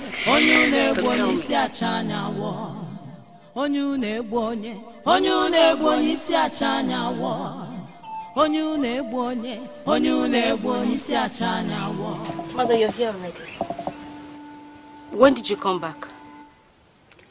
Death is nearer than life. A woman can kill countless number of men in just one day. Yet it takes 9 months to reproduce a child. Have you bothered to ask yourself why people fear death? Mother, you are confusing me. What kind of question is that? A woman who gave you life is your God and everything. I gave you life, so I remain your God. Let me warn you. Do not make me take that life that I gave to you. Don't make me take it back. Well, Mother, I may need to speak like someone that lived with the fearless Ngozi. You are not my God.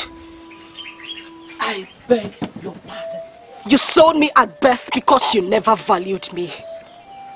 You hated me from birth, that's why you sold me. Another woman that didn't need a girl child was forced to nurture a girl child. She gave me everything. I never for once knew that she wasn't my mother. You can never make me hate her. Awele, come here. Go ahead. Continue having your useless meetings in this palace. But let me warn you. If you ever gather again to discuss me, I swear I will kill you. Get out of my presence.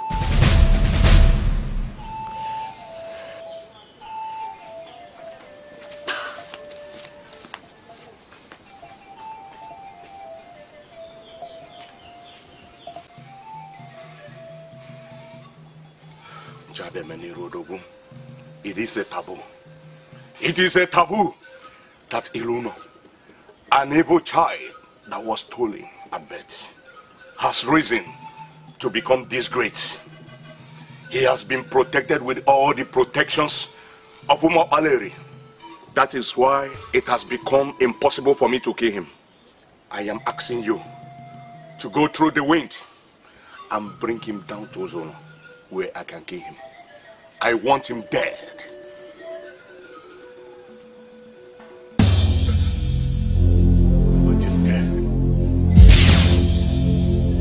Iche Okadike, I do not know why you are still standing, please. The last time I saw you was during the death of my late father, your friend. This is the second time I'm seeing you after then. Could you please sit down so we can talk at length? You are king today because the gods of this land permitted it. For reasons best known to them. Are you not aware? I am. We are nothing without the gods. Nothing is ever possible without them. I am always interested in what happens here in the palace because I am permanently indebted to your father. He was more like a father than just a friend. I am here today because threat of death is no longer coming from this land. It is now coming from your biological land, and I have come to warn you. Ichie Okadike, could you please tell me the people plotting my death? And what do you want to do to them? So I'll be wary. I'll be careful. I now know I'm surrounded by enemies. I need to be careful about those plotting to take my life. What they plan here in Umopaleri should not bother you. You should concern yourself with the threat of death coming from your biological kingdom. My father once told me in a dream that I should be wary of men of Ezeonu. I wonder if he ever found out I was from there originally. And I still haven't managed to understand the meaning of that warning. It means exactly what he told you. Be wary of the men of Ezeonu. They are not comfortable with your rise, and they are ganging up to silence you forever. They may come with sweet offer. Be not enticed, because beneath the sweetness lies death. The ideal thing for you to do is run. Never. I will never run from those who took everything my father left behind.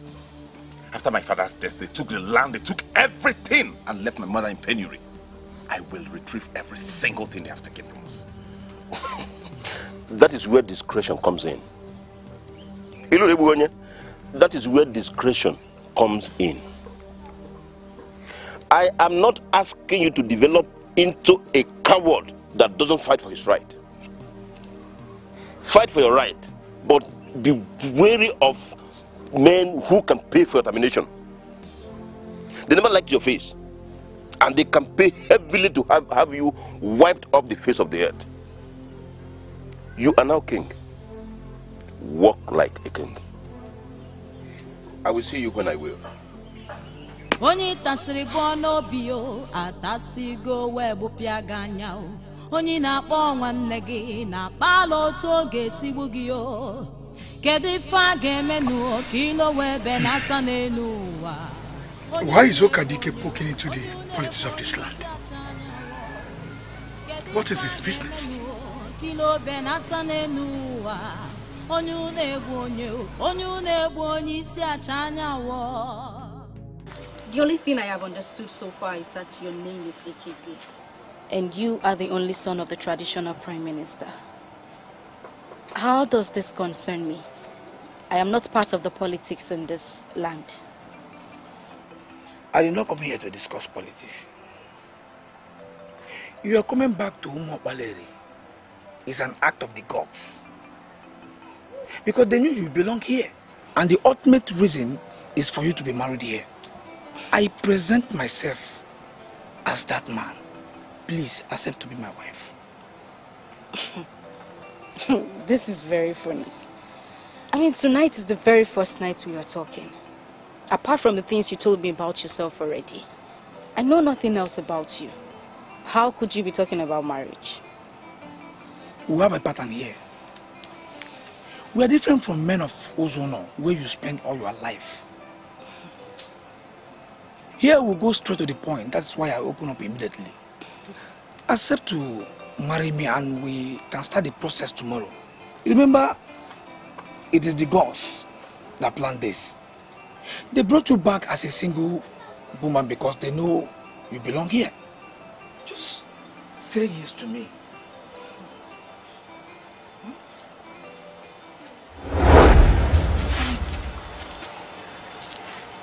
Mother. Greetings, Ochoa. So Ekeze, you're one of them.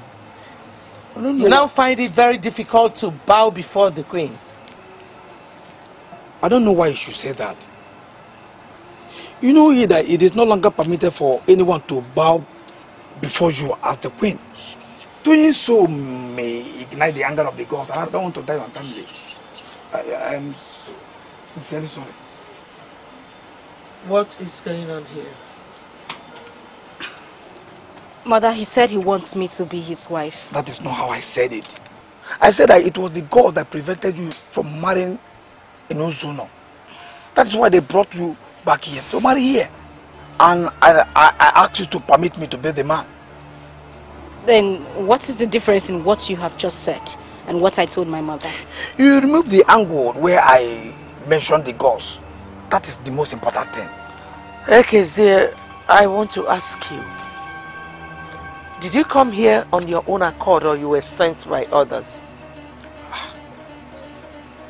You know, I am here on my own accord. I can never be sent by anybody. Very well then. You will marry my daughter on one condition. I am your mother and I make all decisions for you. Ekeze, you will marry my daughter only if you volunteer to work for me. What did you want me to do for you? I don't want to waste my time with you. What are you doing here? Do you realize that you are talking to the Onowu of Ezeonu? Do you also realize that you're standing before Ngozi of Ezeonu? You are not welcomed here. I request that you leave immediately. I came here to give you good news. Why are you hostile to an Onowu that has good news to give? You are the origin of my problem.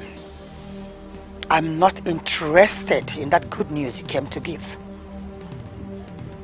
Well, we have decided to release all the land we collected from you. Now it has been established that you have a son. We are no longer holding on to them. And who told you that you and Okudile took the land in the first place? Each time I look at your ignorance, I can't help it than to laugh. The ritual of Oji Ikenga was never completed because I didn't eat the kola nut. So what made you think that you took the land in the first place? Listen, you are just a woman and you don't know the applications of the laws of this land. As it concerns land ownership, invite your son to come down here. We can finally hand over the land to him. He was not here when you allegedly took the land.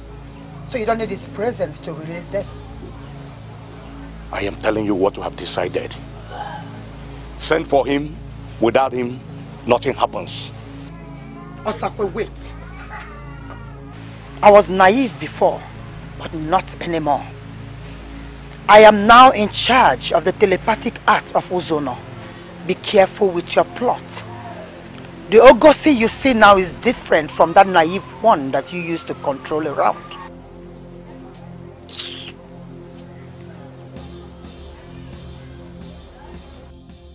I agree that you have a right over me. But that does not mean that you have a right to choose a husband for me. Well, I'm sorry, my dear. I just do not want us to argue this.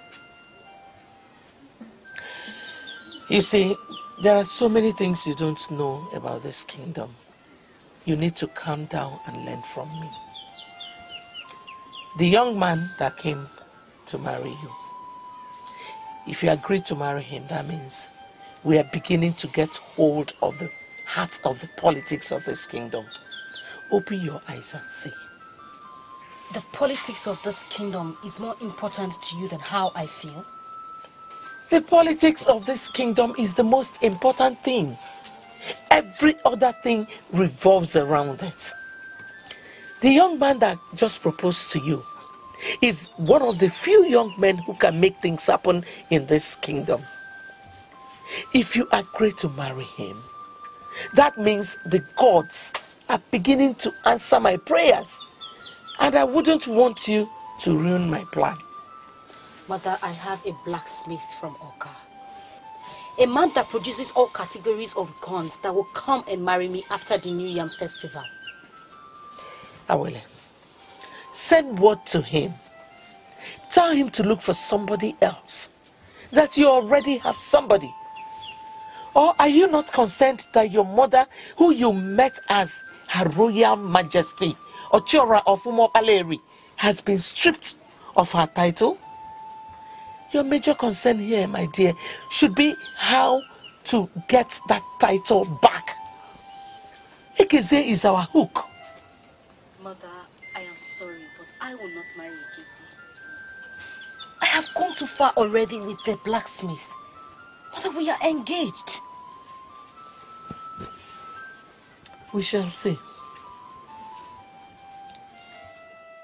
Ngozi is surely a better mother.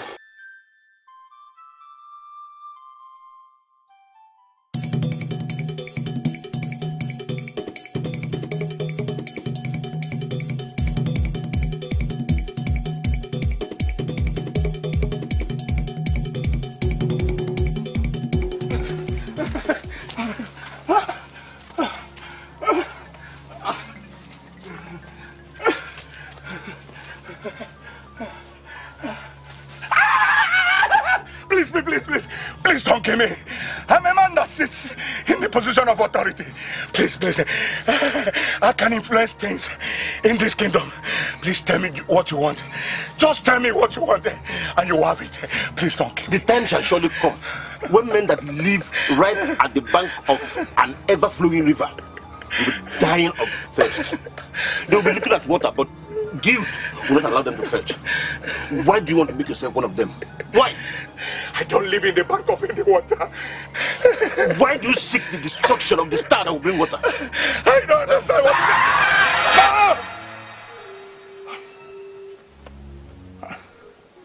It's this man. And he said, why do you seek the destruction of the star? Who is this star? And who is this man? No. What I don't know can never know me. I am the Onowu of Ezeonu. No. No strange man. No strange man will ever instill fear in me. No.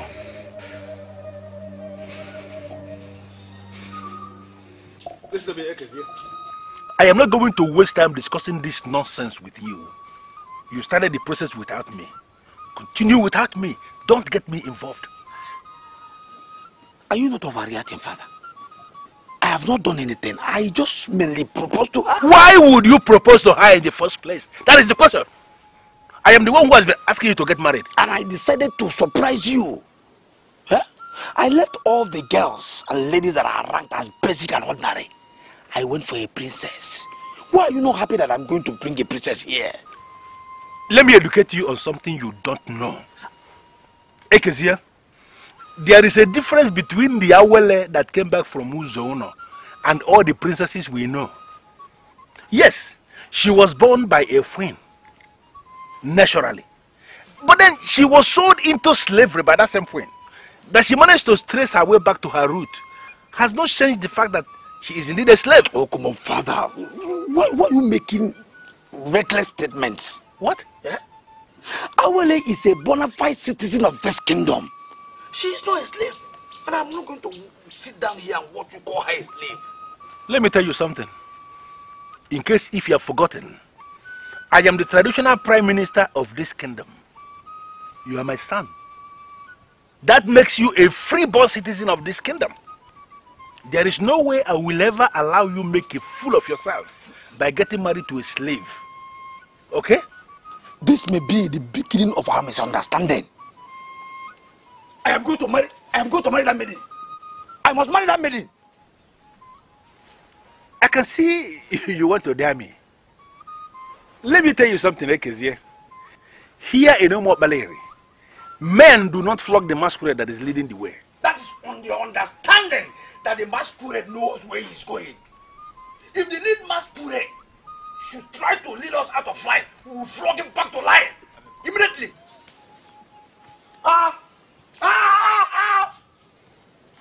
There are wars, oh there are wars, but silent war is the worst of all wars.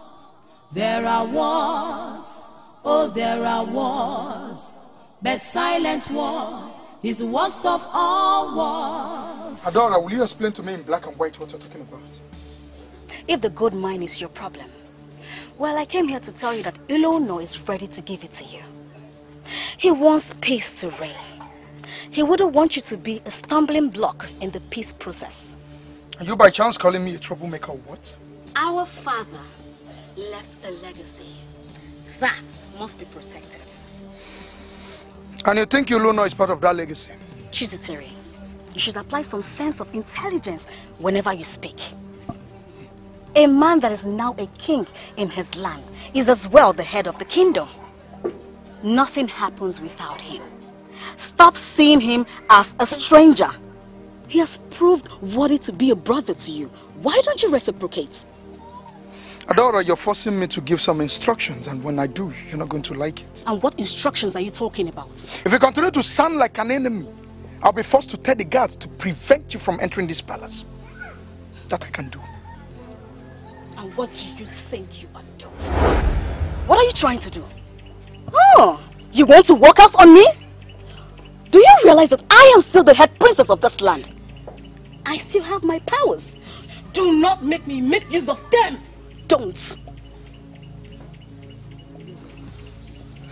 Adora, you have the nerves to draw me back and open your mouth to tell me you have powers. I am the Lord of Otibo confraternity. I can destroy you. Do you realize that? You cannot subdue me with your confraternity. This is my family and I will not let you ruin it. You can join all the confraternities around, including in Ndapo of Omambala people. I do not care. That is your business. But one thing, if you fail to listen to me, I will grind you to a halt. I will make use of my power as the head princess to place a curse on you. And that curse will stand. Me who doesn't know where the waves start beating will never know where it ends with it.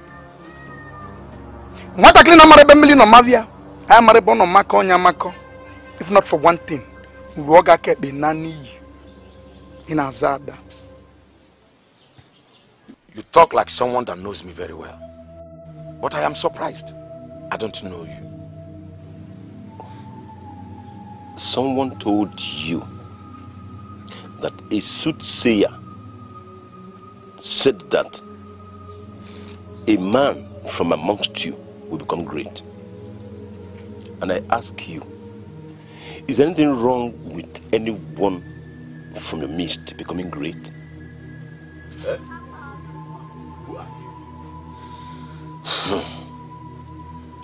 Sensible men study all the angles to a matter before they act. But you rely on hearsay. And now, you are waging war against the just. What war are you talking about? And who do you call the just? There are men with two eyes, yet they don't see. There are men with one eye, and they see extremely well. There are others who are blind completely. They don't see. Yet, everything that happens around them, they know. Most times, men with two eyes often come to them to find out what actually happened. They are people I call men amongst men. Aspire to be like them. What are you saying? That I should aspire to be blind? On about Omara,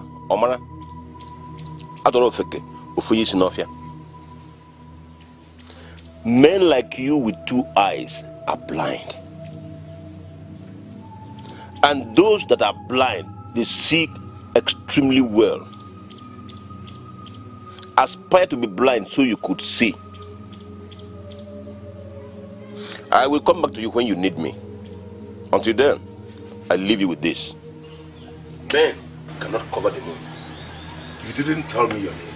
Oh. And where you come from. Oh. I am Okadike. Milidiobu. The realist that lives within.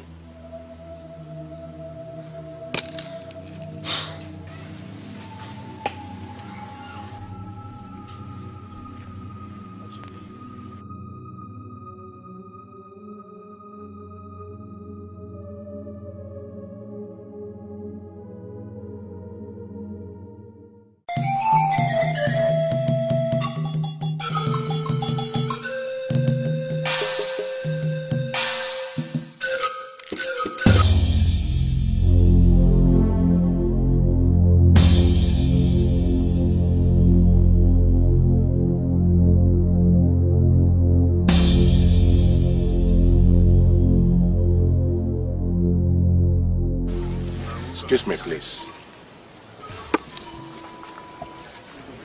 They have eyes, but they cannot see. Are you one of them? I had a terrible dream where an evil man struck me. Are you the evil man? There is an evil man in Ezeonu who is trying to bite the finger that will feed him. Are you that evil man?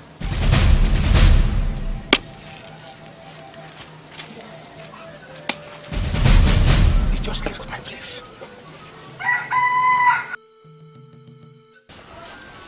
Did you hear what the town crier said earlier this morning? Town crier? Do I still have time to listen to the town crier? My brother was assassinated. And the men who parade themselves as kingdom security have not been able to come up with any explanation. Tell me again why I should listen to any town crier. Please, tell me. The town crier said the attack was planned and executed by members of Otikpo Olukpo confraternity. And that is the reason the security network are not taking the matter with fear. I don't understand. What do you mean by Otikpo Olukpo confraternity? It is a deadly cult. They kill on slightest provocation. Cult? No. No, that's not possible. My brother was never a member of any cult. My brother was a decent young man. Why would they ever want to kill him? Why? Well, I asked questions after listening to the town crier, and it reported a girl was dating a member of Otikpo Olukpo confraternity, but later dumped him after realizing he was a cultist. Now they got to know that she had a new boyfriend in that side of the village, and she was actually spending the night there. Just because of that innocent guy, they raided the area.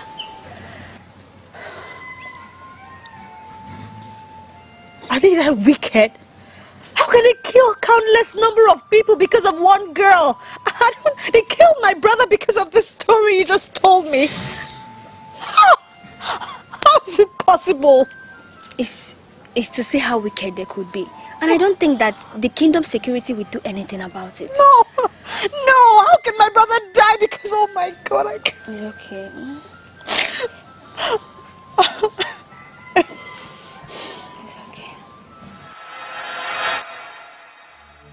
Otikpo Olukpo confraternity that you just spoke about is a cult. Are you a member of that cult? Otikpo Olukpo is not a cult. It is a confraternity with core tentacles. We can do and undo. Don't you ever call it a cult again. Do you know about the raid on Obendida 4 years ago? It was not a raid, but a mission.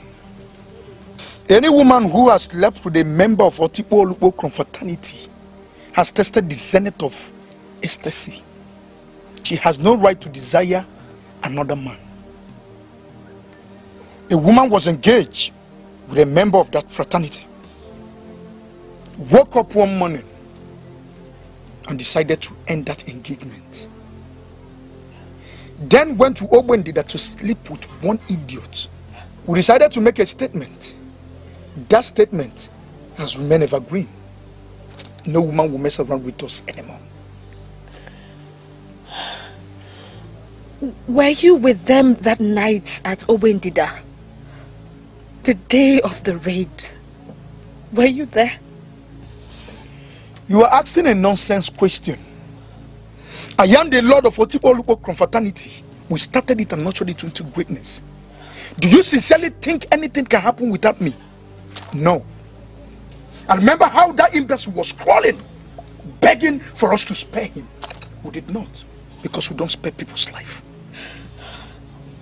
My brother, my only brother, was killed in that deadly wicked raid you just qualified as a mission.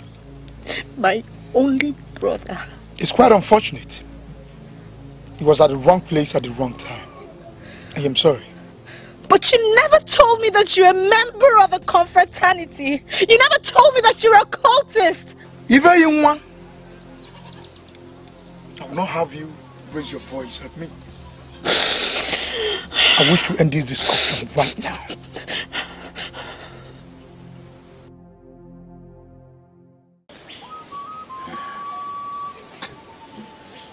He introduced himself as Ukadike,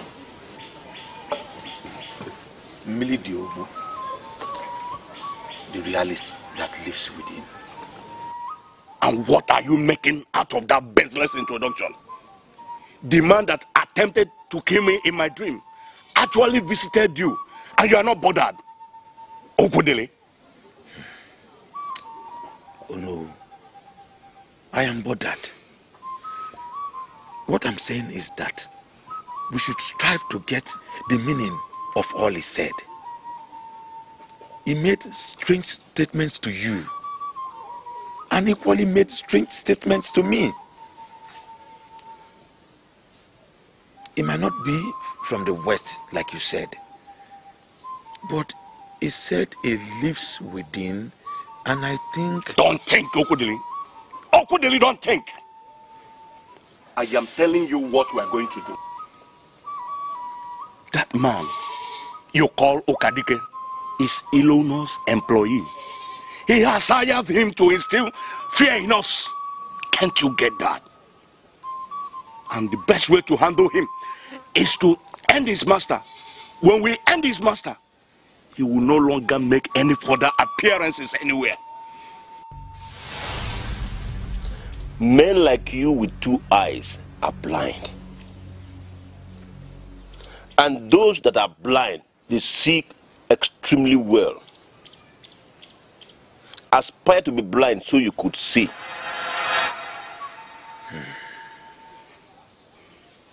That man said some words we cannot dismiss in a hurry.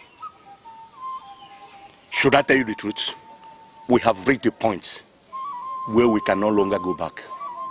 Settle it in your mind that we are going to Umar Paleri tomorrow. Okay, Zee.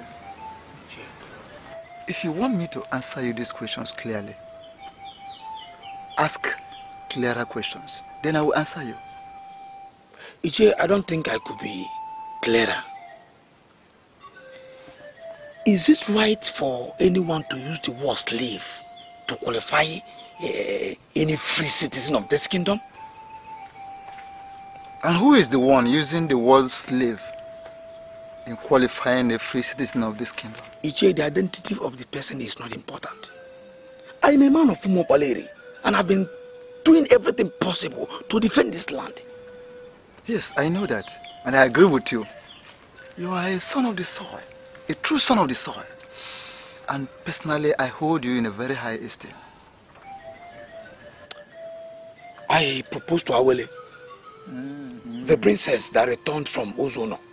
She has not accepted, but I know she's going to accept. I know women, she's just dragging her feet just to make me believe that she's important. Now some prominent men in this kingdom are trying to discourage me. How are they trying to discourage you? Just because of the known fact that she was exchanged at bed. Some are now calling her a slave. Saying that if I marry her, that it will be the same as marrying a slave. That I will lose relevance among the high and mighty. I came to find out what you think, Ije. I don't know how many of them that are telling you this. But if you ask me, I will tell you that whoever is saying that doesn't know what he or she is saying. Thank you very much. Because she is not a slave. So if you have interest in marrying her, go ahead. If you marry her, you will not lose relevance in this land. That is it. Ije, thank you very much. You will not understand what you've just done for me. Because you're always welcome. You're always my person. The only problem I have with you is that you've chosen to work for Ilono instead of working for us. Ije, what I face now concerns my life, my future, and my succession as a man.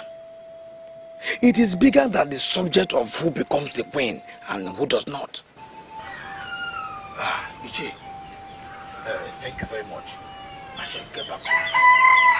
Kedifa gemenu kilo benata nenuwa onyu nebu onye.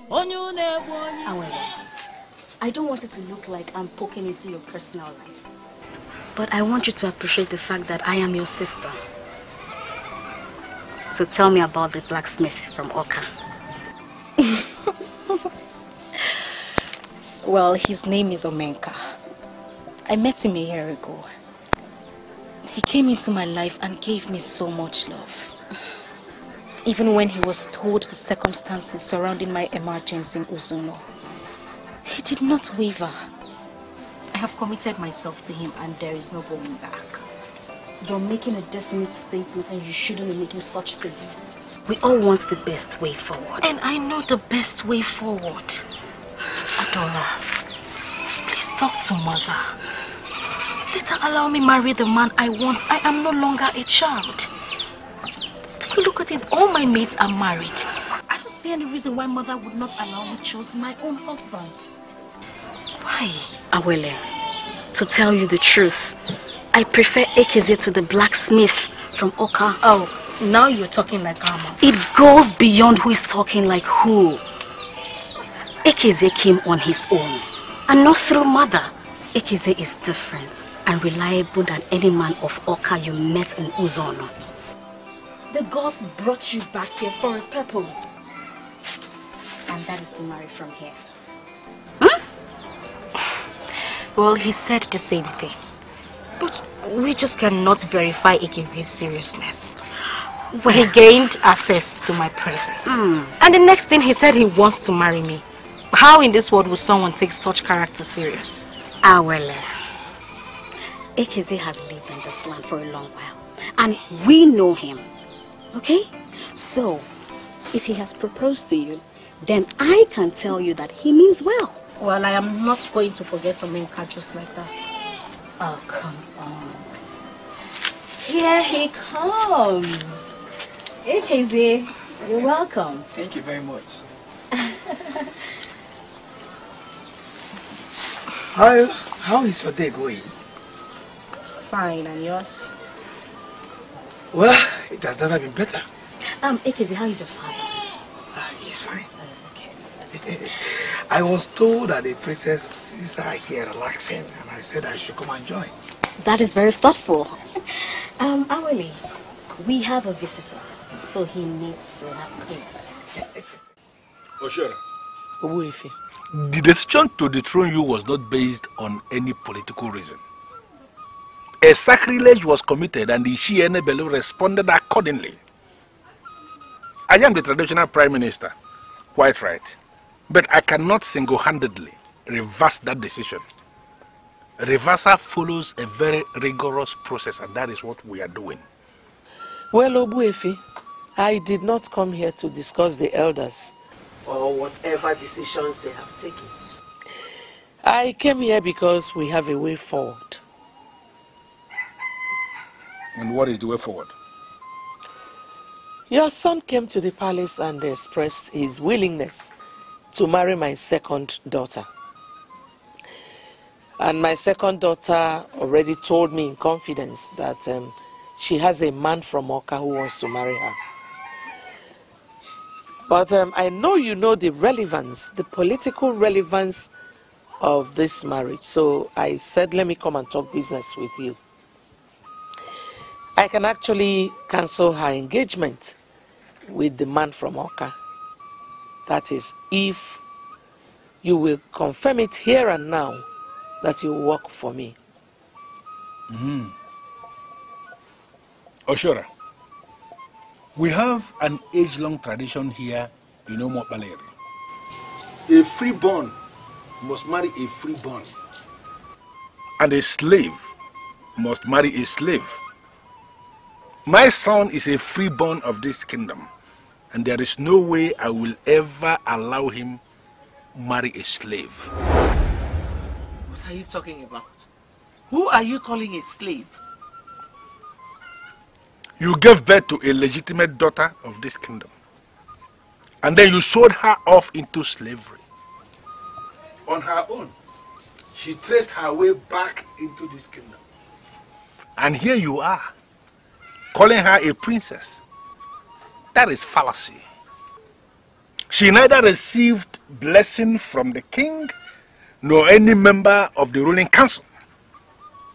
Wake up the king today, and he will confirm to you that he has only one princess. Her name is Adora. The one you are parading around as a princess is not even a princess in the first place. My son is a core man of this kingdom, and let me put it to you, there is no way he will ever marry a slave.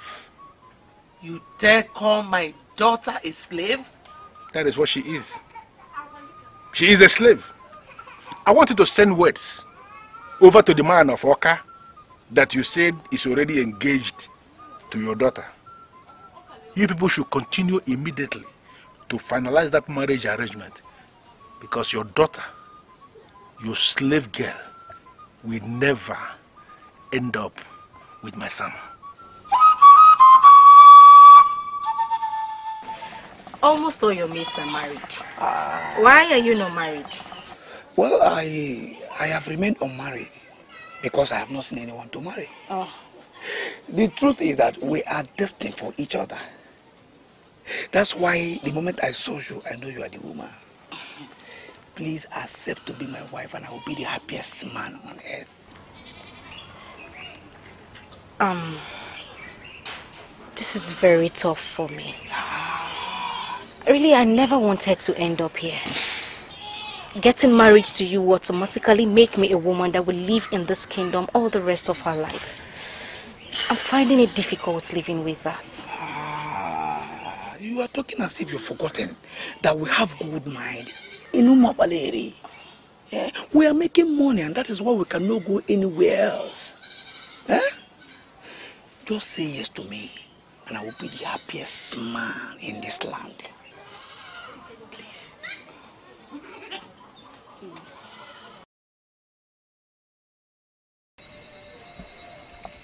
I wouldn't want you to think that I'm Lily Liver. I am not. So what is holding you from doing the job? I have confirmed that he is the cultist that murdered my only brother. He has no right whatsoever to be alive. A woman once hired me to kill her husband because he slept with 3 of her friends. I moved on and switched off the man, and 3 months later, the same woman that hired me went and reported to the head warrior that her husband was assassinated. They started investigation and I was forced to run. Since then, I have been skeptical when women call me for business. I don't know what you're talking about. I mean, this case has nothing to do with me. I don't know the woman you just mentioned. How am I supposed to continue living with a man that killed my only brother? How much do you want? What is it going to take? Tell me, I am ready to pay anything. I just want him to die the same way my brother died. I want him to beg for his life. I want him to smell the bitter taste of death. That is what I want. You really want me to do this?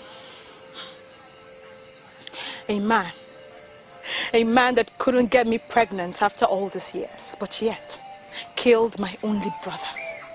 I want him paid back in his own coins.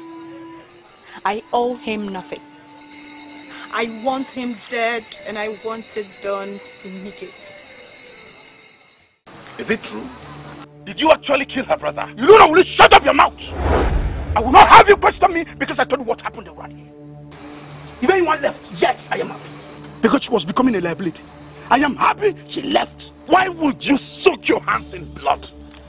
The protection our father gave you forbids you from shedding innocent blood. Why would you kill anyone? You don't know. Let me tell you in case you don't know. The real deal here is that you must go back to Ezeonu. That is where you belong. I am happy you know where your father was buried. Ezeonu, you don't belong here. Stop floating yourself around in another man's family. Iluno, you're not my brother. You're not! You said this girl you took away from me with the power you collected from Ukadike will surely come back to me someday. You are a stranger here. You cannot continue to impose yourself on me. You cannot. Are you still fighting this battle you have failed? Oh, you think I failed? Iluno, you think I failed? No problem. You go back to your house and don't come back to this place again. You think I actually am into charms to have gotten the crown, right? I don't have time to waste with deceivers like you. Iluno, you must know one thing.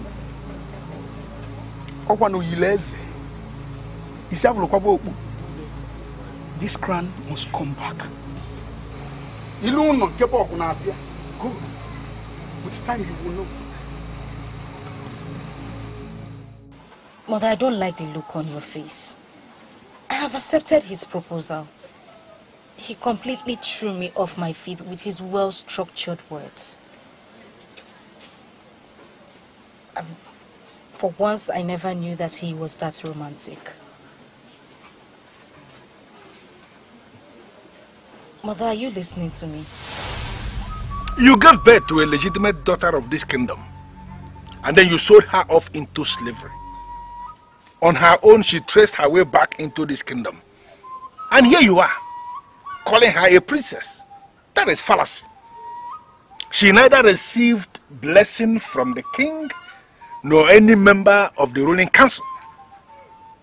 Wake up the king today, and he will confirm to you that he has only one princess. Her name is Adora. Enough. You are not going to marry him. Why? I already accepted before him that I shall be his wife. You will not marry into that family. They are not worthy to have you as their wife. Mother, why would you say a thing like that? Ekezie was here and we spent the better part of the afternoon together. He told me virtually everything I needed to know about his family. And sincerely, I'm comfortable with everything I heard. His father called you a slave. Yes, he told me his father said that. Am I a slave? He actually told you that? He said he had tried to convince his father and that the man refused to listen, saying that his son would never marry a slave. To his father, I am a slave. Ekezie had further gone to obtain permission from the elders. And he said that I remain a freeborn of this kingdom and that he is free to marry me. That's why he came here. Did he tell you the elders that gave the approval? Mother, I don't need to know them. The most important thing is that he appreciates me as a free citizen of this kingdom. He is ready to love me even when his family is against his intentions. Mother, this shows that he is very genuine. And that is what I want from any man. Awele, I know Onyane Kutelu very well. He is not a good man. He will go to any extent to frustrate that marriage if his son goes ahead and marries you. I don't want my daughter to marry into a family that the father-in-law is a bad man. No. Forget about it, Ekezie. I will get you a better man. I don't make decisions in a hurry. I take my time. And when I do, it's hard for me to change my mind. Mother, I am going to marry the man that threw me off my feet. And I don't think I will change that decision. Ichienebelu will come here and repeat exactly what I told you. I discussed extensively with him and he told me that she's not a slave. What? I have proposed to her and I am going to marry her.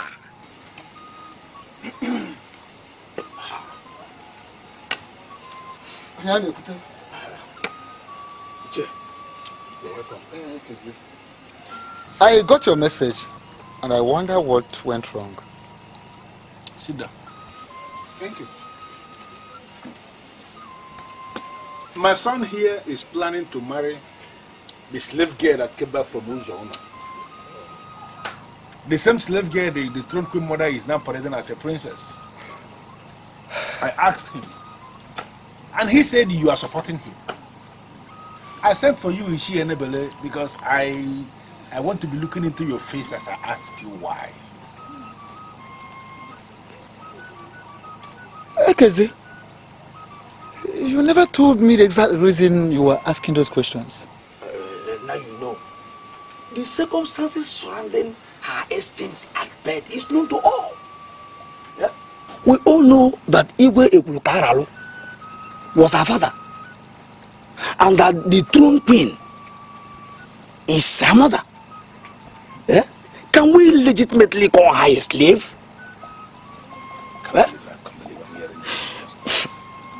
Let us remember that it is an abomination in Omopaleri to punish someone for an offense he or she didn't commit.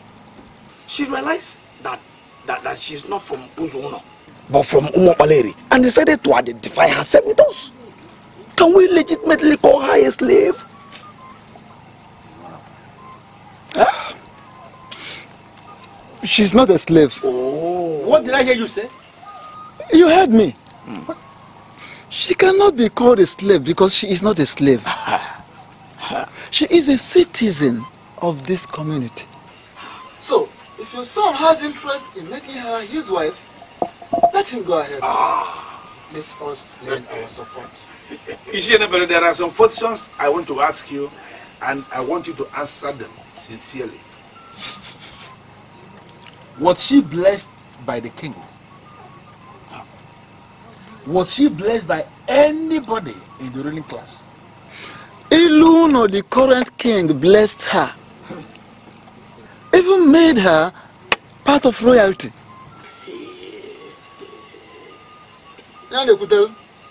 We cannot change it. Listen to me, Ekezia.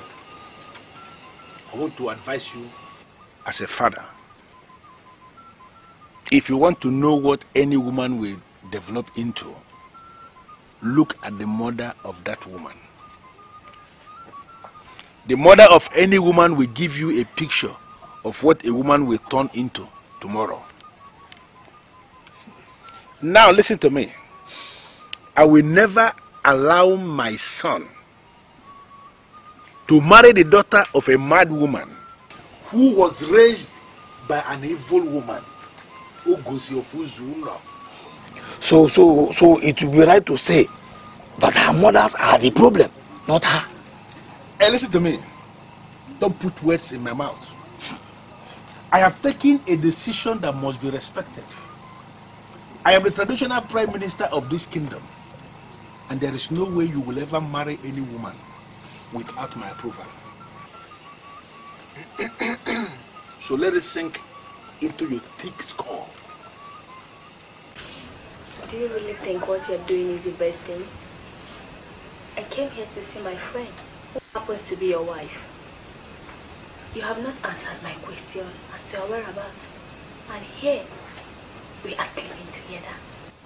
Do you know what about your friend? Talk about yourself. She called me a murderer, a killer, and an evil man. And she disappeared. I think your visit is remarkable. You've come to fill the vacuum she created with her exit. I will expose you to all the beautiful things in life. You are sweet. And I'll make sure you get sweeter by the day.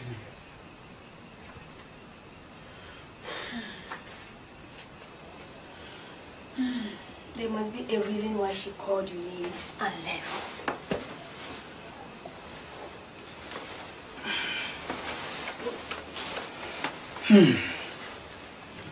She was surprised to know I'm the Lord of Otibo Olugbo Confraternity. She said I killed her only brother, and she called me a murderer.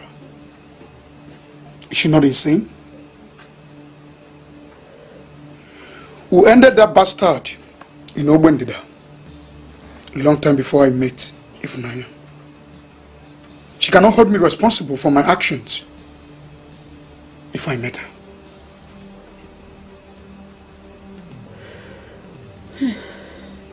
I can't believe this. I can't believe it.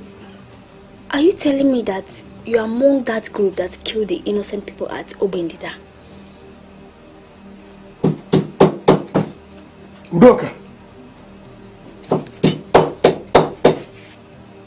Udoka!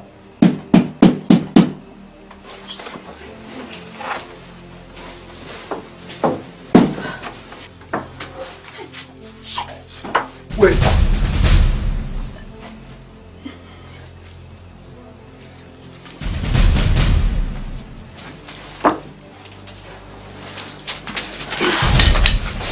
Who sent you?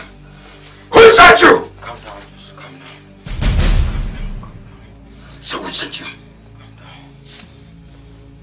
Speak!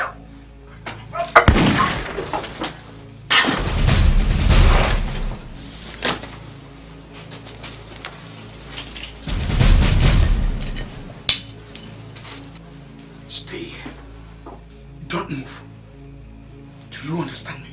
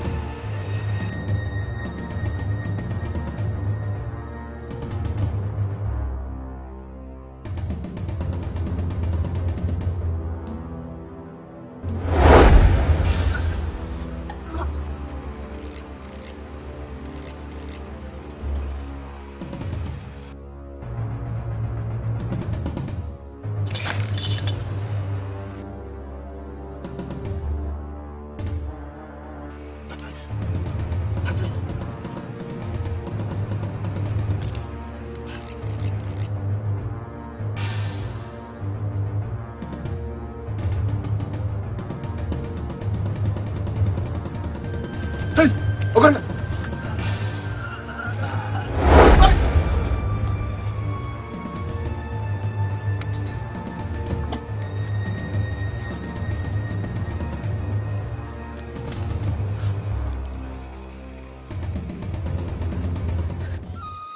Greetings, men of Umokbale.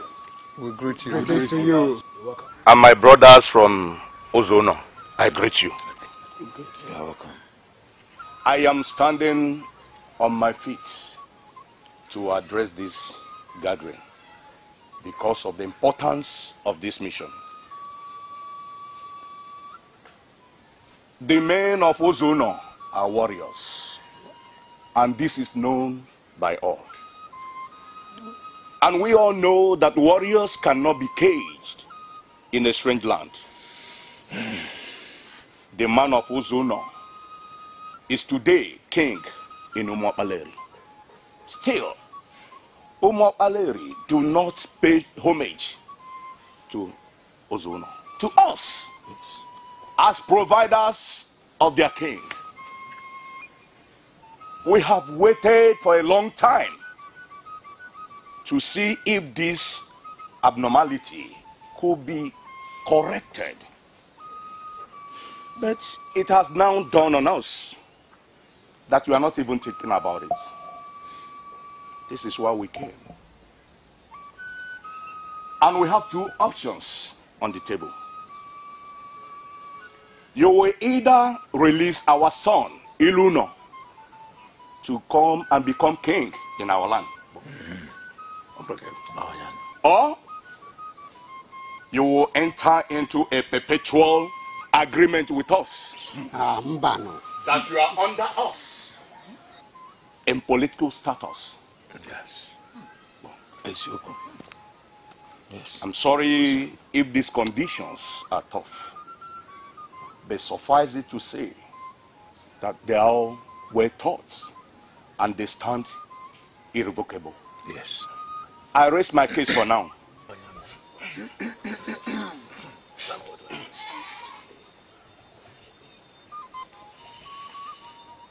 I look into their faces and I see deceit. Do not listen to them.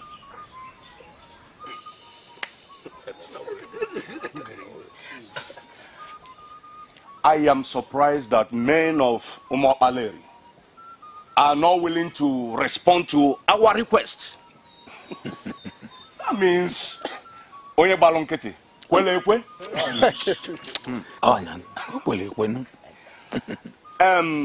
Men that are elected to say nothing have indirectly agreed to what was said. And we are living with the impression that Umar Aleri is a nurse to Ezeonu. Eh? And whatever that happens here must be approved by the elders of our land. I want you to listen.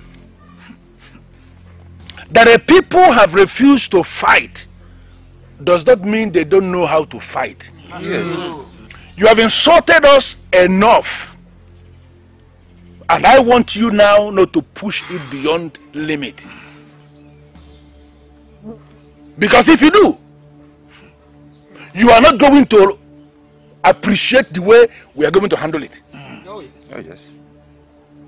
Your land, Ezeonu, as you said, is a land of warriors. We agree.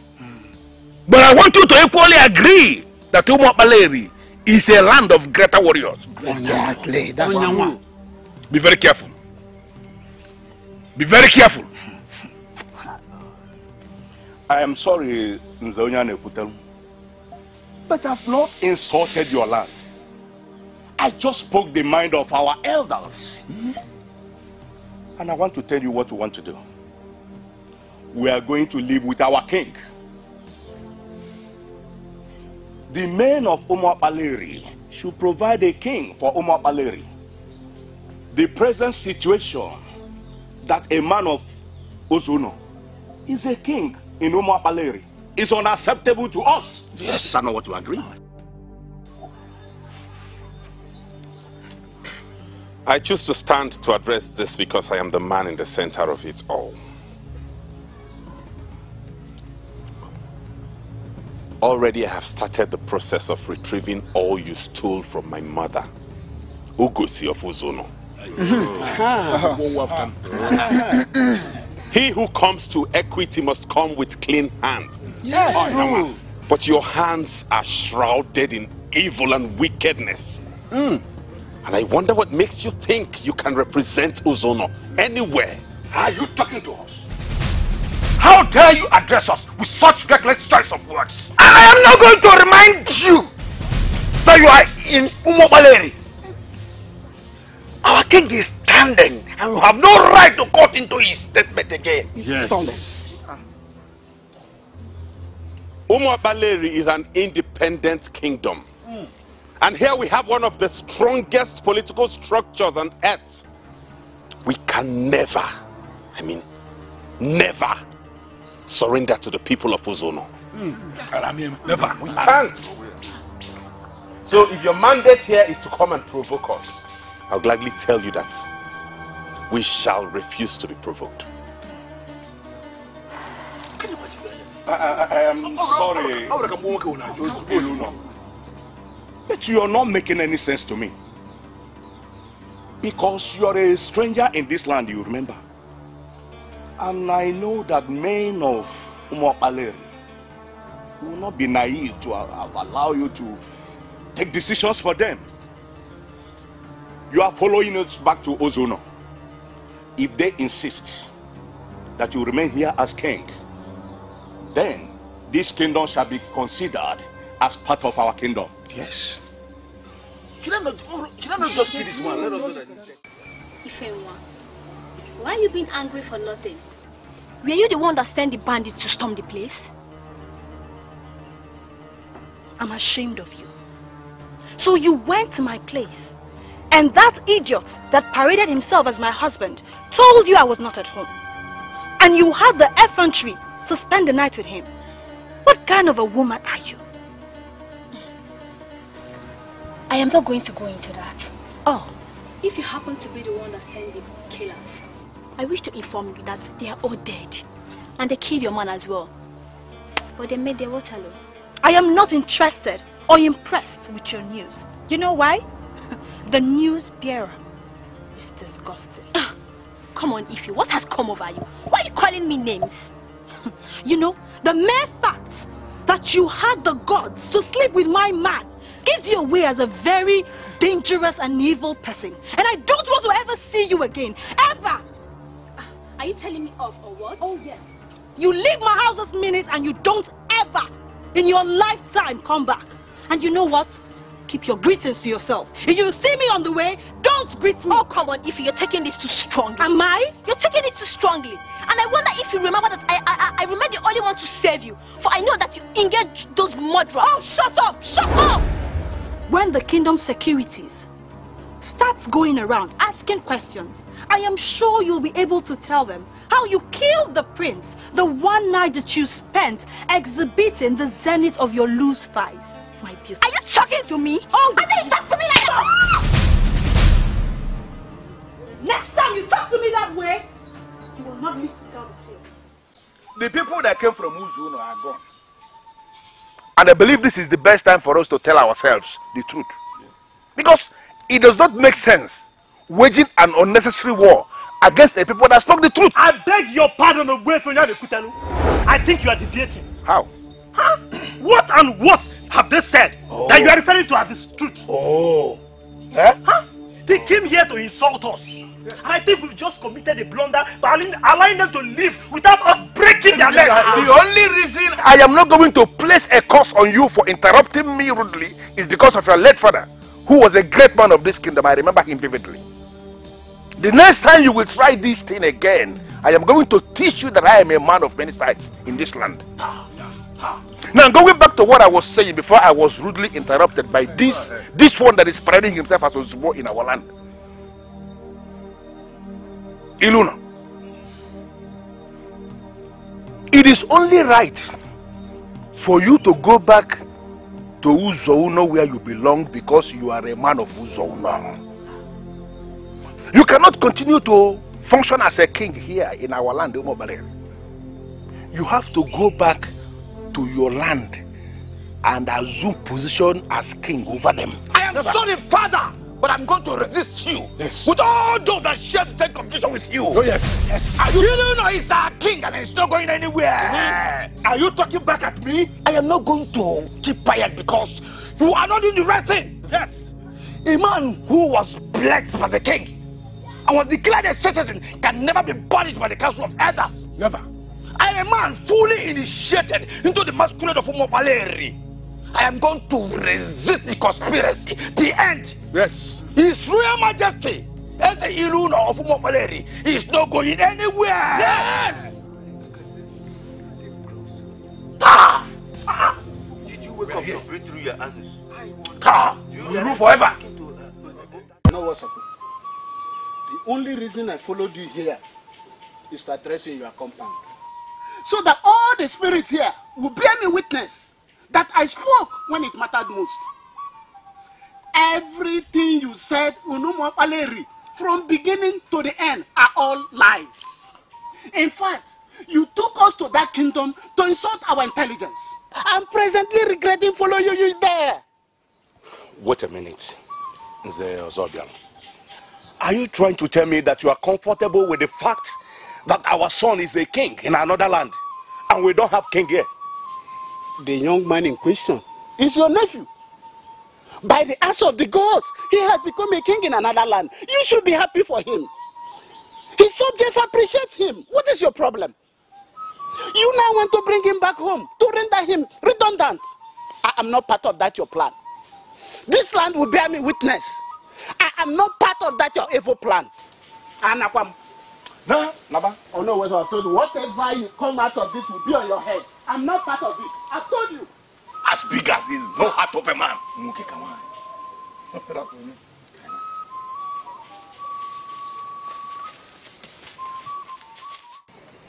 We are back here to assure you that we are solidly behind you. Once kings emerge in Umuopaleri, they remain kings till death. Others are warming up to initiate something that never happened before, and we are going to resist them with everything we have. Eh? You know, I thought all these oppositions would come to an end once I became king. But now that I am king, I realize there are still more oppositions. To tell you the truth, they are just testing the man and the leadership qualities in you. I will need you to remain strong and to prove to them that you are not a weakling. I think they are doing this because they think I am planning to bring back my mother and impose her as Queen Mother. But I have no such plans. And I do not even know how to communicate this idea to them. Your Highness, I am seeing this thing from a different angle. The authorities and powers in this kingdom are dividing between the elders and those of us who are still young. And we are not ready to give up. Just assure us that you are ready to continue on the right path. We shall settle down and plan.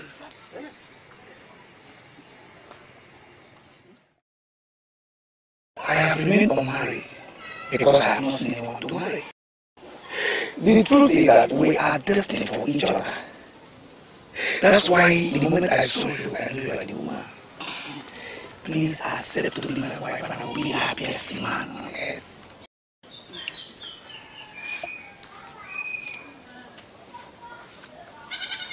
I know exactly what is running in your head. You're just imagining life with Ekezi as his wife. Well, wake up from your slumber, my daughter, because it will never happen. Mother, please, enough of this. Why are you endlessly changing like a chameleon? Will you shut up and listen to me?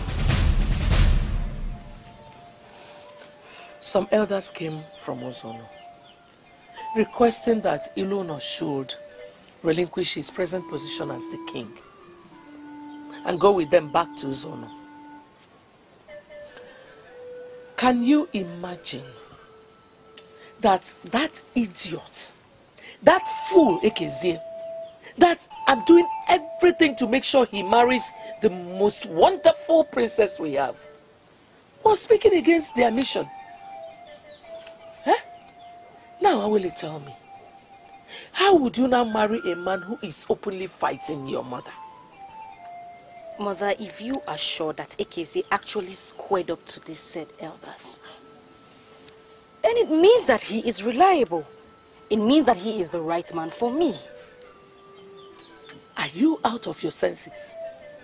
How do you mean he is the right man for you? Mother, what exactly is your problem? Ezeonu, my brother, or who? You're still even calling him your brother. That means you did not even hear what I said. Listen, Awele. I said that some elders came from Ezeonu to take Ezeonu back with them because he does not belong here. Because he belongs to them in Ezeonu. They want him back home in Ezeonu. So he is going back to them while my son Chizitere is crowned king. Mother, wait. Let me get something clear. Are you saying you want Ezeonu to relinquish the crown and go back to Ezeonu? Exactly. Because the crown does not belong to him. The crown belongs to my son, Chizitere. They used some powerful charms on him. Finally,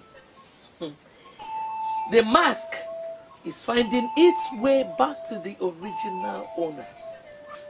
He is going back to Ezeonu, where he belongs, while my son will be crowned king. What you are saying will never happen. The youths have taken a decision on this, and we are ready to challenge the elders. We are going to fight them to finish. Come, who are you working for? I am not working for anyone. I am doing my best to avoid anything that could reduce our kingdom to public ridicule. Kings emerge here to rule until they die. That is what we know. And that is how it shall remain. We shall see.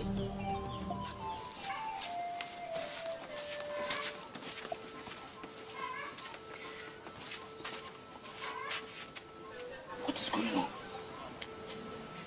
on? You just sit down. Let me get you something to eat. We have a lot to discuss.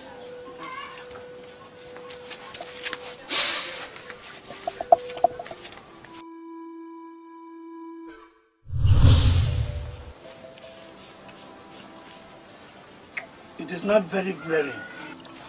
Their mother is pursuing an agenda, and I am not going to make myself available for her constant manipulations.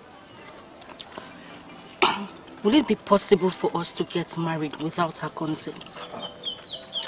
The people that are getting married have the final say. Your mother and my father has no say at all.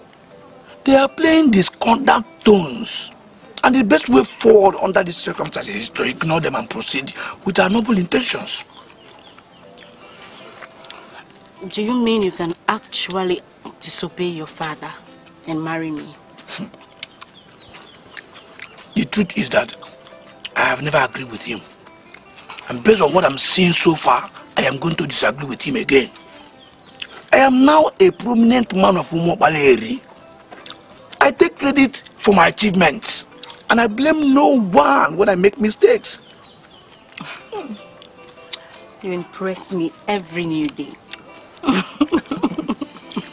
And you made me feel great. The very first day I set my eyes on you. It has remained a glorious impression every new day. Thank you. I hope you're enjoying it. Very delicious. I can still remember what that strange man said to me. Okudele, please, wake up from your sleep and think like a warrior of Ezeonu. An unwanted child that was sold at birth is trying to make us irrelevant. We must stand to challenge him. I don't think I would like to continue with this. Why? Why are you backing off now that we have put in motion the best traditional tactic to bring him here? Why? Because men like you that have eyes do not see. Those that are blind could see properly. Aspire to be blind. What do you mean by that? So that you could see. What do you mean by that? As you aspire to be blind? That strange man named Ukadike said a whole lot, and I am not ready to continue with what may lead to regret. I want you to ponder on this saying: men cannot cover the moon. Don't tell me that you are becoming naive. You now see Ezeonu as your moon? Discretion remains the better part of valor. Know when to discontinue something that will lead to dishonor.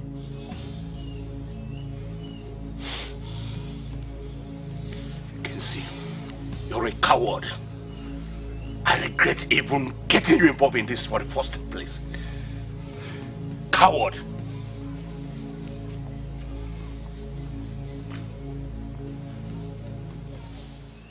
Oluolie. Oh? I smell conspiracy here.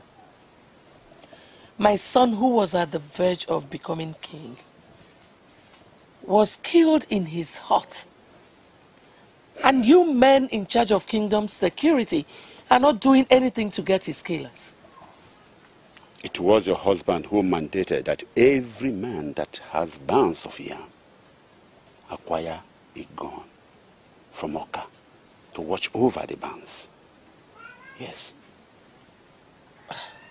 I'm really trying very hard to get the connection between your explanation and the assassination of my son. Ochora, it has everything to do with the issue. Now, every man owns a gun. Even those who have never planted yam before, including your own son. He was found dead with others, including Onyento, who was notorious for his evil deeds. I paid some to Onyento, the deadliest assassin whom I brought from Anedo. They were unable to end him. Here, I have returned the remaining of what you paid to me. Look for someone else to continue from where I stopped.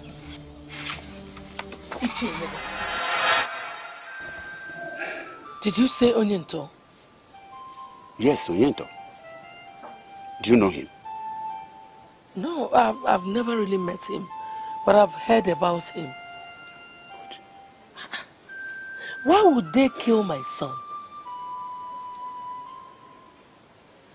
That question I cannot answer for now.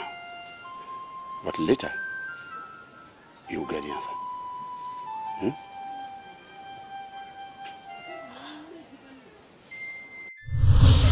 Ochora, I am an Ichie in this land.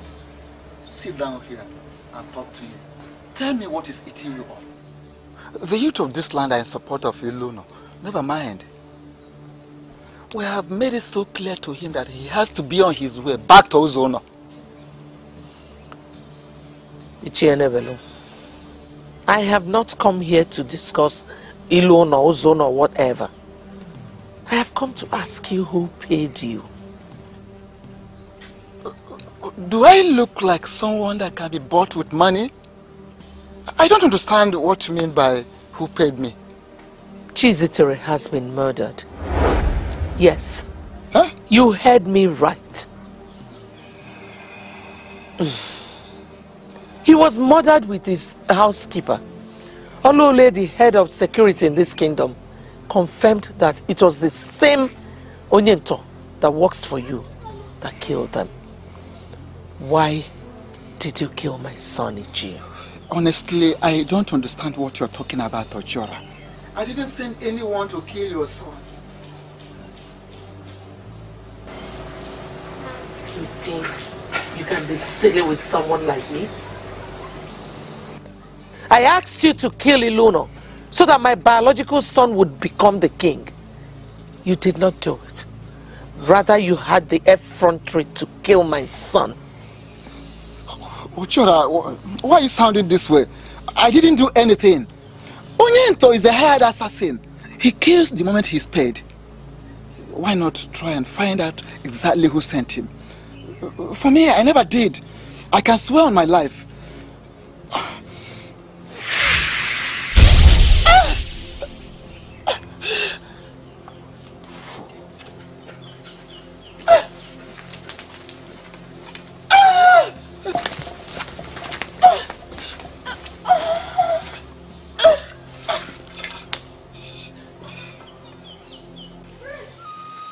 I count myself lucky to have met you. I have tried to see you in your place, but you have refused to see me. I am here with you now. Why are you looking for me? I wish to apologize for all the wrong I did to you over the years. It has dawned on me that men cannot cover the moon. I have come to realize that your son, Ezeonu, is the moon that has risen to provide us light as we pass through the dark side in this life. I'm impressed with your excellent choice of words, but I don't believe you. I know you don't believe me, and I must tell you I understand your reasons. But I'm here to tell you the truth that is flowing from my heart. It is Ono Osakwe who lured me into all the wickedness we unleash against you. I have found out eventually that men cannot cut a man that God has not cut. I know you have your way. You can reach your son in Umopale. Tell him never to return to this land, because Ono Osakwe has perfected how he would die once he returned to this land. You are lucky to have made this move. Else, both of you would have been consumed in that plot. You sound as if you are already aware of the plot. Have you forgotten that I am the revered Ngozi of Ezeonu? If I cannot see such things, why then do men fear me? You are lucky. Now I know that I have only one fool in the line.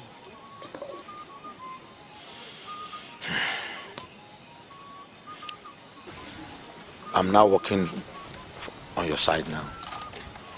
All the lands I personally got as my share from what we seized from you, I now surrender them all. I believe you know how to protect your son,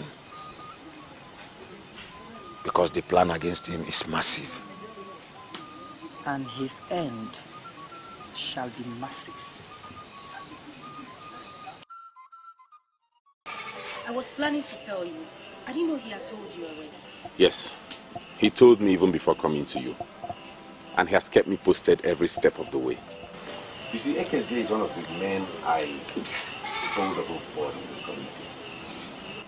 My father recognized him as a very credible man, and I have grown to realize I cannot do without him.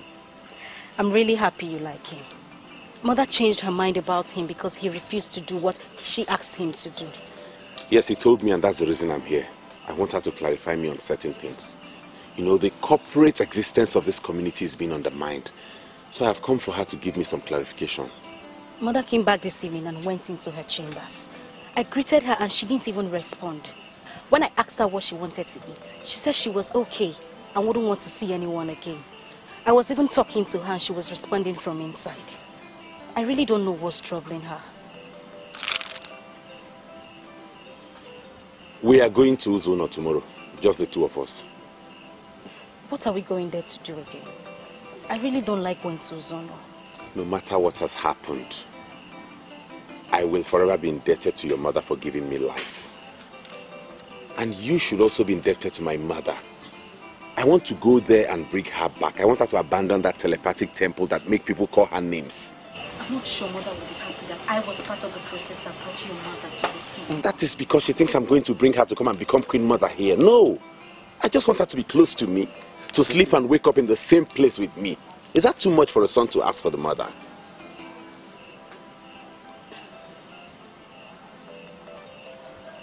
I will go. Thanks for your understanding. I won't come here tomorrow. Meet me at my place, then we'll go from there. When we are back, we'll plan your wedding with Ekeze. Thank you. Let me see if I'll be lucky.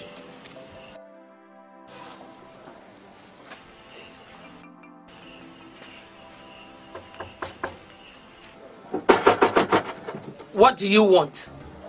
Mother, I just want to know if you are okay. Stop calling me mother. I am not your mother. Ngozi of Ezeonu is your mother. Leave us alone. You are not from this land. Your presence here is affecting this land. Leave us. Be matured enough to go in peace.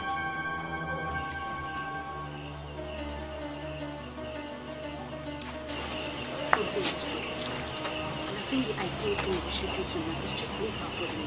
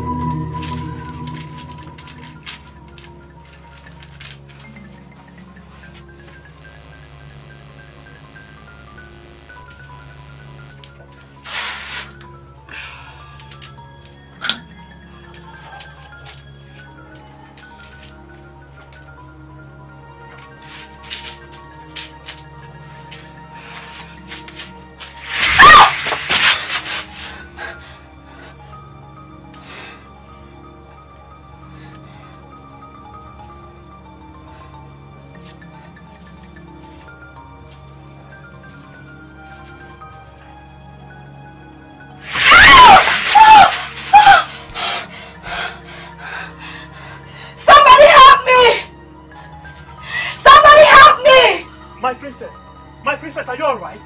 I don't know what's wrong with the door. I can't open it. Please help me open the door. Ekwenike, please open the door.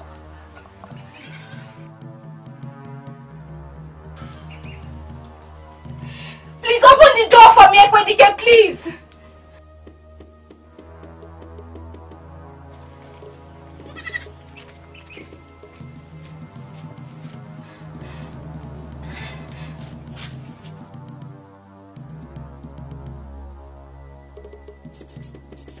Someone please get...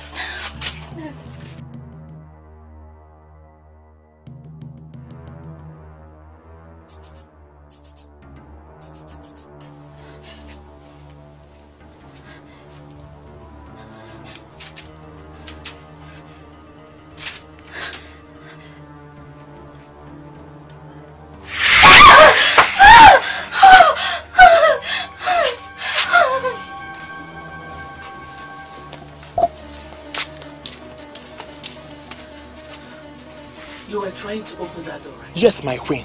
The door is locked up. She called for my help, and as I tried to open... Don't you go close to that door again. She must remain there until she regains her sanity. Is she mad, my queen? Go and look for something else to do. Remember, do not go anywhere close to that door. Yes, my queen. Leave.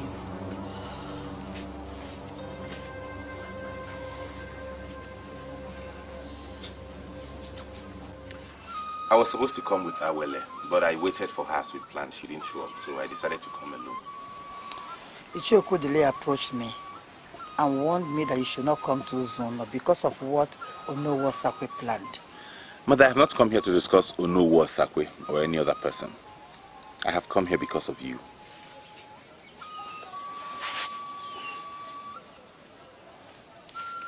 With sand in my hand, I beg you to come live with me in Umobaleri. I have become so many things to so many people. Some people can't do anything without practically making inquiries from me. I know all that. You weren't like this from birth. In fact, when my father was alive, you were just an ordinary woman. All this started after my father died. And you met a man from our camp, BC, who introduced you to sorcery. And he died. You took up his wand and set up this temple. Who told you all this? Your son is now the king of Umobaleri. I have a room in the palace where I can go into and anything I seek will be made manifest before me.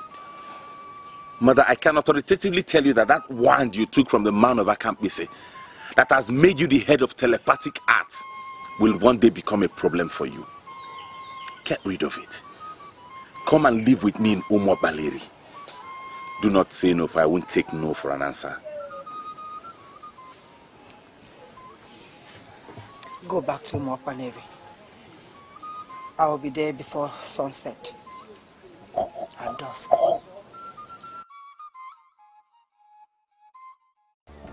Obonyisogu, you have ended the lives of the high and the mighty.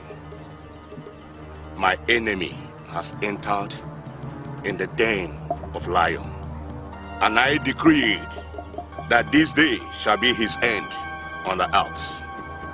He will use this road on his way back to Umobaleri. I just ask you for one thing. I am asking for one thing. As he crosses this thread of death, tie his heart.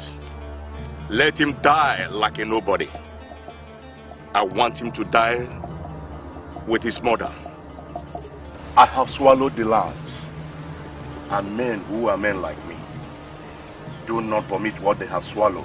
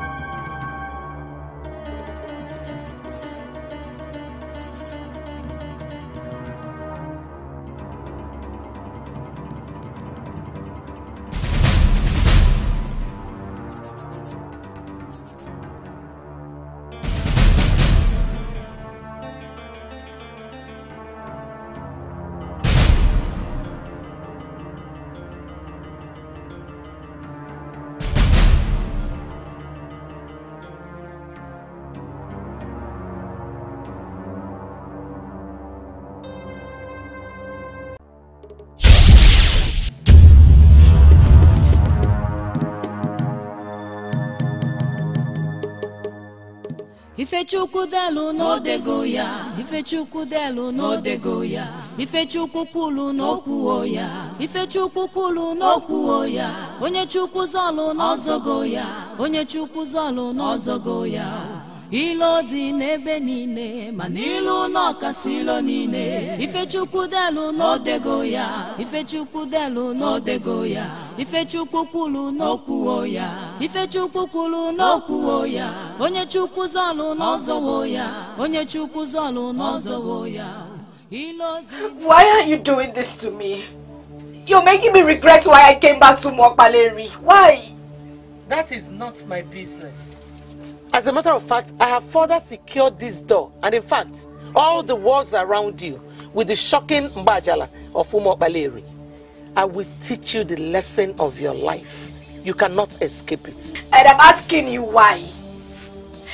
To the best of my knowledge, Mbajala is an evil charm used in caging violent people that are killing others. Why would you surround my heart with Mbajala? Because I am Ochiora, and my word is law. If you want me to set you free, then you have to swear on this staff that I'm holding here that you will denounce Ilono. If not, you will have to die in there. I will never denounce my brother. You are in the dark and will die in the dark. He is not your brother. Mother, you have killed Chizitere. Ilono is the only brother I have. I will never denounce him. Well, I'll be back at sunset to know your stand. Mother, please come back and open this door, please! Mother!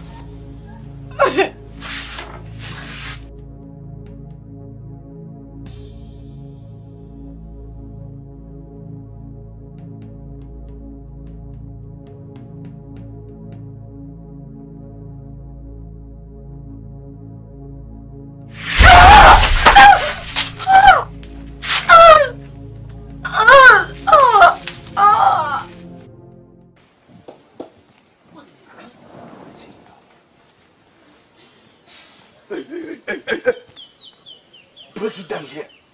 Break it down. The queen has... Point of immediate correction, Ekwenike. There is no queen in this land. The woman you just call queen has been dethroned. You don't have to call anyone queen. Alright, forgive me. She has locked Princess Awele in her room. Yes, she has locked her in her room. And she has ordered that no one should open for her. She has not eaten since morning. And that hut has been caged with Mbajala. She cannot escape. You are playing with everything, right? Why on earth will I play with such an issue? I am telling you what happened. She suspected that she may break the door and escape.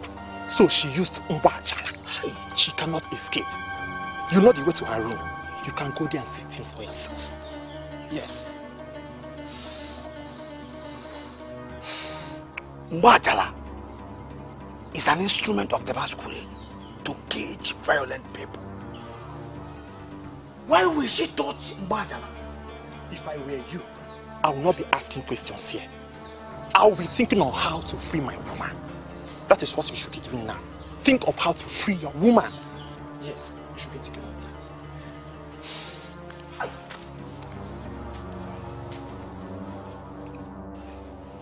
Why would she say I killed Jizite? And why is she even holding on to someone who is not her brother?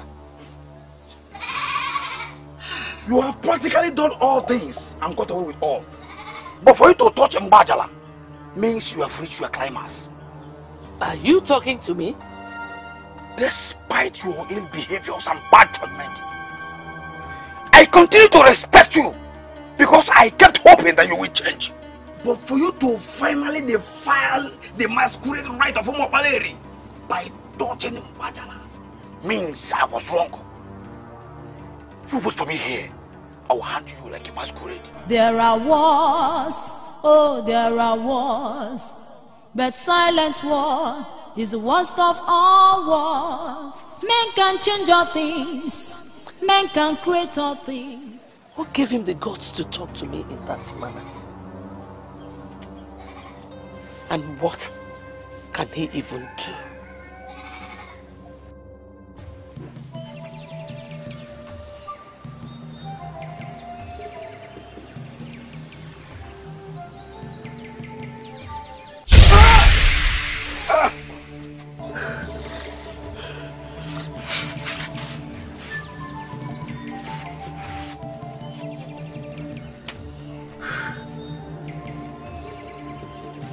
Mbatala is an ancient instrument of the ancestors. A woman who has no right to touch it has used it to cage another woman. Let every power of Mbajala that is already been abused in this environment return to the staff of Okemo.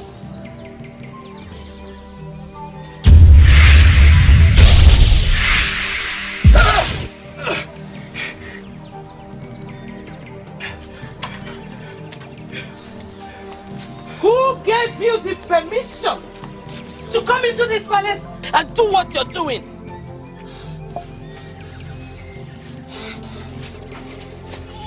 Get! Go after that intruder and bring back Awele immediately! A man that is holding the staff of Okemo is already Okemo in full. Who are you telling that tale? Go after them! Go! Go! Men can change all things. Men can create all things. Men can do all things. But they cannot change God. Men can do all things. Men can create all things. Men can change all things. But they cannot change God. There are wars. Oh, there are wars. But silent war is the worst of all wars.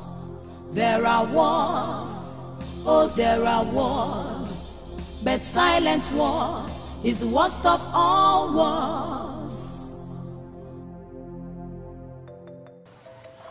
I waited for you as we discussed, but you didn't show up, so I decided to go alone. I woke up early and took my bath, prepared myself for my trip to Ezeonu. Just at the moment I was going to leave the house, when I attempted to touch the door, I discovered something was wrong with my door. The door was shocking. Just then I heard our mother's voice saying that she had fortified my door with Nwajala. I was caged inside my room until he came and rescued me. Why is she doing this? Why is she undermining royalty? The issue here is that she has desecrated the masquerade of Umobaleri by using the powers of Mbajala. You must handle that as king. I believe she's doing this to get at me. But I will not play into her hands. She asked me to disown you, else I would die inside that room. A woman saw her coming out of Echienebelu's compound. A few hours later, Echienebelu was found dead right inside his compound. What do you call this? She actually killed Echienebelu. What is wrong with our mother? Why is she killing people? Let's leave that for the gods to handle. Let's talk about the one that concerns us. Prepare. Tomorrow, both of you shall get married.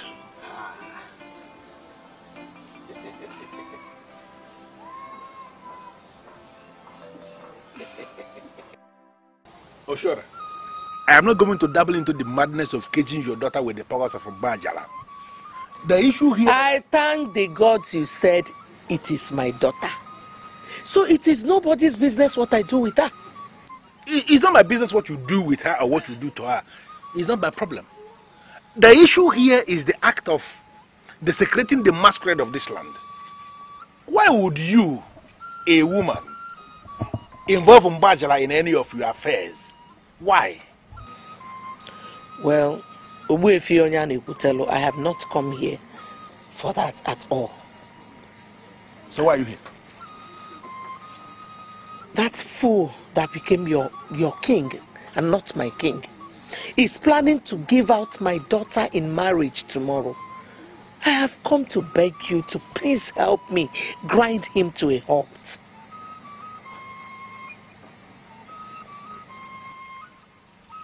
Can you look me in the eye and deny you don't know what happened to Ishi and Ebel? I can swear on my life. Why would anybody want to kill a man like him? I'm as shocked as every other person. Do you know what, Oshora? There is an abomination hanging around your neck. And as the traditional prime minister of this kingdom, I will not want to discuss anything with you when you have not purified yourself of that abomination. On that note, therefore, I want to be left alone. Please.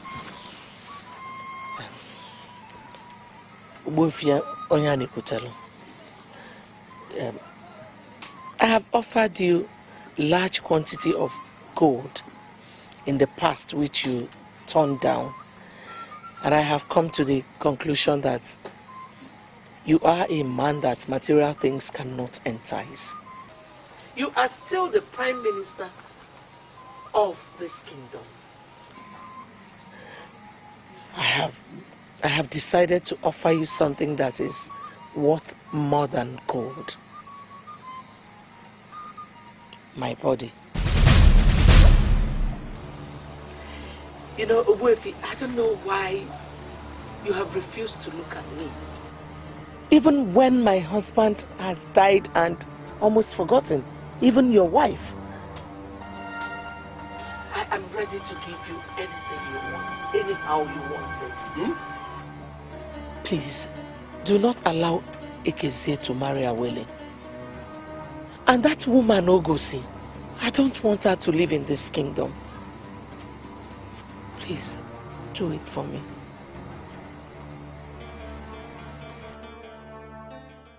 Are you telling me you don't know where my mother is? The only thing I know is that she didn't sleep in this palace. She left since yesterday and has not returned. See, I don't know what you will say, but this is bad manners. How? I was supposed to have left since morning. I don't know why you would allow me sleep till noon. Oshora, you are the queen of this land. It is not proper to wake a queen up from sleep. I like this. You acknowledge the fact that I'm still the queen? What are you saying? I am the traditional prime minister of this kingdom, and whatever I say happens. You are the queen of this land, of course. Listen, Ishi Enebele, who made the dethronement declaration against you, has met with his untimely death. And whatever thing he declared died with him. I am now the one that will make the new pronunciation. I am the one that will tell them what happens in this kingdom. And instead of me to say that your dethronement is still valid, I will make a public statement that your position as the queen has to back in this kingdom. Wufi, thank you. Thank you. I like this. You see, we have just started a process. And I will make you one promise. Okay. Whatever I can give you, I will not deny you of it. That's so nice. As a matter of fact, I will ultimately give you part of the gold mine.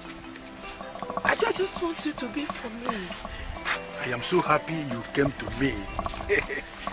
Oshora, listen to me. I had always wanted to make you mine, but I was somehow scared that you will turn me down. I am so excited that you came to me yourself. Let me make you one promise. I will never let you down. Oshora, the queen of our land. Oh, Wufi. Oh, Wufi.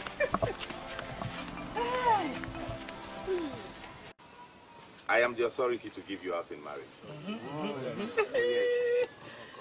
I therefore hand you this wine and ask you to show us the man you have chosen as a husband.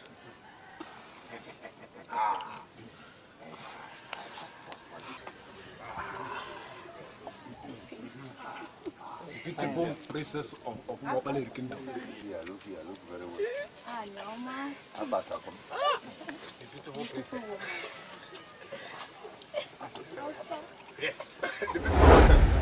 In my capacity as your no, of this kingdom. I demand instant explanation. Men cannot cover the moon with their hands. And you, you cannot be able to cover the shining sun with your other hands. Exactly. Whatsoever that will be. Must be. This is your son, Ezeonu. He is getting married to the princess Awele of the kingdom. Impossible. I am the traditional prime minister of this kingdom and I have not sanctioned this meeting. Yeah. Listen, His Royal Majesty, the king of our kingdom, is the one sharing this meeting. And he is still the strong one that will bless them. You have no right to dictate for our king. Yes. Who do you call the king? Royal Majesty. His Royal Majesty. He's our king. He's our king. This one here? Oh, yes. I was the one that made him king. And so? I can undo what I did. Ultimate power resides in me. As the owner of Listen, everybody. I am here to declare that the dethronement order placed on the Queen Mother by Ishie Nebelin, that dethroned her as the queen of this land, has been suspended by his death. Not possible. This woman here now is the queen of this land. And she told me in confidence that she has not sanctioned the marriage of her daughter to Ezeonu, my son. I also have not sanctioned Ezeonu, my son, to marry her.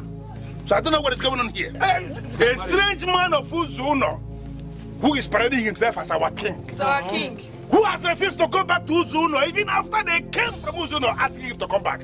He cannot overshadow the decision of the Queen Mother and the Onowu of this land. Therefore, I declare this meeting closed.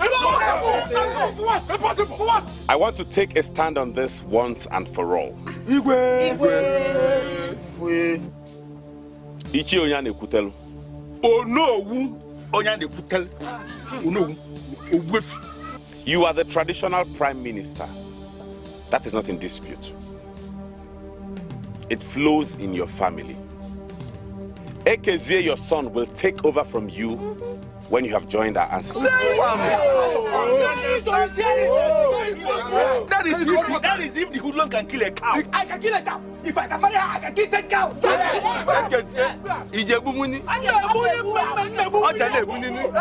If you are sure that a woman who has committed an abomination, a woman who had the guts to abuse the powers of the great Mbajala, should be reinstated as Queen Mother, then you go ahead and do as the custom demands. Yes. And we shall all bow to the Queen. Yes.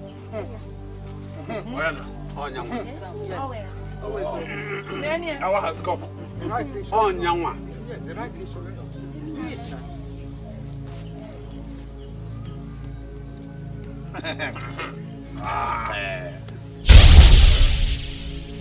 In line with the custom of our people, I sanctify you with this sand, thereby cleansing you of the sacrilege of touching the crown of Umobaleri, and further using the power of Mbajala of this land. From this day onwards, you shall continue to function as the queen of Umobaleri kingdom. She is the queen. Nothing changes that.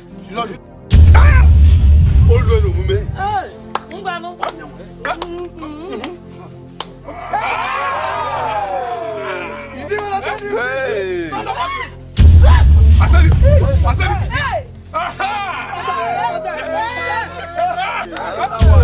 When the gods say yes, mere mortals cannot say no. Yes. We shall continue with the marriage proceedings. Show us the man you have chosen as a husband, and let the celebration continue.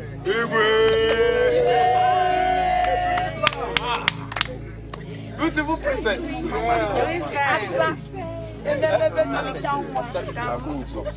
Yes.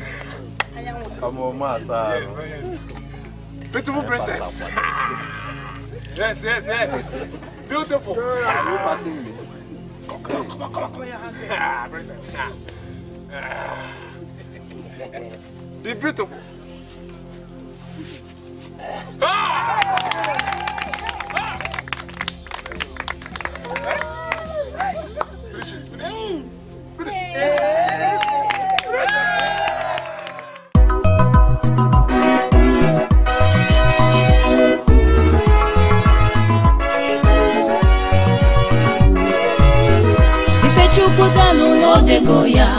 Ifechukwu delu n'odego ya, Ifechukwu kwulu n'okwu ya, Ifechukwu kwulu n'okwu ya, onye Chukwu zọlụ n'ọzọgo ya, onye Chukwu zọlụ n'ọzọgo ya.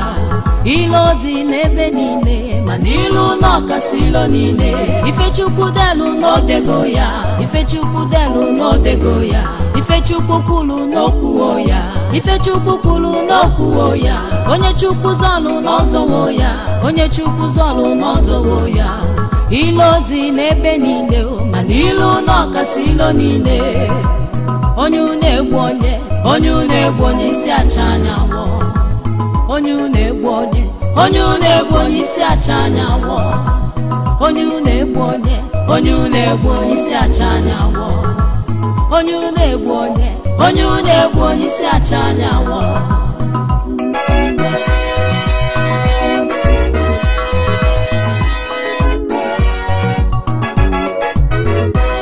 Onye tasịrị bụ n'obi yo, atasigo wee bịa ganya. Onye na-akpọ nwanne gị na-akpala otu oge esigbu gị yo. Kedu ife a ga-eme n'ụwa ka ilo wee benata n'elu ụwa? Onye na-egbu onye, onye na-egbu onye isi acha anyanwụ. Kedu ife a ga-eme n'ụwa ka ilo benata n'elu ụwa? Onye na-egbu onye, onye na-egbu onye isi acha anyanwụ.